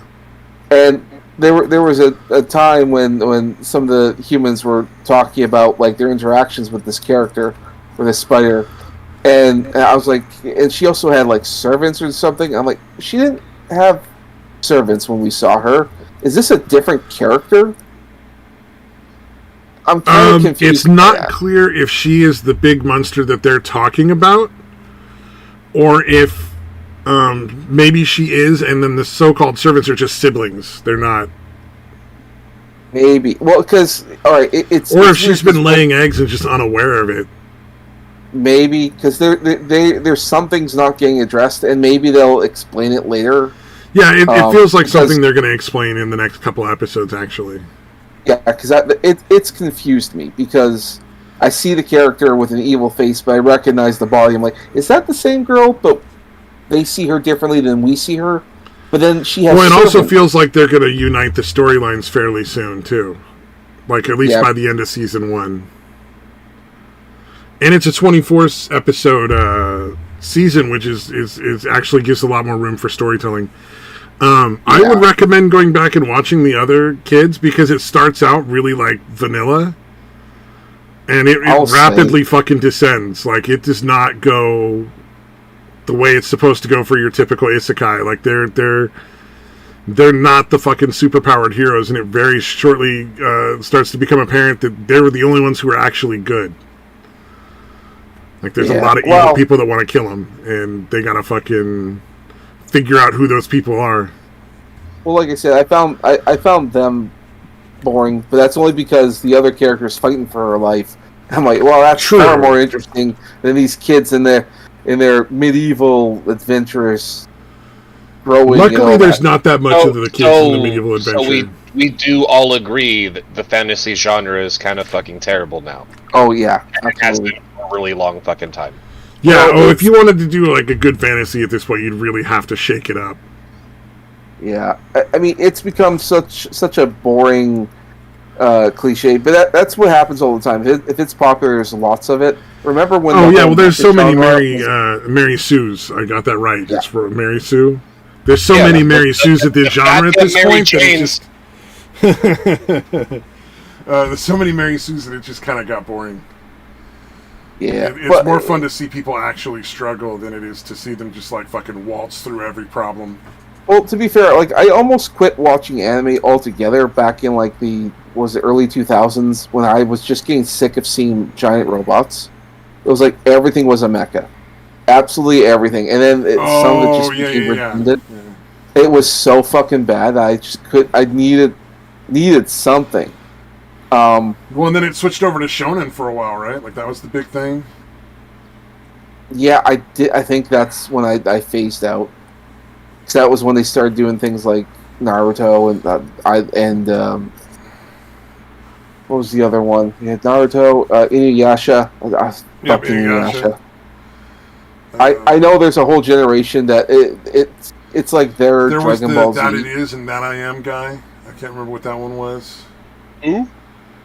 It was like a samurai one, and the guy kept saying like, "That it is, that I am, that you are." Just like all the time. But it was your typical shonen kind of like you had to go out and fight a bunch of people for reasons. And it was like the same sort of power ladder climb for each episode kind of thing.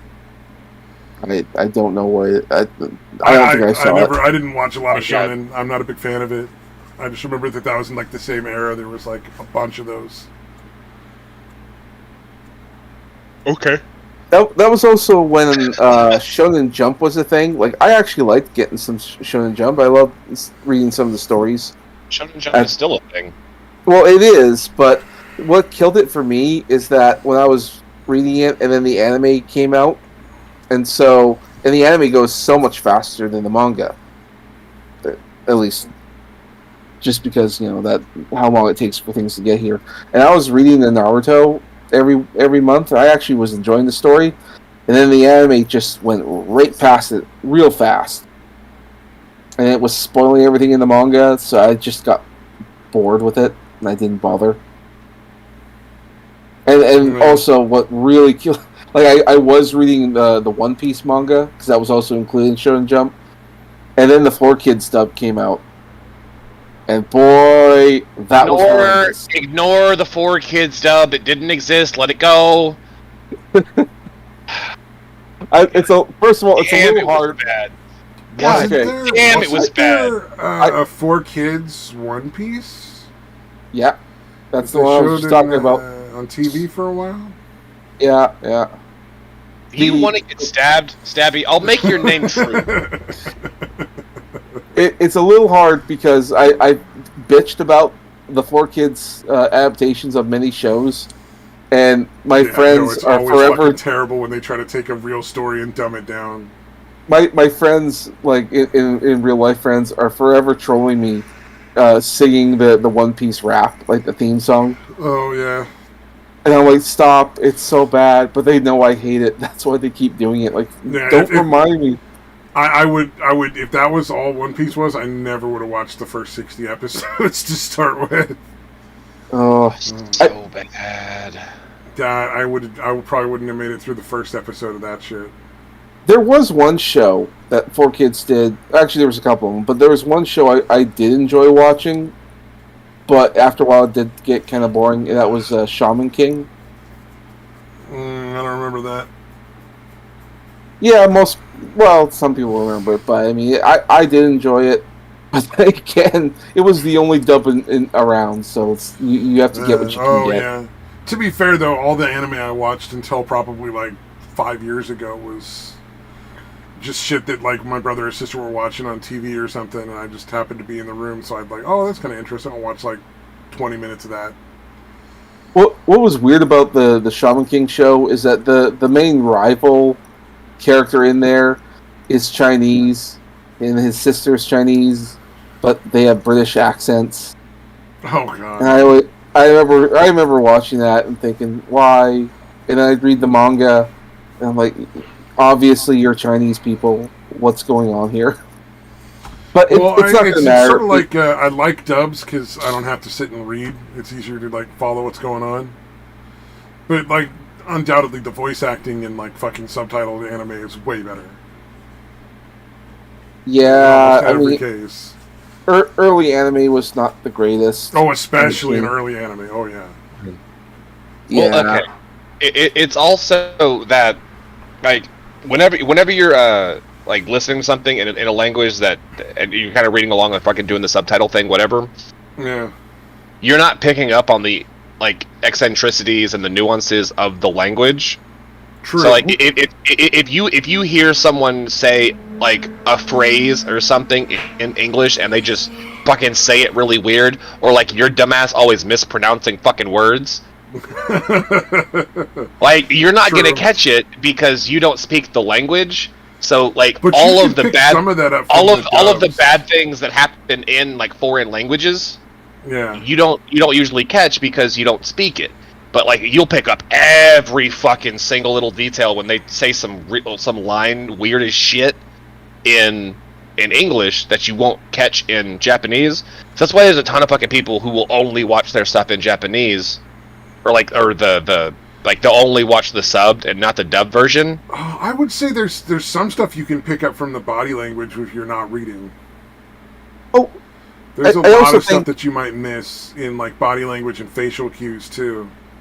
Well, yeah, true. Oh, I think also like the way people approached just plain old cartoons at the time, because on this side of the globe we always viewed cartoons as something for kids. And anime was so much more than that. They'll just sort of do stuff for all kinds of people. So when they dub something, it sometimes it was very cartoony or very strange, or the mentality is that you have to make every character sound distinctly different. And to be fair, like when you listen to some Japanese dubs, sometimes you can't tell certain characters apart, especially for women, because it's always high-pitched voices. So they'll do like. Well, and sometimes in anime, you're not supposed to be able to tell if that's a boy or a girl. Wait, you listen to what the women say? Well, I mean, if it's part of the script, maybe. If we're talking real life, I mean, that's a different thing. True. I know part of the other thing that was weird about early anime, because it wasn't until fairly recently I learned about this, but a lot of shows like Tank Police and anything from early manga or Central Park Media, those dubs, oddly enough, were done in the UK. So we're talking British people doing American accents. Yes, I recently went back and watched like a couple episodes of Dominion Tank Police. It's only 4, so I mean, okay. I watched the first 2, and it was definitely like, wow, that's a real British accent going there. Like, goddamn. I mean, okay, the dub is weird, but come on, it's Tank Police. It's still fun. Oh yeah, well, it's just a silly, honestly, slapsticky kind of like funny thing. It's all it really is. A lot of sex jokes. I hadn't even heard of it until I think maybe last year, and like everyone was talking about how like that's one of the ones that they got them into fucking anime. I was like, I never even fucking heard of it. It's the kind of thing that like teenagers will jerk off to. Oh, so that's why. Okay, that's why I okay. It's not. There's some titties and there's some like sexy dancing and occasionally. And a lot of violence and stuff, so like after you're done jerking it, you can still like enjoy watching the tanks fight. Yeah. Well, it is from the creator of Ghost in the Shell, and most people won't really consider Ghost in the Shell a very silly kind of show because you'll see the movie and think, oh, this is just some serious sci-fi cyberpunk awesomeness. But the actual like guy himself, like, he does very raunchy comedy kind of things, and Ghost in the Shell originally was that, but then the staff's like, oh no, we need to do something serious, and and all that. But Yeah. Tank Police is pretty close to what he does. Well, and the nice thing is it's really only like 4 20-something minute episodes, so it's not really a fucking commitment. Well, yeah, they're OVAs. But yeah, if anyone gets a chance to watch Tank Police, I always say just watch it. It's fun. I'd say it's worth watching one episode. If you like it, keep watching. If you don't bother. It's not the best thing in the world. You're not missing out if you don't watch all 4 episodes. Yeah, it's got because it's an OVA. So I do like I thought the dick mines were kind of funny. That shit was pretty fucking hilarious. The mines that they scatter that just turn into giant dicks and like knock the tanks over and shit. I didn't know what I was looking at the time. I was like, what the fuck is this? Why is this your secret weapon? I mean, it works. Yeah. It's entertaining. I liked it, but I think I liked it from a nostalgia point of view. Like, I remember seeing a couple episodes when I was like a teenager and being like, "Oh, that's hella funny." Yeah, I mean, some of those old animes are really good. I still have fond memories. I say fond for something like Ninja Scroll. Oh, I never got into that. I did watch Nausicaa when I was really young, the Nausicaa Valley of the Wind anime movie, and I will always love that movie now. Just because I just have so many fond memories of it as a kid. You know what? I never really finished it. I've only ever seen clips. I should really sit down and give it a watch. I was also surprised to find out that certain scenes were actually co-directed, if you will, by Hideaki Anno, the guy who did Evangelion. That makes a lot of sense. The big monster towards the end, that was his design. So, oh yeah, those big pill bug things are fucking crazy. Yeah. Yeah. Yeah, those guys, they're buddies. And then the fucking giant robot, or not robot things even, they're like giant golems or whatever. I don't know what they are. Yeah. They're almost like cyborg giant kaiju kind of things. Mm-hmm. Where they're like part real person and then part like fucking mechanics and stuff. It's like weird. I always hoped we'd get like another action movie out of Studio Ghibli. Just because I really enjoyed Princess Mononoke and Howl's Moving Castle had some really cool bits, but man, their movies nowadays are kind of boring. Are they all like fucking isekai stuff now or something? No, they're just anticlimactic endings. I mean, I think the last movie did was like Arrietty or something, that one about the little people, and it's like there's all this build up. Oh, the borrowers? Well, yeah, they were just taking a book that's already been written, so there really wasn't a lot of room to make that into a more interesting story. The books weren't that great. Yeah, well, I was hoping they'd do something, but very anticlimactic ending, and I just didn't care. I watched half of that, and I was like, well, the cat's gonna almost kill the girl, and then they're gonna have to fucking save her. And that's gonna be the end of the fucking movie, I'm sure. And then the kids and the family will be friends or something. Yeah, I just didn't care for it. Yeah, and then it didn't look like it was going to be worth watching the other half of it. Oh, and let me tell you that they came out with their first ever CGI movie. That is a horrendously bad movie. Oh, I didn't even hear that. Yeah, it was called Earwig and the Witch's Brew, and I got watching it, and there's a lot of really... I fucking loved that movie. You're talking the Earwig one? I thought that was great. Dude, it ended when things just started to get good. I loved the story that it set up. I really wanted to hear... I really wanted to see the rest of that story.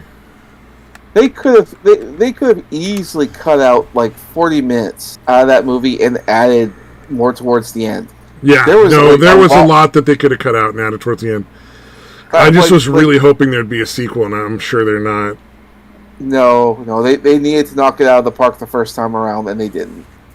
I don't know. I mean, there was. Oh, and also Diana Wynne Jones is dead, so I don't think they're going to be making any more.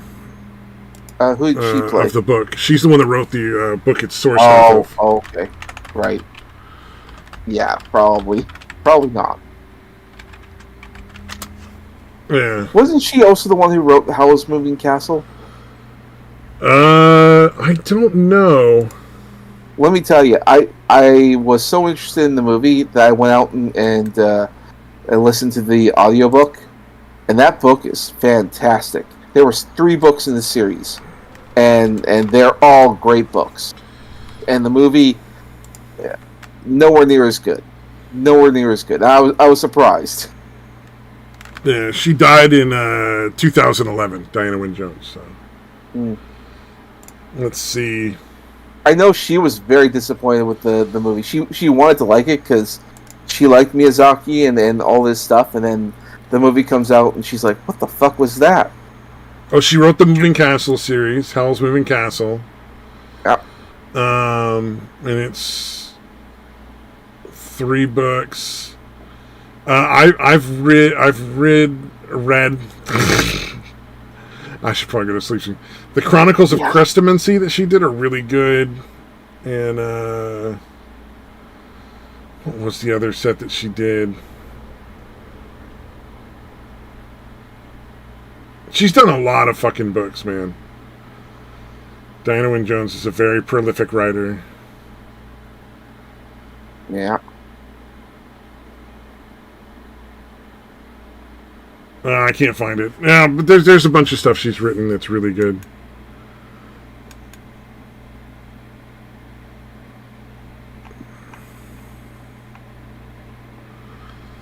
Yeah. I didn't know she'd written Howl's Moving Castle stuff. I might have to go back and fucking read through those books.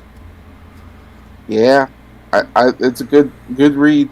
Although what's weird though is that there's 2 sequels, but I will warn you in advance, the main characters from the first book are all sidelined. You don't even recognize that they're there until towards the end. Oh wow.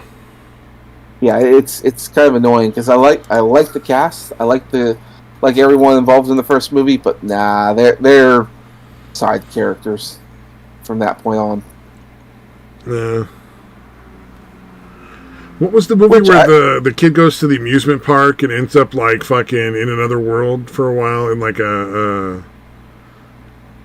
having to basically be a maid or something? Spirited Away? Yeah, that was a fun one. I kind of like that one. That was Studio Ghibli, right? Yeah, that was an original. I mean, I like the originals, like Princess Mononoke and Spirited Away. Great movies. Yeah, those were a lot of fun. Not Nausicaa. Well, although I think Nausicaa was a manga first. Yeah, I don't know. I only ever watched the movie. Yeah. Yeah, I think it was one of the few where they got a bunch of famous people from the U.S. to do it too, because it was in '84. That was the Nausicaa Valley of the Wind was 1984. Yeah. Yeah, it's an older movie. I don't think it got a proper dub until sometime in the 2000s. Yeah. But when they did dub it, they got a bunch of Hollywood people. Oh yeah. Patrick Stewart's in there and a bunch of other people. I always wanted to get a Studio Ghibli collection, but then Disney lost the rights, and then a new company called G Kids came over and scooped up the rights to all Miyazaki or all. Yeah, it was based on a manga. Yeah, by Hayao Miyazaki. Yeah, so we know the creator made the movie, so that's good. But yeah, G Kids got the rights to all the Ghibli movies, and I didn't know whether or not they, because usually when a studio takes a property, sometimes they don't get the dub or they'll redub it. Yeah. And I kind of like the old dubs, and I don't want to get it if they're gonna redub it, like what they did for Evangelion or something, which is a horrendous dub. Oh, Evangelion is a wacky fucking set of shows anyway, movies, episodes, whatever you want to call it. Well, It's part of the weird problem I as have fuck. with but part of the problem I have with Netflix when they started like dubbing anime, like when it's something that they're doing, it's terrible. Like if you've ever heard the Little Witch Academia dub, it's really really like okay. I shouldn't say it's like really bad, but for some reason the audio quality is terrible. Like it just to hear the actors speak, you've got to max out the volume on your TV because they're like. Oh, I never got into recorded that show. I watched a few episodes of Little Witch Academia, but it kind of got boring. Well, okay, because what happened is that the first were like short films, and the first one because Studio Trigger was a new studio, and they made that short film as a showcase as to what they can do. Because these are former Studio Gainax animators, so that first one was actually just because they did a Kickstarter to do it, and it's really it's entertaining enough and good quality, but man, when Netflix did that dub, it's so bad. Yeah.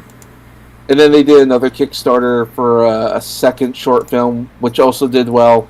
And then Netflix purchased the whole series. And Netflix was happy enough with their work because they did another series called BNA. And that's kind of like an anime furry show. It's like Zootopia, but anime. Nope. That's what I thought. Well, and you know what's even worse about that? Because it's one of the most colorful anime shows I've ever seen. But then I found out that a lot of the color work was because it was co-collaborated with some American animators, and their background is doing Steven Universe, and that's a very colorful show. So I realized this is why the show is so colorful. It's the fucking Steven Universe guys working on it. And their current project, which I haven't seen anything from, and so I hope it hasn't been canceled yet, but it may have. They're doing an anime version of Cyberpunk, and I'm talking about the game. Oh, interesting. Yeah, That might be kind of fun. Could be terrible, could be fun. You never know until it comes out, yeah. I mean, like, I don't know, maybe they might want to sideline it because it's based on a few games. It's probably going to be terrible. Like, let's all just really, appreciate that, I think. And maybe that's why they're doing the delay. Maybe they want to just wait till later when people start forgetting about it. Maybe they'll call it something else. Yeah, the only thing I know about Cyberpunk is apparently it doesn't fucking work. Yeah. Number one. And number two, that they made a fucking mod that everybody was into where you could fucking turn Keanu Reeves' character into a whore. A what? A whore. A whore, really? Yeah, like they made it so you can pay his character for sex in like the club he's in or something. And they put a big old sex scene in there with it, and apparently nobody was really too pleased with that. And I'm just like, what the fuck did you think was going to happen? Like, I hope. I mean, like, that's kind of like every fucking thing. Like, I mean, Overwatch has fucking porn. Yeah. Overwatch has a lot of porn. It's fucking weird. Yeah, it's fucking it's weird. Fucking forever ago, because I'd known it was out there for fucking years, but I had it's never one of those seen things you regret looking at it because you're like, oh, I wonder what this is like. Oh no, I wish I didn't wonder that before. I watched a few. Like, I did not watch, but I sat there and like skimmed through them. It's like I don't get it. Is it supposed to be funny or sexy? It's just weird. I don't understand. I feel uncomfortable and I want to go home. Yeah. You know what's weird about the whole like porn thing with Overwatch? I think it's actually what made the game, because when the porn came out, probably like Blizzard was like, okay, we don't condone all this pornography, please stop. But people just kept doing it because everyone's horny. But then I thought, and anytime a company says please stop, everybody on the planet is like, fuck you. Yeah, just keep doing it. And then they'll start putting dicks on all the chicks, and then they'll have sex with each other. And it's like it just keeps getting weirder and weirder. But that's the internet for you. But then the rival company or game Paladins, the creators are like, yeah, go ahead, go make porn of our stuff. Which I don't know if they ever did. Like, oh, I'm sure there's some out there. Like I mean, I'd be surprised if there's any game that doesn't have porn made of it. Honestly. Well, okay, but then Blizzard decided to take action, and they did like a DMCA takedown or whatever at Pornhub. So now it's all banned. So now it's like banned everywhere. Yeah, I'm sure you can still find it on any of those sites, though. Oh, you can find it on other places for sure. But like on the main ones, they asked got it taken down. But as a result, like I don't know if they're connected because I know Overwatch was always going down in popularity. Once the porn was taken off, it's plummeted in popularity. Like people aren't playing. Like if you play a game on like for Overwatch, yeah, you can find a bunch of Overwatch porn on Pornhub now. It's all back up. Yeah. Oh, okay. I guess. Okay. I was like, I'm sure it was gone for like a month, but I mean, it's got to be back up by now. It's fucking, Oh, probably. It's Overwatch porn. It's fucking everywhere. Yeah, the porn. Jesus, who needs 93 minutes of fucking Overwatch porn? God damn, that's closing that website. Yep. Walk the fuck away from that now. Well, and the funny thing is, if it's on Pornhub, and if it's really that long, I don't think it's all porn. Because remember... I'm never going to find out. Well, see, on what people have been doing, it's like you'll find like game footage that shouldn't exist, or at least shouldn't be made public yet. And if you put it on YouTube, like the companies will find out. Oh, it'll get taken down, but if you put it on Pornhub under like a porn name, exactly, they don't find out. But now they're starting to do that. And so to try and fight that, you try to be clever. So you'll do like a 90-minute whatever Overwatch porn, and then maybe the first 5 minutes is that, and if you skip past that, there's that game footage you're looking for. I know there was a bunch of YouTubers that had an opportunity to go onto some of those porn sites. I don't remember if it was Pornhub or another one of the more well-known sites, and I always thought they were dumb for not doing it. It was going to be Pornhub, and they were going to do a separate site that was going to be safe for work, like none of not even like the Twitch thottery bullshit. It was supposed to be able to go on there. It was supposed to be entirely family friendly fucking stuff, right? Like I mean, like you can still do all the YouTube stuff, just none of the just keep your fucking clothes on type shit, Yeah. Don't make blatant fucking softcore porn for teenagers. Yeah, like we have a whole ass other fucking website that you can do that on. You don't need to do that on this site, so don't that do makes it over sense. Here. Yeah. And one, after years of people trying, like the fucking investors and everyone trying to get them to fucking do it, they finally agreed to go ahead and try and fucking do it, and then they got blocked by both the fucking on the financial side and the legal side. Like people. How did they legally block them? I thought we had like a whole freedom of the press thing.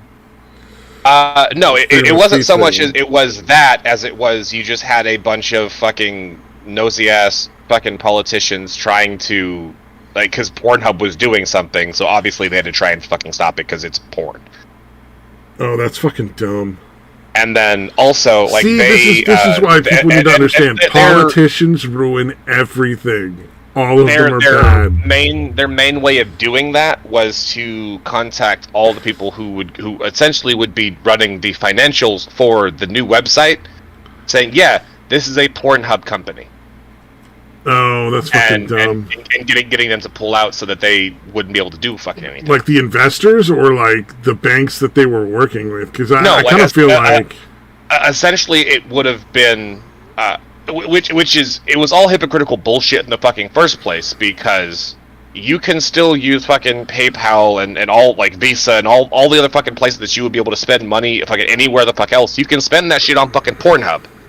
Yeah. But they somehow magically took a fucking issue with it whenever they were going to a safe for work site. Well, because I think Pornhub was really, really stressing we will not censor you for your personal views or your political views. That's none of our fucking concern. Mm-hmm. As long as it's family friendly, we don't care. Yeah. And that was the height of the fucking where they were actually getting banks to shut people down and shit.